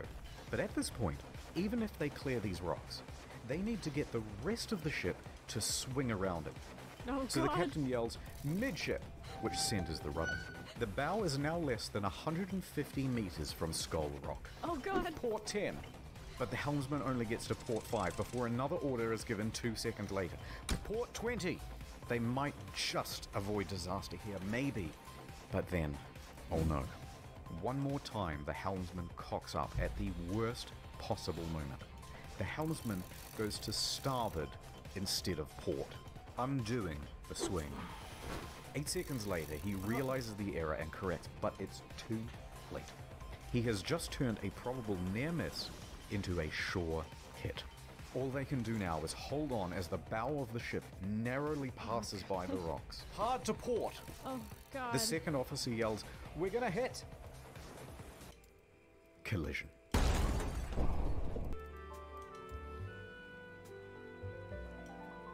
Oh god, I can't believe you've done this.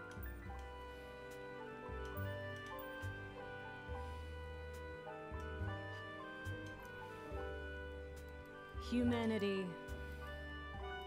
So incompetent. And yet, I feel for them. Will we ever be competent enough to do our jobs? Maybe not. Downtown, Nordtown. It's day 56 of playing Russian roulette. Seems I never win. Gonna drink all by yourself? Somebody has to.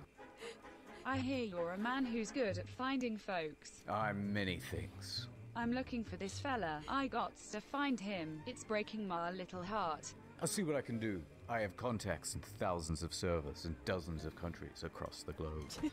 And just like that, she was gone. The only thing she left was a calling card. Sometimes when you follow a case, it follows you back. Oh god! NordVPN can protect my online data.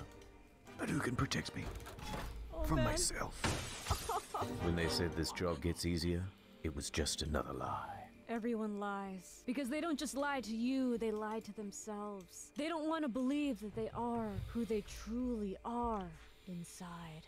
Forensics found his password spread all the way down the block. In a perfect world, we'd all use NordVPN. But I guess this isn't that kind of story.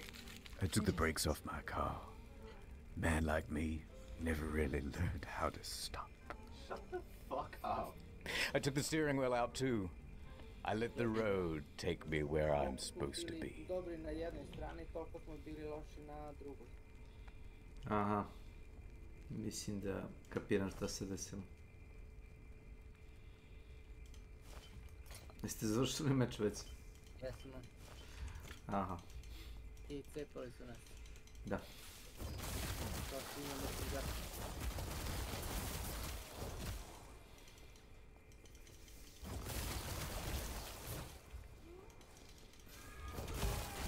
Ali nema veze, jer vidiš, ja sam izgubio meč i prosto sam iskoristio sam samo da sam neki cepali što svinjam jer sam čak nije bilo mi padanje meč, nije bilo sve.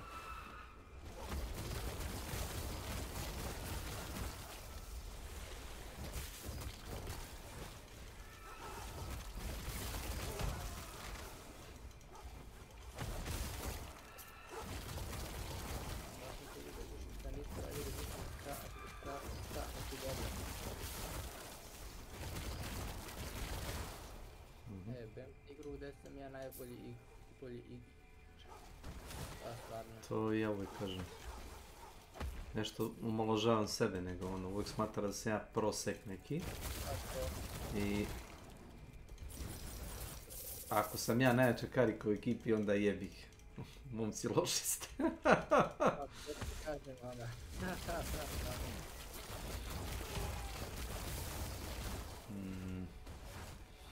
Isto tako, ja sam pobornik teorije da uvijek treba igrati protiv jačih protivnika. Da, jer se tako se još 13 i sve. Ako uvijek igraš protiv ljudi koji su po nivou veštine lošiji od tebe, mnogo lošiji, prvo, ne znamo će li oni nešto naučiti, zavisi od njih, ali ti nećeš ništa naučiti zato što možda jedino kako da daješ tutoriale ljudima. Ako se to računa, ali ti ne postaješ bolji nikako od toga. Znam. Šta sam hteo da ti kažem jer je dobro igrica kao Guardians of the Galaxy. Kako? Sins of the Galaxy? Ne, nego Guardians of... To je akcijna avantura, tako nešto. Ne znam. Ja vidim da je čisto je čekaš. To ja tako, ono, stavim, Jako dobro. Ako imam baš novca u trenutku kad je daju na sale-u, uzmem, ako mi se igra, izgleda dobro, ali da bi se sad baš zaleteo da je kupim po punoj ceni, nema šanse.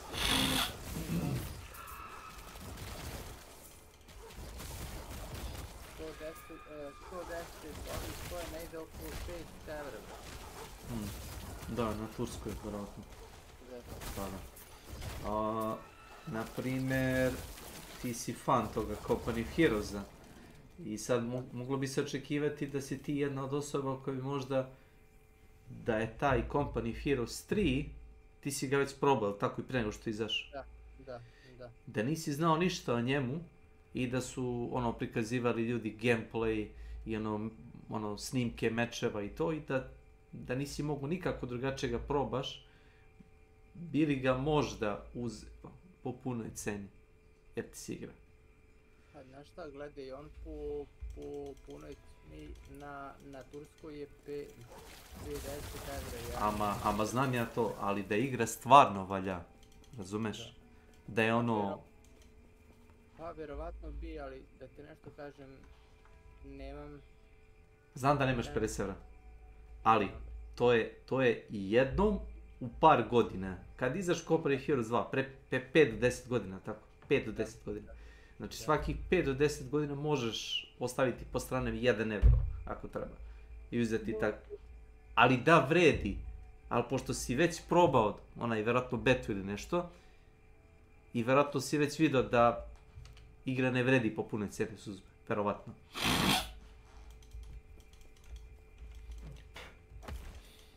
onda ti se nije ni... Da?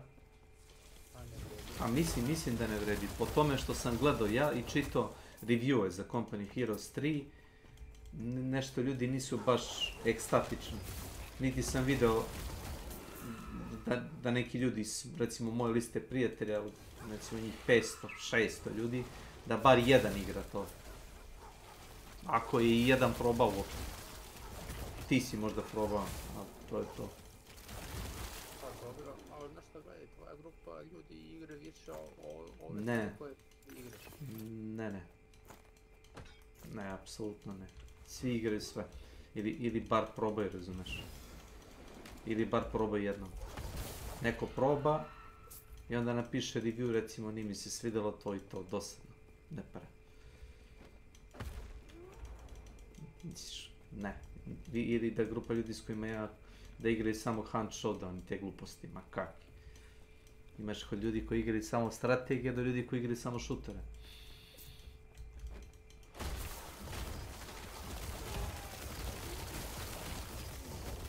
Do ljudi koji bi probali sve, ali ne bi možda sve igrali, ono razumiješ, zato što mi se ne zadrže se možda na svemu.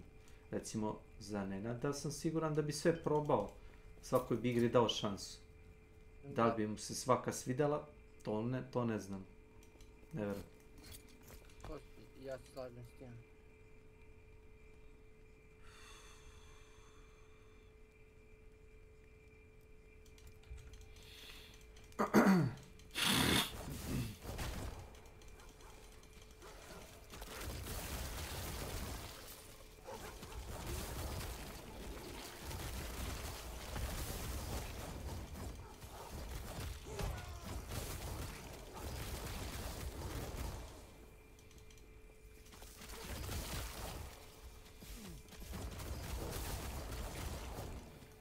Nisam menjao šifru za Netflix, ali gleda da nije mi postao dobro. Trebam se čujem s njim. Ne znam je tu majke. Ti mi reci. To izgleda da nije.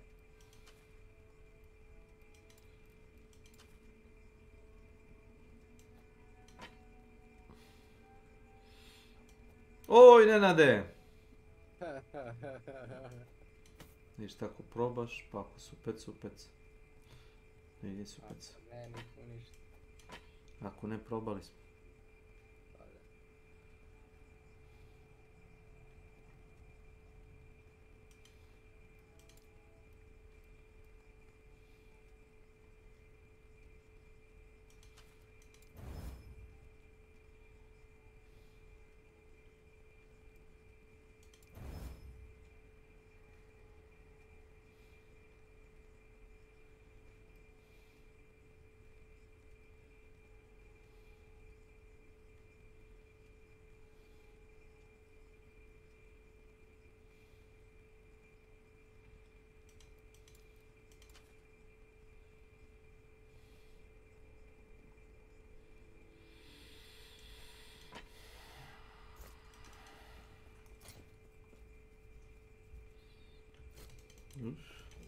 That's right, Toots. Your husband's dead. Merry Christmas. Go to nordvpn.com/internethistory for a huge discount to your plan.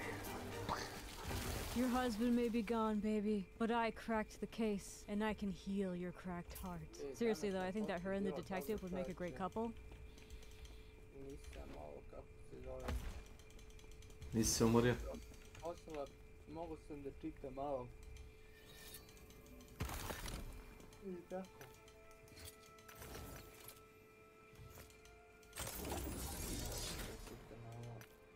Znači imaš hladovina u radnom mjestu.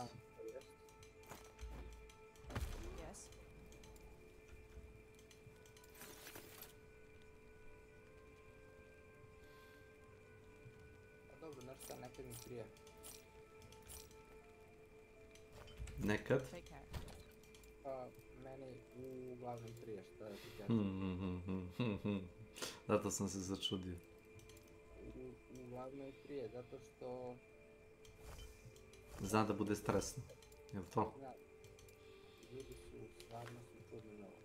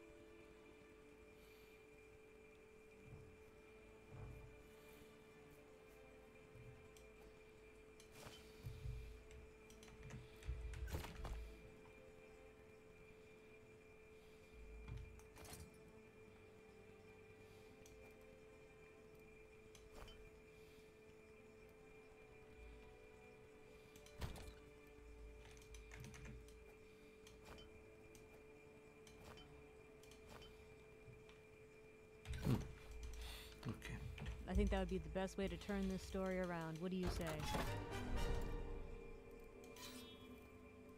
Add? The ship hits rocks on the port side. A 53-meter gash opens up in the hull, and thousands of tons of water begin pouring in. A loud scraping and bang is heard by all passengers. At the helm is panic. Rumblings in the dining room. Martin awkwardly pauses his act as he's helping his assistant into the box. Meanwhile, the lady inside is trapped and terrified. There's confusion across the ship. All of the crew off shift come back on duty. All officers run to the bridge. Technical crews run down to the lower decks to assess damage. Does anyone remember this moment in The City of Atlantis, the Disney movie? Does anyone remember that? I think it was called The City of Atlantis. If I got that wrong, I'm gonna put it on the screen right now. But I love that movie. I love that moment where their ship goes down. That movie is an underrated gem of cinema, and I'm so glad that this random moment in this video reminded me of it. On connection with the rocks, they lose propulsion and slow to 8.3 knots. And they are now adrift. Close the watertight doors at stern. Enormous volumes of water are pouring in. So much so that within 29 seconds of collision, all 6 engines stop working through flooding. Oh God! 22 seconds later, a blackout happens. Lights, electrics, water pumps too, everything. The captain orders the helmsman hard starboard. Baš me čudi bre da danas nema nikog od ovih naših, znaš?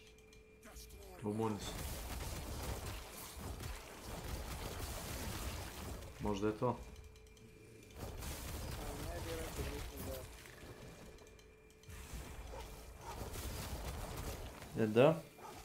Nikad se ne reći da baš nema nikog. Šta mi za novu godinu?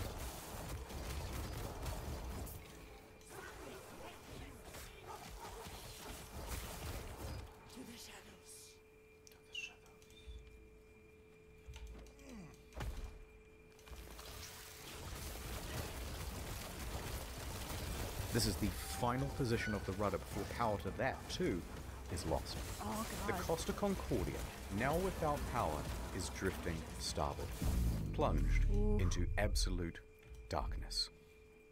Yikes. At least they're near A quick shore. breakdown of the flooding. When the Concordia struck land, it tore open 3 watertight compartments. At first, compartment 5, which filled very rapidly. Then 6 more slowly, 4 shortly after. Then 7, 8 and 3. Modern ships are built to withstand 2 compartment breaches. These compartments especially, though, are a problem because they contain the engines and the electrics. Yeah. These main generators give power to the whole ship, from propulsion motors to rudder to hotel functions, pretty much everything. When they went out, the ship was a functionless, sinking cage. A few seconds later, the emergency batteries for internal lighting and communications kick on. When the lights come back on, Martin has vanished. Welcome to my channel. And it caused a Lucky huge Fun panic Bot in the theater Master. as passengers are trying Welcome to flee to to my their cabins channel. and to muster stations. His final magic trick. Somehow I find it very fitting that he disappeared on everyone. I mean, it's messed up, don't get me wrong, but it's also kind of funny. People already in their cabins come out and start putting on life vests. Staff rally and try to calm everyone down. Everything is fine. There's no need for vests. Please return to your cabins. The emergency generator starts. All of the watertight doors close except for door 12, which is jammed. The captain calls Pilon, the chief engineer, as the ship begins to list on the port side. There's water coming in? Yes, there's water. But where? The engine room. But a lot of water? Yes! There's water, you can't go down. Let's go down the other side. In a moment we'll start the pumps, I'll let you know. In the theater, the whole magic box apparatus slides right off the stage and falls into the crowd, further increasing panic. On the bridge, an announcement is being prepared.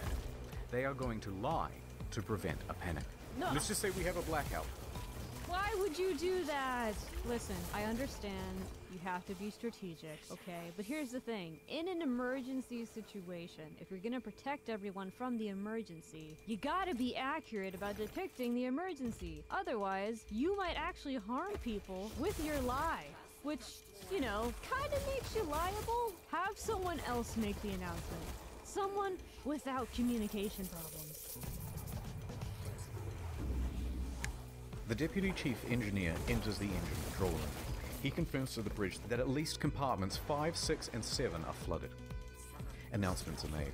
You know what would be hilarious? If they accidentally told the whole ship on speaker what was actually going on, and then everyone freaked out even more, instead of them telling the lie to keep them calm. Bro, given everything that's happened, I can see that. We've asked the captain to inform you that due to an electrical fault, which is currently up.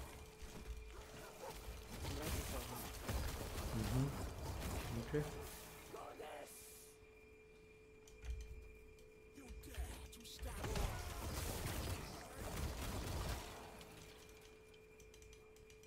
Boom. Under control, we're currently in a blackout. Our technicians are working to resolve the situation and we'll inform you of developments as they occur. Thank you for your attention. Coincidentally, at the same time in the restaurant, they're playing My Heart Will Go On. Oh no! Oh no! Why would you play that song at a time like this? Bro, whoever chose that song might have been secretly trying to tell the truth. I'm just imagining whoever selected that song was like, yeah, the captain's pretty incompetent. We're all gonna die. At least we should be honest about it in our final moments. Everyone, enjoy this final song. Very much not helping this.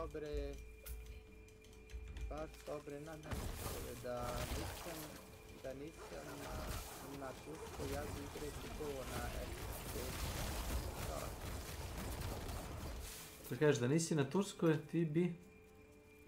Ja bi prekupovao na Epic. Zato što daju i dobre vouchere i knjiženja dobri sve. Pa daju.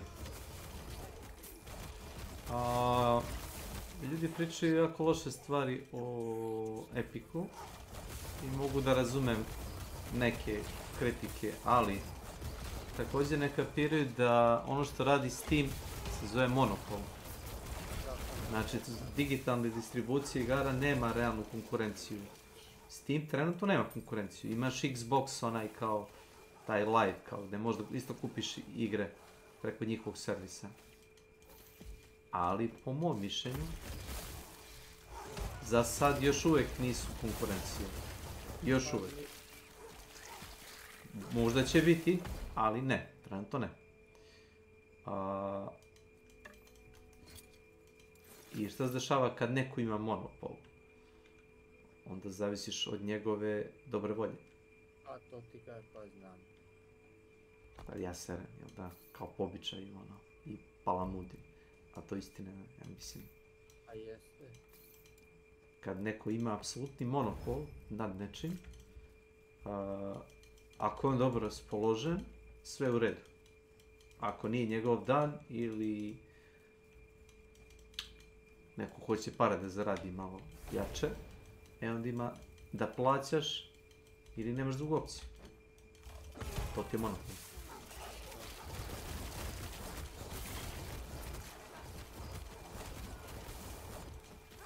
Naprimjer, godinama je Microsoft ima monopol nad tržištem operativnih sistema, ali tako. Da, imao si uvek Linux kao distribuciju, ali to je bilo jako ružno grafički i nije čak ni bilo funkcionalno, bilo je problema s driverima. U današnje vreme, jako imaju lep interfejs, dosta tih distribucija. Uzet ću samo Ubuntu kao primjera, neko drugi može i nešto drugo da kaže. Jako izgledaju lepo grafički, imaju podršku za drivere, na App Store-u možda skineš 90% aplikacija koje imaš na Windowsu imaš i na Linuxu. Microsoft... sam probao da pređem na Linux, ali njihova filozofija i instaliranje stvari mi je prilično nepoznata, nije mi nekako nije... Moraš dosta stvari preko konzole da radiš i preko onih korisničkih naloga. Da bi aplikacija mogla da se instalira ili da nešto uradi, moraš aplikaciju uvijek da dodališ, recimo, kao da je podigneš na veći stepen, kao svaka aplikacija koja pokušava da se instalira na Ubuntu, na Linux, na Unix, ima kao taj user level, kao korisnički nivo. Ako hoćeš već nešto naprednije da radiš, ili možeš da dodališ kao veći kao stepen, kao kontrole. I to svaki put tako. Nekim ljudima to nije problem, mene malo nervira. Znam da to uradim, ali ono, mogu da razumem zašto ljudima nije baš elegantno rešenje. Mada sam čuo da je Chrome kao operativni sistem prilično dobar. Chrome OS. Se sretao s tim. Znam šta je, samo ne znam na čemu je zasnovan. Je li isto na Linux zasnovan? Pa jeste. Na jednoj od distribucije. Da, ja sam ga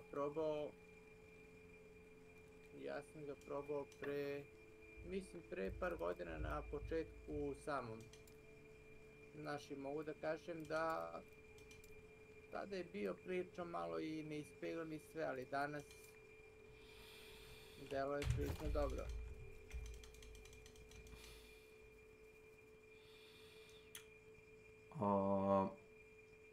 Steam kao platforma bi mogao da uradi dobar potez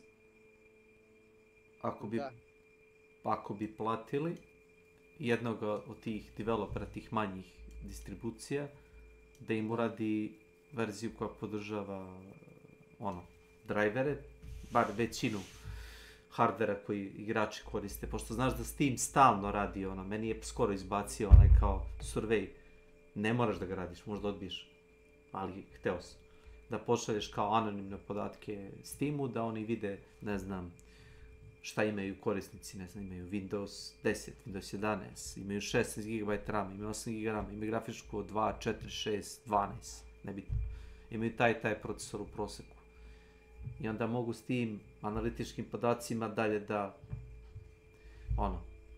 rade nešto. Da ih pošalju ili developerima ili...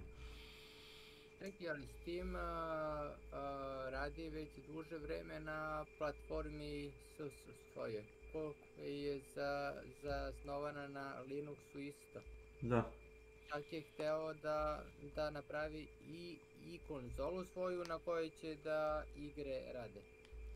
Ne znam šta je bilo s konzolama, znam da je postojalo tako nešto, da. Ima i to se zove Steam OS. Moment, izvinjavam se. Našu blender i supeš jutra uvijek ako hoćeš.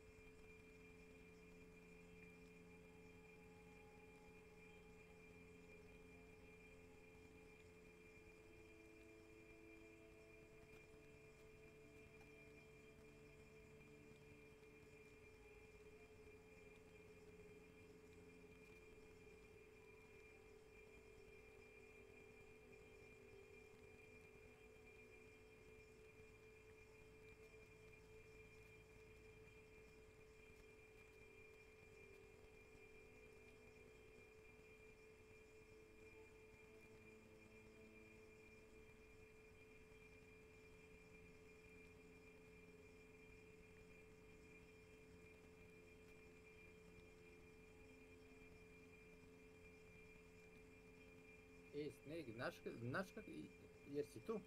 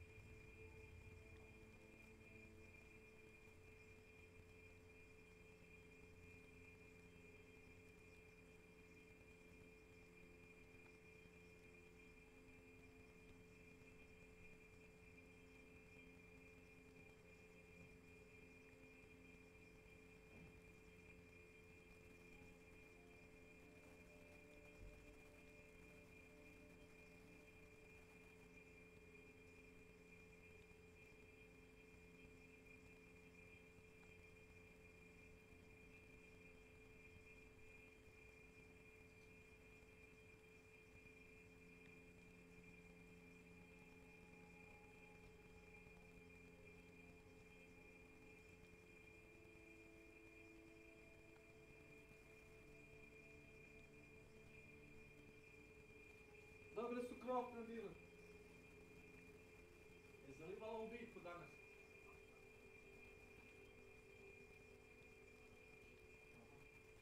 Dobro.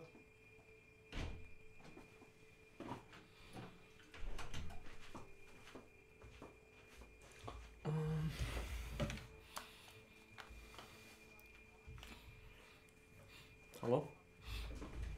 Tu sam.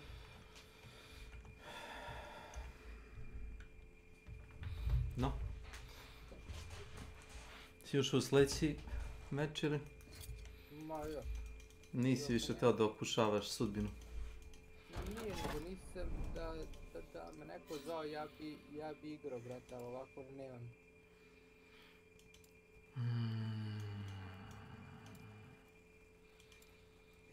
Čekaj, došću mi cirka da popričam malo sa njom. Samo izvoli, ja ću ugasiti, ne moraš ti. Situation. The captain calls the Costa crisis unit. Roberto Ferrari, he tells the crisis unit that they've hit a rock, that they're assessing damages and that they are also in a blackout. The crisis office says to reverse the ship up onto shore. Well, how are you going to do that? You don't have power to the rudder, let alone the engine. You know, hoist the sails? Anyway, around this time, the wind direction creates a starboard list, and the ship begins to turn anyway, drifting right back towards the shore, which is a very good thing because you want the ship to end up as close to shore as possible. A panicked passenger senses that something is off. This isn't like any electrical problem that she's ever seen. Plus, there was a massive crashing noise and now the ship is tilting. So, she contacts her daughter in Italy. The daughter then calls the police, and the police call the harbour master. While that goes on, a conversation between Pilon and Ambrosio. The diesel is not starting. The captain asks the engine room, but where have we made contact? Thinking that the incoming water can be reduced. Captain, here everything is lost. The electrical panel, everything. They're saying at this point that the ship is going down. The captain calls Roberto Ferrarini again. Actually, 2 compartments have been flooded, but don't worry, the ship's stability isn't in danger. Wrong. Passengers begin going to muster stations on their own initiative. The cruise director says, Well, thank God the guests are smart. Good for you guys, yeah. Don't wait, man. we have a lot of people at muster stations that I do not want to fall overboard. Do we make an announcement to tell them to go to the lounges? Bozio says, I think that's best. The harbour master from Livorno calls the ship. The captain tells them that we just have a blackout. How long has this blackout been going on? About 20 minutes. Have you asked passengers to put on life vests? It's just a blackout. I gotta go. The harbour master is suspicious. He says to his superiors that he thinks something more is going on. He calls a patrol boat to the area and asks them to look at the ship. Another problem. The fan on the emergency diesel generator isn't working properly. Pilon manually has to turn the thing on and off with a screwdriver so that it doesn't overheat and cause a fire. The captain is on the phone to the lower decks, asking pointless questions, like, is it still flooded? Yes. Yes, it is. The captain is essentially in denial of the situation. The harbour master calls again. Finally, he says, the ship is taking on water through an opening on the left side and the ship is listing. He qualifies with, no one dead or injured. The harbour master asks if he needs help. Just a tugboat? When in reality, they need a full rescue. With 3 compartments flooded, the captain finally realizes that things are really bad. Oh my God, what is wrong with this captain? How the heck did he get the position of captain? Someone take his place, please. And they are not going to improve. The Coast Guard orders every available ship to the sea.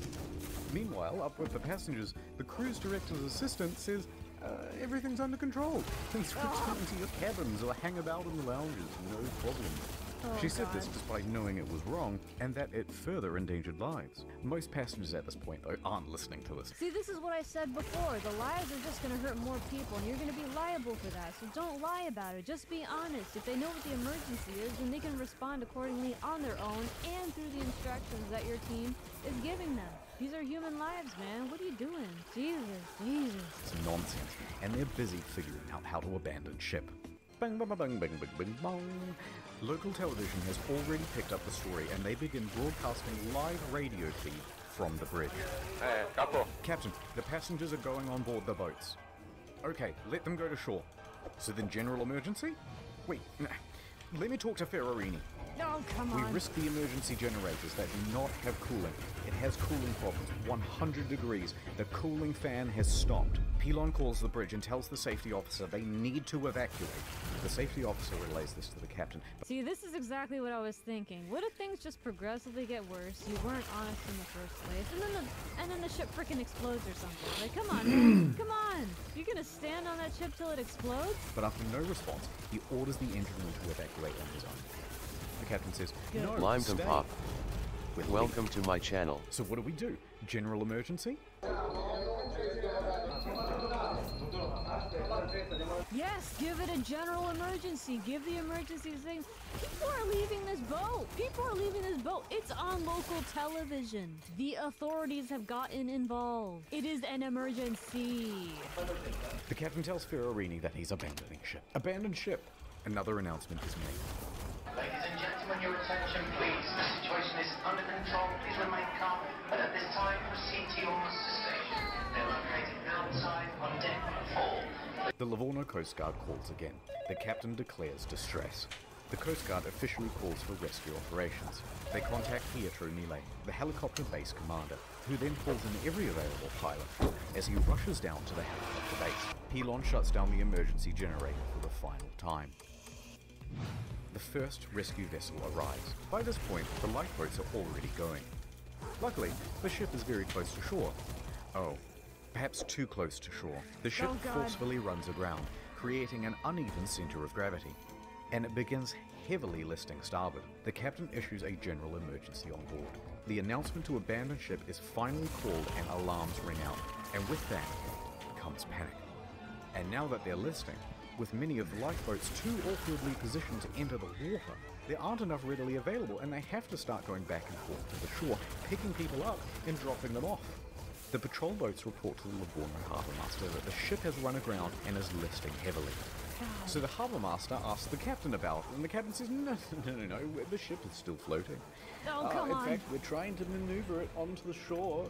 Just stop talking, man. Just stop talking. Every time you talk, everything gets worse. You are not helping. Go away. Stop talking. Let someone else more competent talk, please. They know he's lying. Hold on, I'm reversing it. Beep.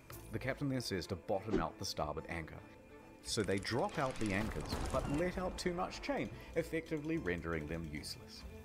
Oh. The deputy mayor of Giglio, Mario Pellegrini, and tobacco shop owner Giovanni Rossi arrive at the harbour. They watch the scene unfold. As the first of the lifeboats arrive on shore, the deputy mayor takes the initiative and races to board one of the lifeboats, returning to the ship, and starts trying to find someone in charge. He gives up and starts helping passengers. Good for him, because I can't figure out who the leadership of this ship is either. Everyone who is supposed to be taking responsibility is in denial. Jeez. Patino tells everyone to leave and take radios, but not before changing out of his uniform and into a nice suit. Priorities.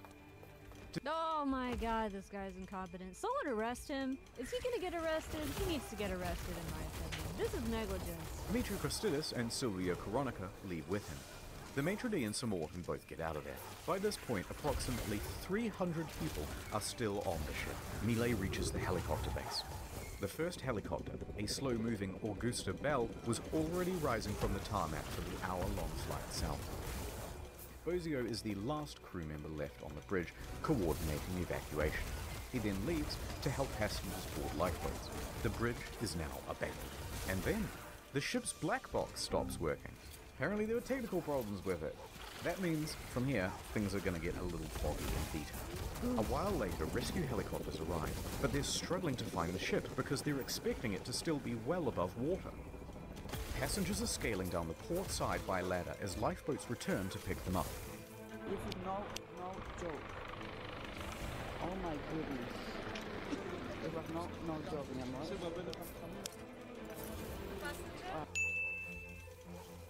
Yes. You're not allowed to make a film I'm allowed.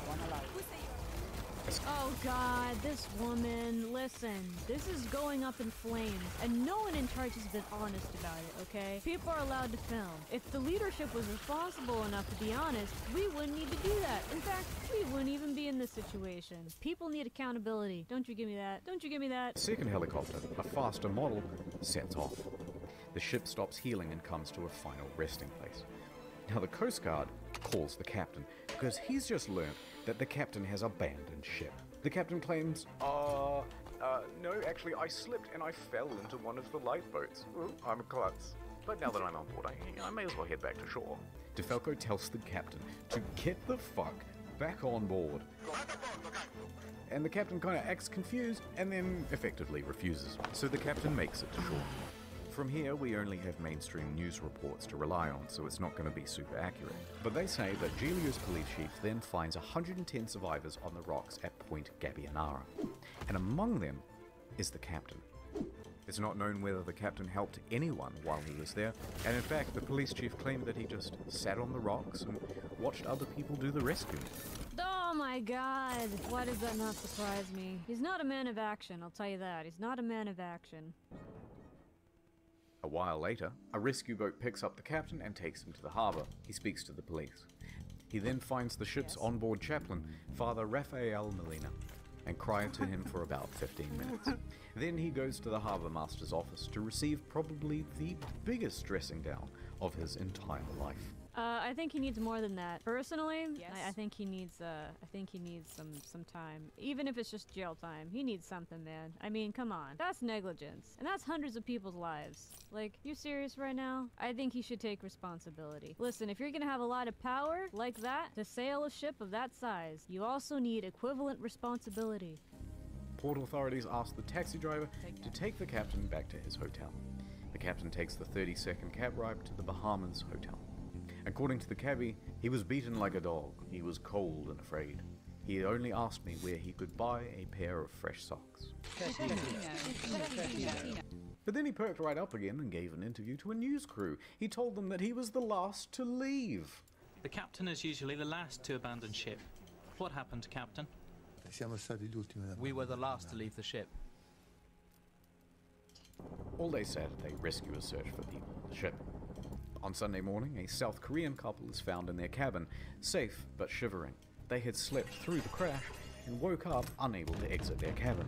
Oh. The last survivor, Manrico Giampandroni, was found with a broken leg. He was the cabin's service director. In the end, 32 people died. The final body wasn't discovered until nearly 3 years later. A crew member, Russell Rebello, and it's believed that he died a hero helping passengers off the ship. The Costa Concordia was the largest cruise ship disaster since the Titanic. And then there's the ship. This is what happens to a 110,000-ton cruise liner when it's left half rolled over in the ocean.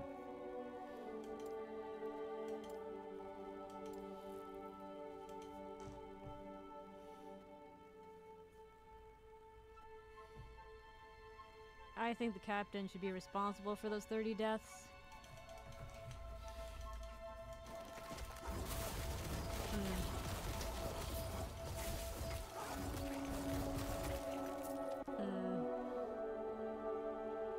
It was a beautiful ship, too. I mean, what a waste. Didn't have to happen.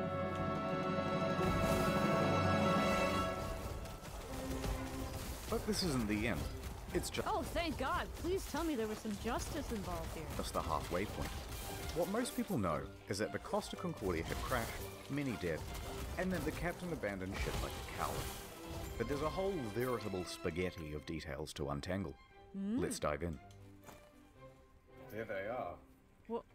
The deets. Why are you touching it like that? No! The poor spaghetti!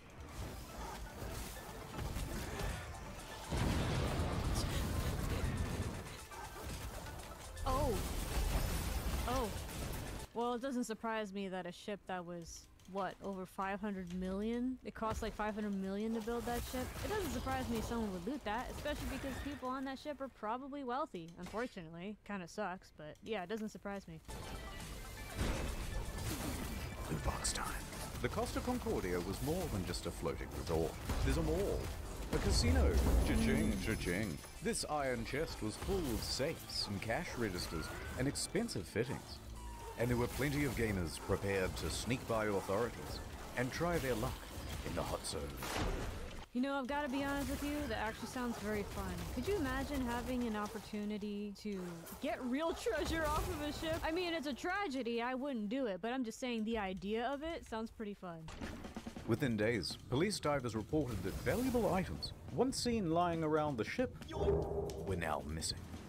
High-end liquor, expensive furniture, dining sets, cash from the casino, cash registers, jewelry and display cabinets, safes, Japanese woodblock prints by famous 18th century artists, as well as the iconic bell, which hung from the bridge of the ship. It was never found. Who steals a big fuck-off bell? Someone who appreciates bells! Listen, there's a lot of collectors in this world, and some people, they collect bells, and that's okay. I respect the hobby. Whoever stole the Costa Concordia bell, I salute you. You have good taste. Don't let Internet Historian get to you. You have an eye for beauty. Even the server admins were getting involved. 4 divers who were part of the company contracted to refloat the Concordia were spotted on CCTV, sneaking out to the ship. A patrol boat was dispatched, Rungery. and the men were caught inside the Welcome fancy to my suite channel. with rucksacks full of stolen goods. The 4 men are charged with stealing and thieving and pinching. Later on, stolen as well as legitimate items found their way to Amazon and eBay. Ships from the casino, postcards, and cabin access cards became highly sought after souvenirs. It even has a watermark. Some Australian guy even made a listing for the ship itself. What? I love how it says, for sale, buyer to collect. I am interested in this boat. Let me get my fleet of helicopters and we'll just pick it up out of the ocean and drop it on my private island. Yeah, that's doable. Advertising it as buyer to collect. And although there were plenty of bidders, eBay pulled the plug. Well, I mean, hopefully.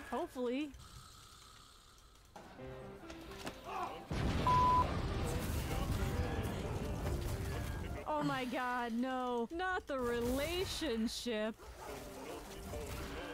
I know you want to see Scatino go to jail, and we'll get to that.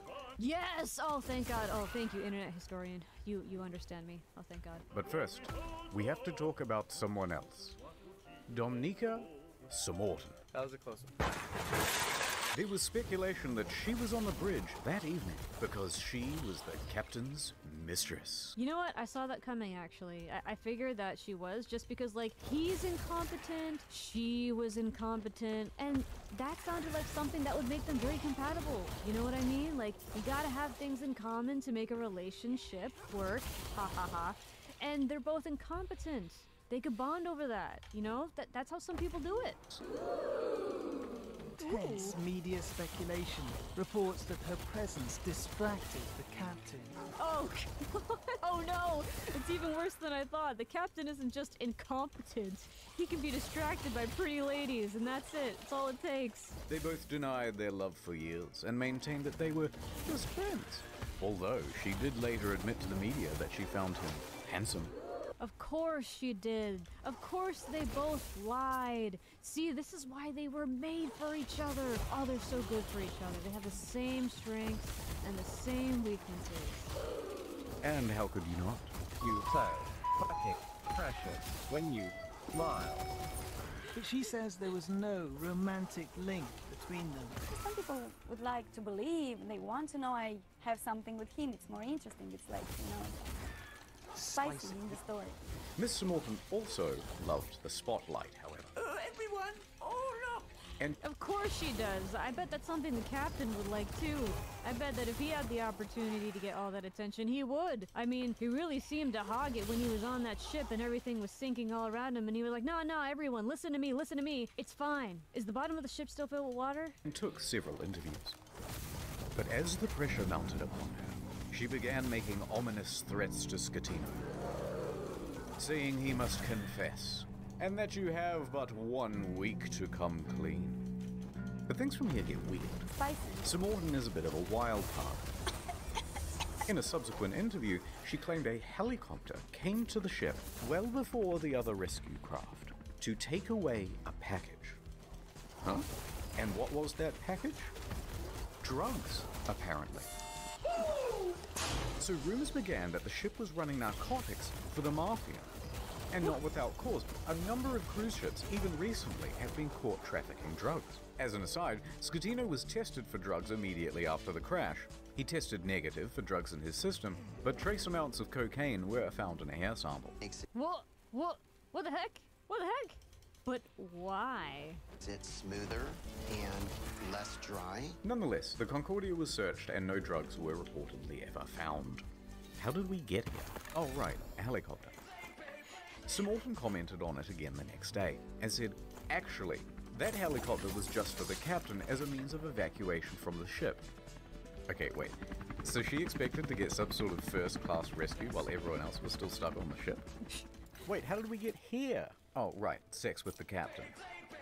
Divers were quick to head to the captain's cabin where they found Miss Sir Morton's lingerie and other articles of clothing as well as a makeup bag. The jig was up, but they continued denying it. Sir Morton mostly faded. Of course they did, like I said before. They're liars. This is why they were made for each other, guys. This is just one thing they have in common. From international attention until she was told to appear before the court to present witness testimony. The judge pressed her to be truthful about their relationship, or she would be held in contempt. Either tell me the truth or shut up. So finally, she admitted it. Yes, I had a sentimental relationship with the captain. Sentimental. Sentimental. Girl, you're mental, okay? This is more than sentimental. Come on now, we know. Stop. But now, stop asking about my private life. She was indeed the captain's lover. What is up, Trouble Alert Nation? Scatino cheated on his wife with Seymour Can. Oh my god! She and Scatino had been having an affair for several weeks. Of course. Didn't you guys see this coming? Didn't you guys see this coming? No pun intended. No pun intended. Well, okay. Maybe it was intended a little bit. She also said that on the night she boarded, she didn't have a ticket. Ticket, please. And didn't need to pay because nobody questions you when you're the captain's lover. Naturally, she gave another confusing interview after leaving court. I want to say that today is the second time I die because the first time I died in the night of the crash with my psychological brain and problems. And today I died the second time because, of course, people find out something Welcome that to my I channel. try to hide. Hello kid, what's up?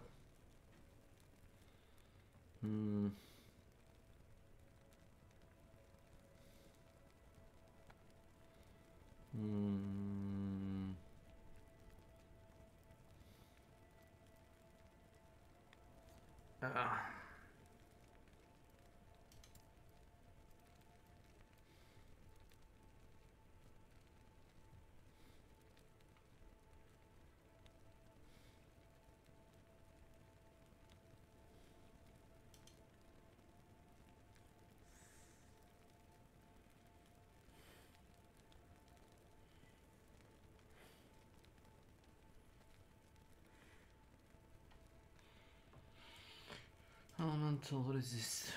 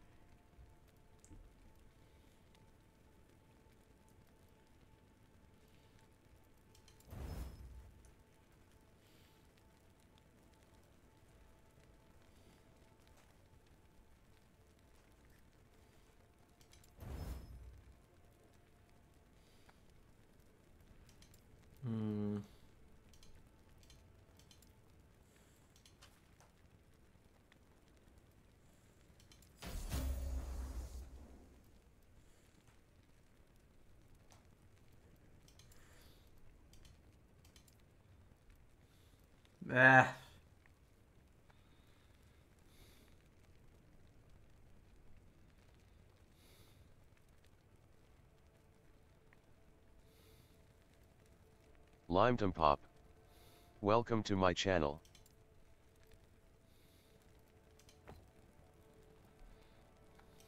There was no point.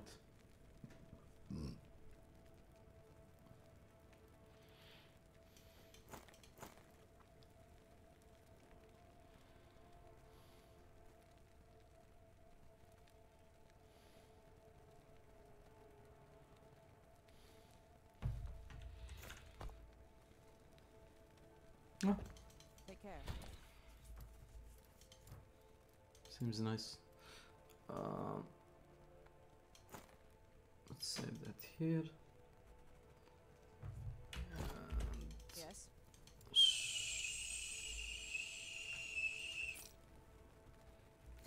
Take care.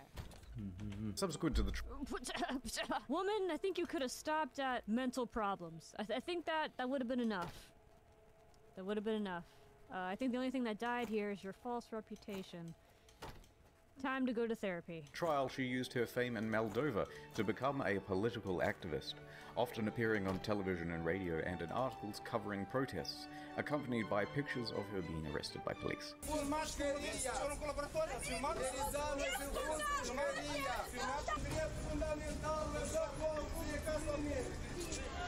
I kind of feel bad for her. I feel like she has a bad past or something. I don't know. I could be reading too much into this, but something's wrong there. Like, deeply.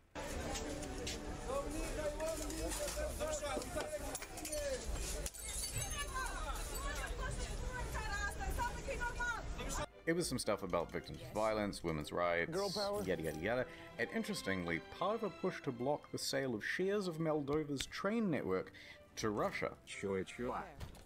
Other than that, I don't really know what she's been up to. Let me just check on her Oh God, not again.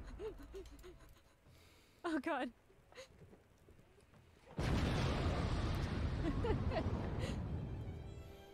Yep. Several civil suits were quickly lodged against Costa Crociere Good job. Good job. Justice. and their parent company, Carnival Cruises, immediately saw a share drop of 23%. Don't beat. Passengers sought compensation for their damaged mental health, lost belongings, and loved ones. Either they allowed him to divert from his course, or they didn't know where their billion-dollar ship was. Within a few days, facing financial and media pressure, the CEO attempted to join the bandwagon against the captain and the crew. That was not the ordinary route that the ship was taking at the time, and was not only taking, but the time the ship was... Claiming that the ship was not approved to deviate from the route. But that wasn't true. Approval isn't required if the ship is deviating by less than 15 miles, or that it was against company rules. Also untrue, because investigators found that they didn't have any rules about deviating route, and they tacitly encouraged sail by salutes. See, I was wondering when the captain was planning that route, shouldn't they have that pre-planned? Like, if you're gonna do a sail by salute, there should be rules for that. There should be a plan, a route decided ahead of time, so that you don't have to call someone at the last minute and be like, hey, what am I supposed to do? Time is of the essence, and the less time you have to mitigate a problem, the faster one is gonna happen, and you're not gonna be able to prevent it. So I found it kind of weird that this wasn't pre-planned. Now, in response to the civil suits, Costa Crociere offered passengers 11,000 euros each as compensation. That's kind of small. 11,000 euros, about $14,000, is the minimum compensation under international law when a ship is abandoned. This was to reimburse them for their tickets, as well as any costs they accrued in having to unexpectedly travel home early. And that was supposed to release them from everything and anything that has to do with this accident. I'm sorry, but $11,000 doesn't sound like very much, actually. Especially when you consider mental, emotional damages and the loss of life. I mean, come on now. That is not in the ballpark of $11,000. I don't know what they were thinking. I cannot ask for more than this. A lot of passengers, understandably, were not too happy with this deal, and they refused to take the money. We think the offer is an insult for what these poor passengers went through. It is an insult, honestly. We think that the compensation being offered is not commensurate. Here, take it. Compensation being offered is not commensurate. Later, Costa Crociere would lodge a plea deal with the Tuscany court to pay a €1 million fine to avoid a criminal trial. The judge agrees. Costa Crociere is now off the hook for all criminal liability for the whole thing. They've washed their hands of the incident and flecked the residual droplets of responsibility onto the faces of 6 staff members. Passengers and relatives of the dead are livid that the company has been able to avoid criminal responsibility. Offered is not commensurate. Civil suits against the company continue. By the way, the residents of the island of Giglio also banded together and sought damages. They didn't get much. Eventually, passengers who refused the initial compensation of $11,000 joined civil parties against Scatino in his trial in 2015. Is not commensurate. They were awarded €30,000 each. Other cases, especially those involving lost relatives, are settled for undisclosed amounts. Okay. But did he go to jail?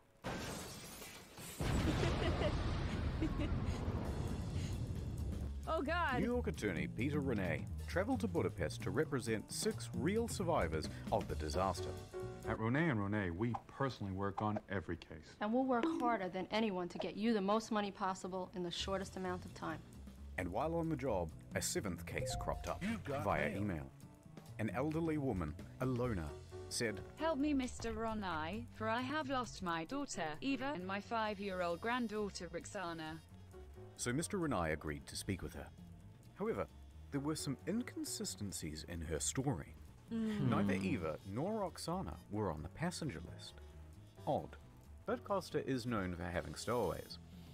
Gotcha, bitch. Still, Mr. Renai was suspicious. They wouldn't cheaty old Petey, would they? I'd be suspicious too. I can see a lot of desperate people being like, hey, I'm gonna submit an insurance claim anyway. See what I can get. Renai inquired further about why she was on board, especially without a ticket. Ilona said, "Well, I don't know, but you should ask her boyfriend. Zolt Horvath. He'll know all the details." I'm up all night. I'm going crazy, he said. But Mr. Renai was still suspicious. Because then she asked, how much money do you think this is worth? This is a huge red flag, Petey. In 20 years of doing this, you've never had anyone ask about money. Why now? Yeah. So Mr. Renai hired an investigator and sent photos around of the missing girl. The next day, the phone rang. Oh, hoi hoi. It was the boyfriend again. Look, there's been a bit of a misunderstanding and the child isn't missing at all. Uh-huh. And then he claimed he was confused because he had done too many drugs the night before. Oh. Okay, can I speak to the daughter then? At first, he was refused. So Renai said that he'd have to file a missing persons report to the police if he couldn't. The boyfriend relented. That night, Renai met with Zolt and brought the police with him. He speaks to the granddaughter and asks her if she's seen Mum. Yeah, I saw her today. Oh, really? Yeah, we went to the park today and we went on the swings. Oh no, the jig was up. So the mum walks into the room sheepishly. It's a miracle. And the story changed again. Okay, I'm not dead, but I did injure my leg when I jumped from the ship. And then I immediately flew back to Budapest. Although don't worry about checking my leg because there are no visible marks or injuries. Old Petey, I'm beginning to think they weren't even on the boat. Also, it turns out this lady isn't her mum, it's just a neighbor. Eventually, Renee managed to make the pair confess. And then they said, hey, we haven't done anything wrong. We haven't taken any money. And in the end, it looks like there'll be no criminal punishment for the scam, because Hungary, a former communist country, has no laws against insurance fraud on the books. Oh man. True comrades. True comrades. Listen, I am no fan of insurance companies by any means. I'd be happy if every insurance company in the world went under tomorrow, and we focused on being a society where people could actually just afford to pay for things instead of having to give large amounts of money to insurance companies just for a chance at maybe having an affordable Hundred Spank Kai Killer. Welcome to my channel. Call 1-800-6647. Oh, that's a bad idea. Oh, that's a very bad idea.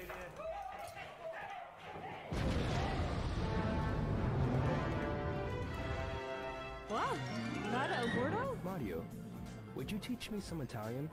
Oh, of course. Get back on board for fuck's sake. Okay, thanks. Gregorio De Feldo. Oh man, I love that stereotype of the Italian pizza guy. It's just so iconic for some reason. The naval officer who shouted at Schettino to "Vada a bordo caso" became a bit of a national hero overnight in Italy. He, like the rest of the world, expected Schettino to go down with the ship. Yeah.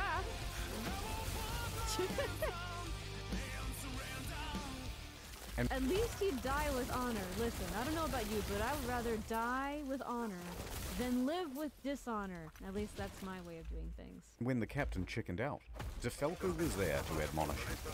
And when he stopped answering the radio, he called him on his cell phone to continue putting him on blast. When the captain first reported just a blackout, DeFalco didn't believe the story and immediately began preparing a rescue effort, which likely Nice. saved several lives. Yes. His actions were applauded by most Italians who were tired of their public servants being corrupt and avoiding responsibility. Yes. Accordingly, shirts sporting "Vada a bordo caso" were being printed by the end of the week, others setting it as their phone's ringtone. But then, in September 2014, without warning, DeFalco was transferred to an admin role in the Coast Guard. What I said had been demoted. DeFalco said that he had been passed up for promotion, that he had also not been told which admin office he was even being transferred to, and that it all effectively cancelled 10 years of his career. DeFalco was tres furioso, and there was public speculation that it was owing to bad blood between himself and Admiral Delano, his former boss. His status among the public overshadowed his superior in many ways. On the other hand, his boss said, no, it's part of a normal career progression for naval officers and that he must show more maturity and professionalism to advance his career. Listen, if your man in an emergency situation stepped up to the plate and did more than what was expected to save human life, that should give him a promotion. Okay? Given all the incompetency that this company has shown, I'm not sure if they even know what a promotion is versus a demotion.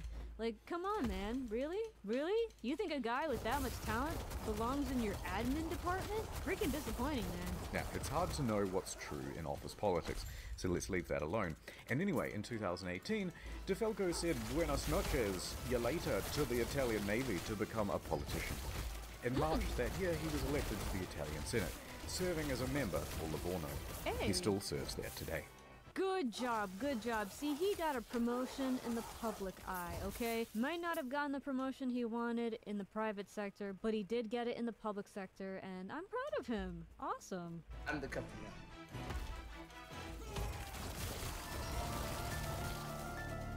This poor ship, man.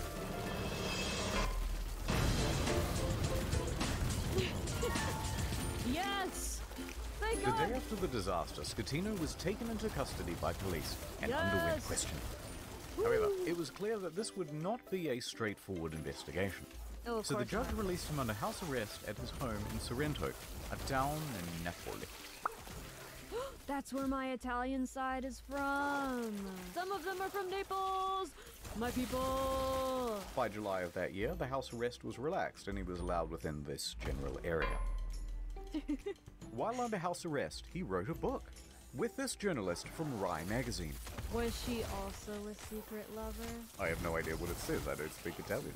But goddammit, he must have some kind of charisma going on, because there's been a lot of speculation in the press that he had an affair with her. Of course! Of course! Of course! I saw it coming, guys. I predicted it. You saw it. You saw it in real time. As well. Hold on, I got it. Not content with abandoning his ship, this dude is determined to abandon his wife as well.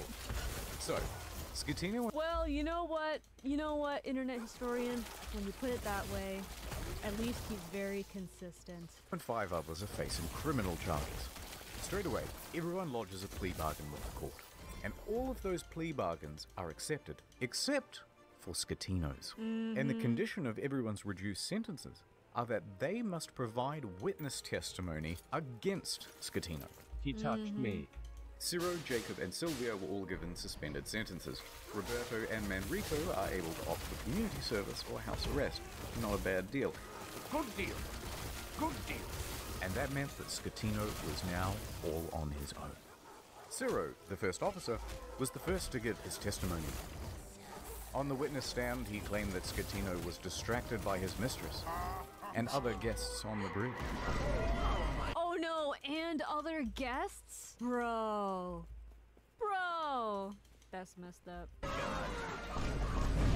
That there was confusion over who was in command. Then it was Jacob's turn, and he said Lamau XD because he didn't actually bother with his testimony or his reduced sentence. He just fled the country. It took authorities 12 months to eventually track him down on the outskirts of Jakarta. Oh and my when God. they said, "Oi, we still want that witness testimony," he just scarfed it again, and he hasn't been found since.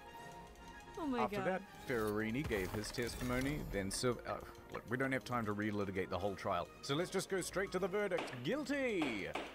Yes! Scatino was found guilty of multiple manslaughter, causing a shipwreck, abandoning ship, and lying to authorities. He is sentenced to 16 years and 1 month in prison. Somehow that doesn't seem like enough. But wait, there's still the appeals. The appeals trial begins. And the verdict on the appeal? Surprise! Rejected! So Scatino's lawyers appealed again. And the verdict on the final appeal? Denied. Scatino made multiple attempts to secure a plea deal, but was denied by the prosecution each time. The prosecution called for Scatino to be sentenced to 26 years in prison, calling the incident a Titanic affair. Oh, okay, I see. See, 26 years I think would have been more reasonable. I mean, 30 people died. 30 people. 16 years is only like 6 months per lost life. I don't know about you, but I think human life is worth more than that. See what you did there. Scatino was not present. His lawyers stated that he was waiting outside of the jail for the ruling, so that if his plea was rejected, he could immediately start serving his sentence. And with that, 5 years and 4 months after the disaster, he was finally in a cell. I will not be making any comment. Oh, God, that hurt. Oh, wait. Wait, what?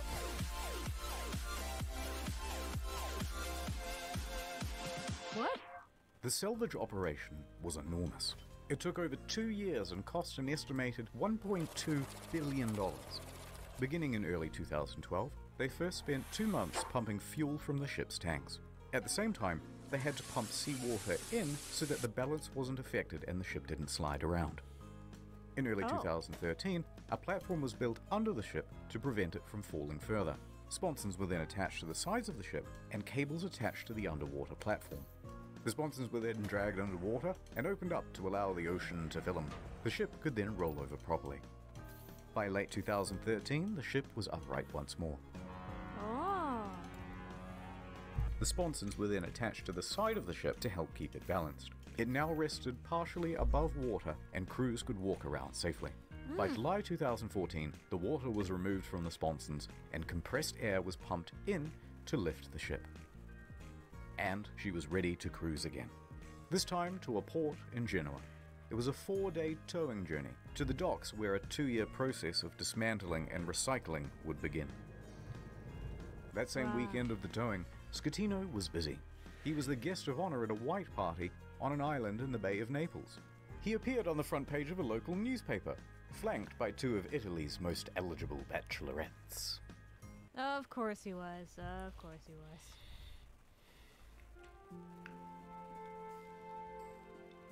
Anyway, so these are the things that I remember from the Costa Concordia.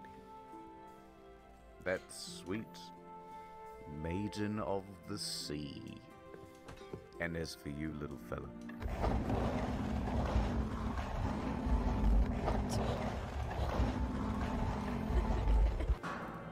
well, it's time to return you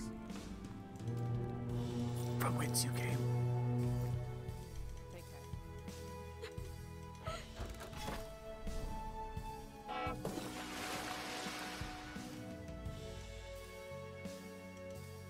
6 quick things. 1. NordVPN, good product, check them out. Number 2, there's a new video on the second channel. You probably didn't see it because it was temporarily restricted. Now it's not. Enjoy.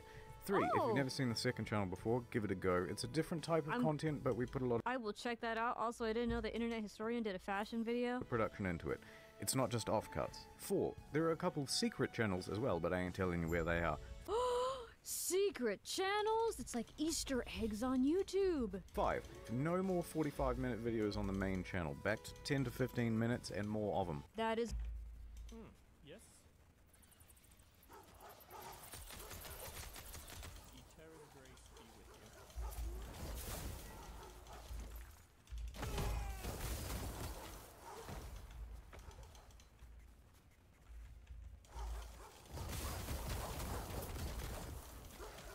Yes?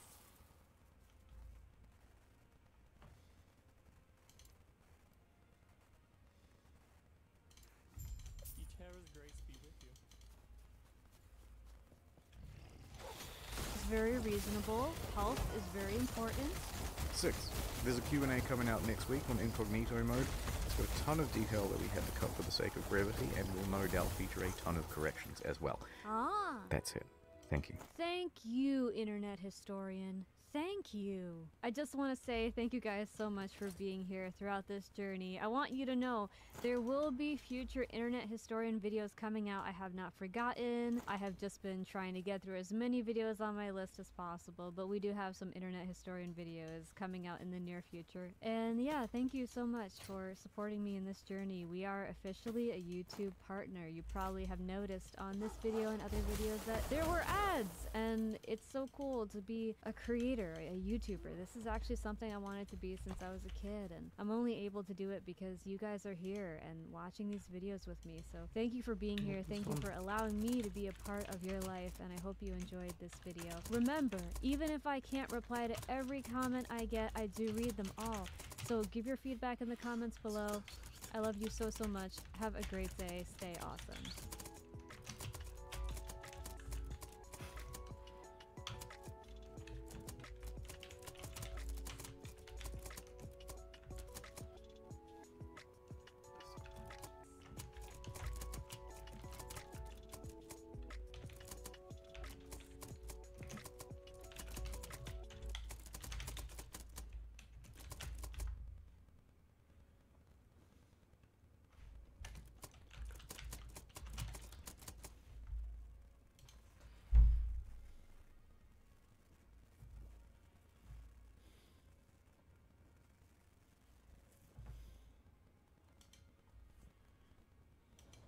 The gods of Olympus have abandoned me. God of War, one of the PlayStation's most successful franchises. Launching back on the PlayStation 2 in 2005, we journey with angry man Kratos through a deadly temple on a quest to kill Ares. But recently, with the PlayStation 5 reboot also being called God of War and its sequel Ragnarok being some of the highest rated games of all time, when people say God of War now, they mean this, whereas I mean this. So let's go back to 2005 and replay the game which started it all. I'll be finishing the entire game and showing you all the relevant cutscenes while breaking down the mechanical choices, both good and bad.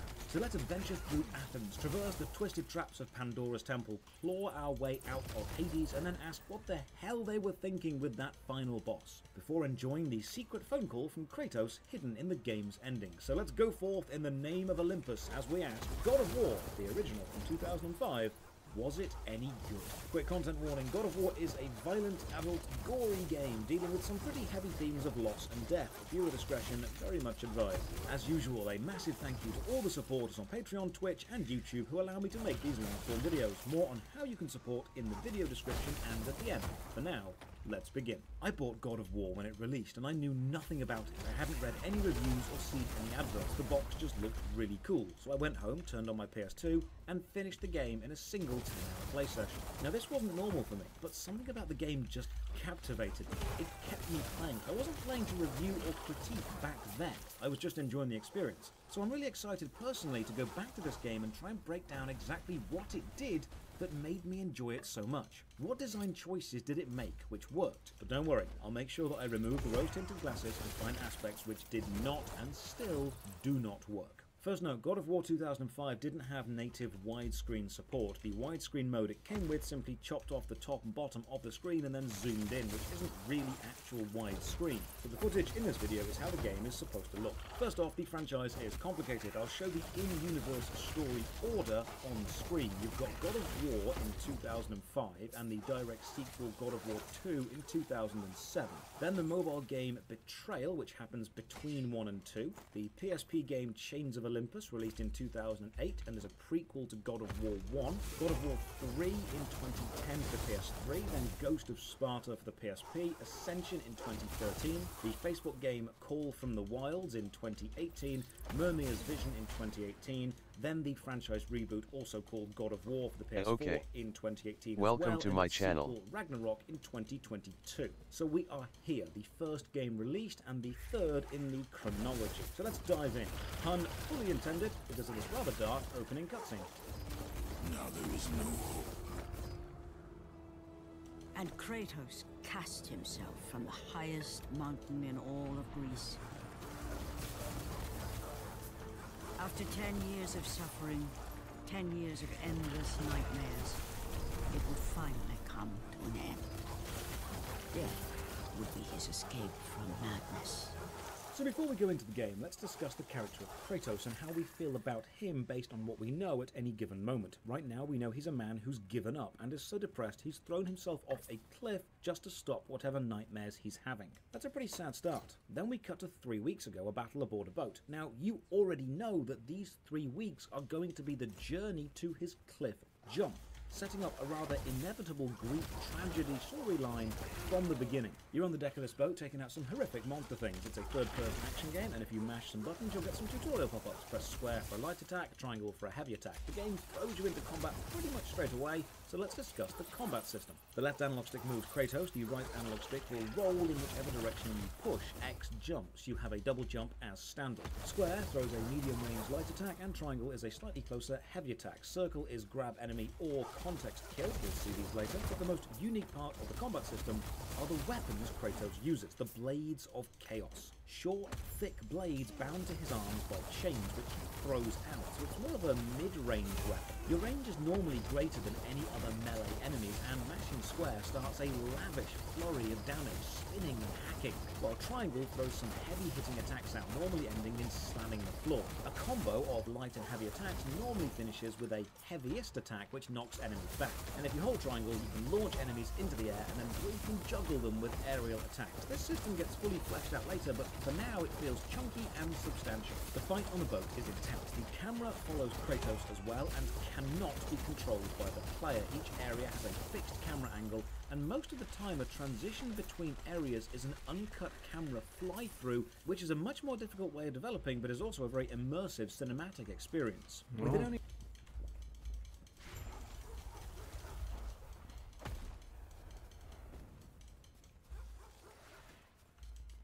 What brings you here? Take care of yourself.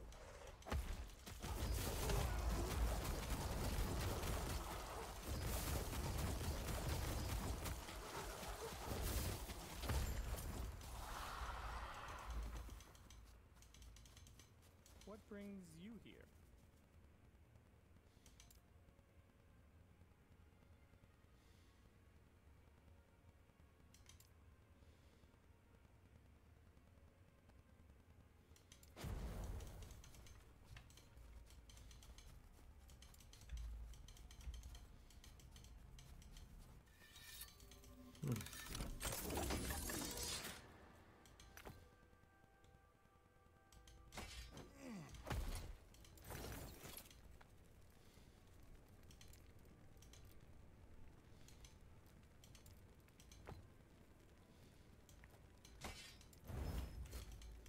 Yes?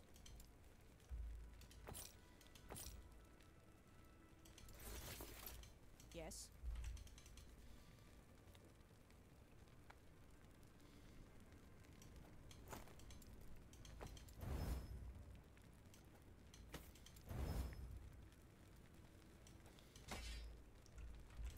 Yes?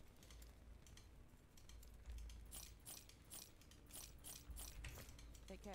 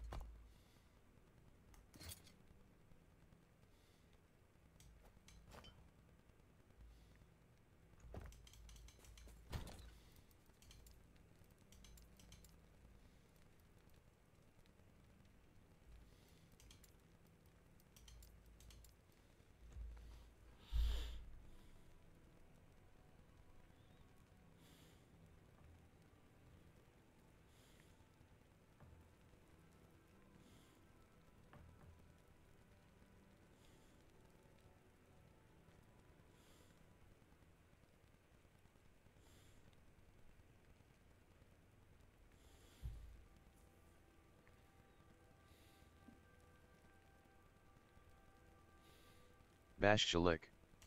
Welcome to my channel. Nisi Boris.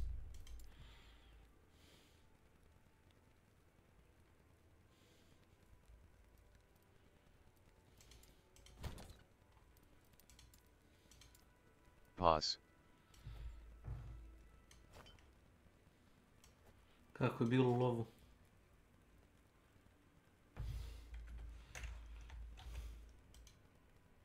Kako to da si budan tako kasno? Zivkino. A, živčano.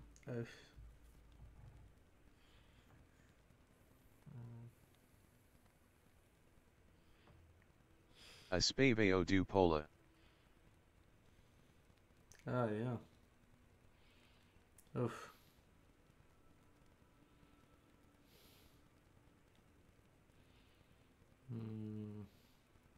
Hakeo. Znaš šta ti kažem, kako ću sad spat srećno.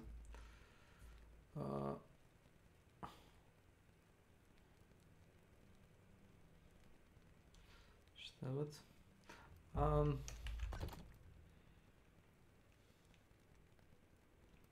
Ignite, poison, frostbite chance. Frostbite.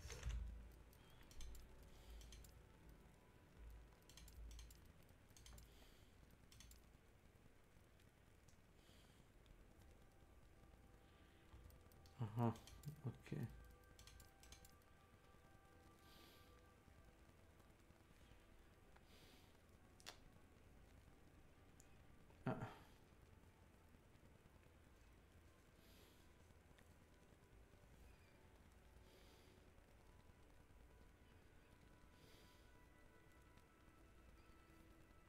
Trt.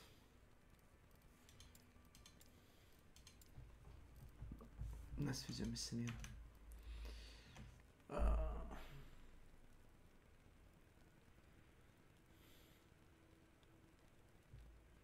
A Milan u nekom drugim kanalu. To sam skonto. Ovo je supposed to chance to hit.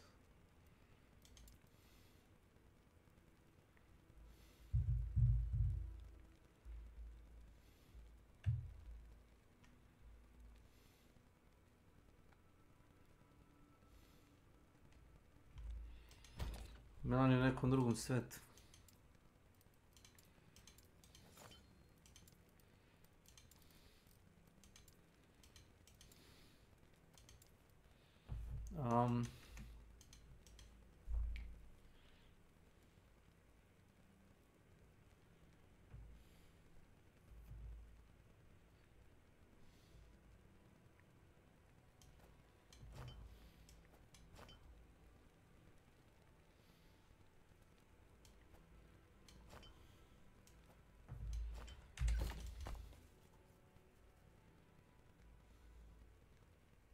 To bude dobro.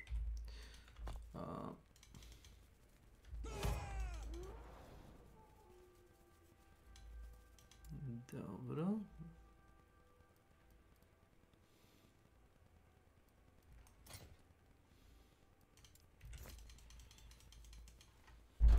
Da završimo ovaj drugi, treći quest.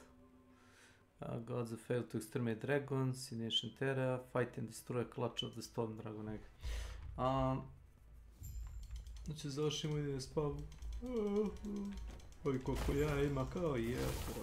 Pa.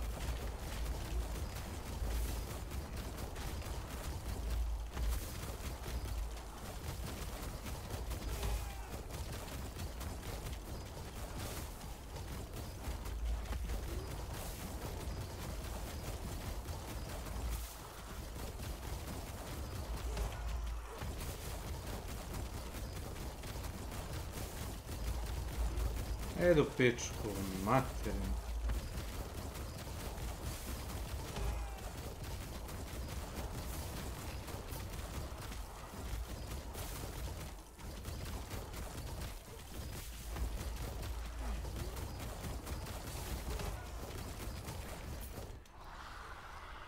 Odo Papa Jemka ina Spavanye. Okej. Pozdrawiam. Možda se vratio. Idem ja sad. A few moments, I'm already seeing a comparison. God of War released 4 years after Devil May Cry, and the similarities and inspiration is obvious. Everything from the fixed camera position to the combat style, combo usage and reward, colored orbs representing health, mana and experience, upgradable weapons which unlock new combos and powers, additional weapons later in the game, family-driven narrative adventure, even down to the strange final boss. God of War draws heavily from the Devil May Cry playbook, but it does so really well. Square and triangle use the blades, but circle grabs. And after grabbing most human-shaped enemies, you have to make a second choice very quickly. Press circle again to punch them until they die and then stab them into goo on the floor. Press square to impale them onto one of your blades and then fling them away into another enemy as a ranged projectile, or press triangle to just rip them apart. All of these choices kill the enemy. It's just a satisfying thing to decide how the enemy dies. Side note, punching them generates the most red orbs because it gives the most hits and counts toward a combo meter, so if you're going to max out all items, you want to do that as often as you can. Your health is shown by the green bar in the top left inside the stylized sword graphic. Later on you'll see your blue magic bar and red experience orb bar too. After killing some enemies we see more burst out of the hold, and then the camera lingers on the door a little bit too long and the handle glints. This is another strong feature, visual focus given to mechanically relevant things. God of War is a master at gently showing you what it wants you to see, focusing on it just long enough that you think, hey, I want to go over there and investigate whatever that is. You can interact with doors and levers by pressing R2. Simple switches need a single press, but a heavy door needs you to keep mashing R2 repeatedly. And you can be interrupted by enemies while doing this. You're not safe while interacting with stuff, and I don't know it yet, but this design of fighting on the deck while trying to open a door is actually the key to why God of War feels so damn good to play. It's a very simple design choice, and I'll explain what it is as I come to realise it. Drop down into the ship and find our first chest. Hold R2 to open. The chest contain either red orbs, which are used to level our weapons and magic spells up, green orbs, which refill our health, blue, which refill mana, or one of 2 hidden upgrade items that we'll find later. Smash our way further into the ship and get told, hold L1 to block. This becomes instantly relevant as a Hydra head barrels through the ship's hold toward us. Blocking in God of War is a matter of timing.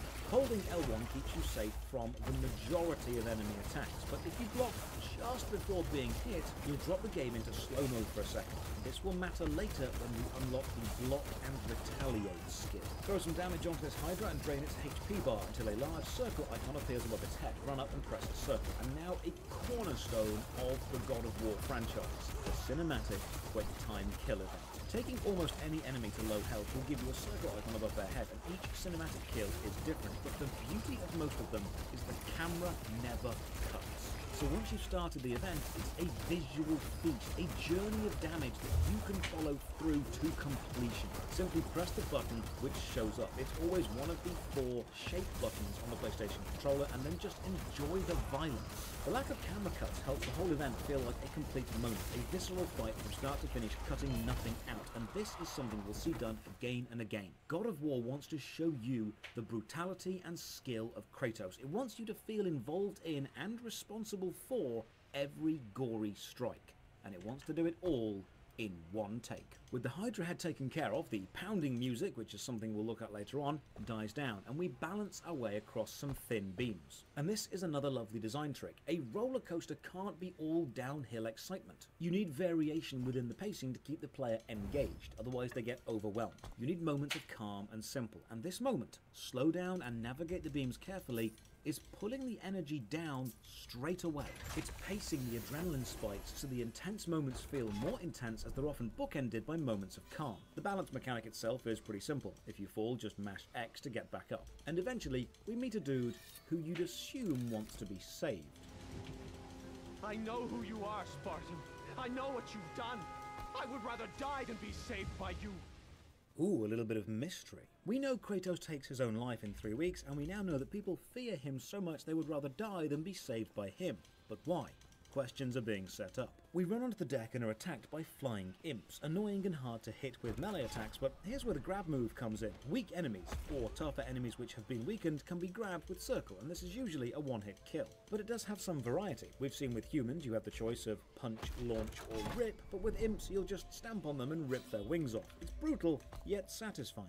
You'll notice there are also humans on the deck. Killing them gives green health orbs. Clear out the imps and another Hydra head bursts through the deck and we learn about rolling. Right analog stick evades. Some attacks can't be blocked and must be evaded. Mainly magical attacks, flame-based attacks or area smash effects will break your guard and stagger you backwards even if you do block them. So we hack away at the Hydra and then it eats us up, and here's a nice touch. Some enemies will grab you or eat you, and this starts a test of strength. Just mash circle as fast as you can. And usually when you win, you'll retaliate and do massive damage, so being grabbed is a good thing. Kill the Hydra and jump into the hole it left through the deck. Now we can't swim yet, but we can wade, so we then climb further up the rigging, and to climb you just move towards something climbable. We'll see this fleshed out later in the Cliffs of Madness level. Climb up the mast and more balancing. Oh, we know how to do this already, but now we have choices, and this is another design we'll see a lot of. God of War is essentially a linear game, but you've got short offshoots from the main path which usually lead to secrets. Now, annoyingly, it's not always obvious which is the main path and which is the optional secret, so you'll end up doubling back on yourself or even tripling back to make sure that you don't progress too far and lock yourself off from a previous secret. We make it all the way to the deck and meet a sailor. It's you! The visions, they were real! The gods came to me, told me their champion would come and rescue us from the Hydra. But you're too late! We're pinned down!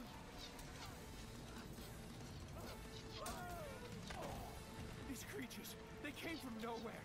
The ships are all destroyed. All hope is lost, Spartan. Even for you. So we have some archer snipers to deal with, but first off, saving the game. You can only save in these beams of golden godly light, and when you interact it says Zeus has given you the opportunity to save, which is a lovely bit of flavour, but will retroactively become ironic in God of War 2. After saving, let's have a quick glance at the menu, a list of all the items and god spells you can find, along with the giant red liquid-filled icon on the left. The red bubbles represent your collected red orbs. Each icon fills up with 300, and then a counter simply ticks over. You spend red orbs to upgrade stuff. So let's get past these archers, and now a new mechanic. Grabbing and pushing objects. Hold R2 to grab stuff and then just drag it around slowly. But this box isn't just cover from incoming arrows, because if too many arrows hit the box, it breaks. So this is not about defense. Oh no, we need to use this box as a step to climb higher at the upper end of the deck. So we need to get it down without breaking. Thankfully, you can hold X to charge up a kick and then just boot objects away from you. This is much faster than manually moving. One thing you do notice about ranged enemies is they lead their shots based on your last known movements and speed. They don't fire at where you are whenever they loose their arrows, they fire at where you're going to be. So if you're running to the left when they loose, it'll be aimed to the left and will hit you if you continue running. Knowing this, you can run side to side and make them fire wildly off target. We hear some screams. Anyway, I'm gonna be heading to bed, so yeah, peace, take care.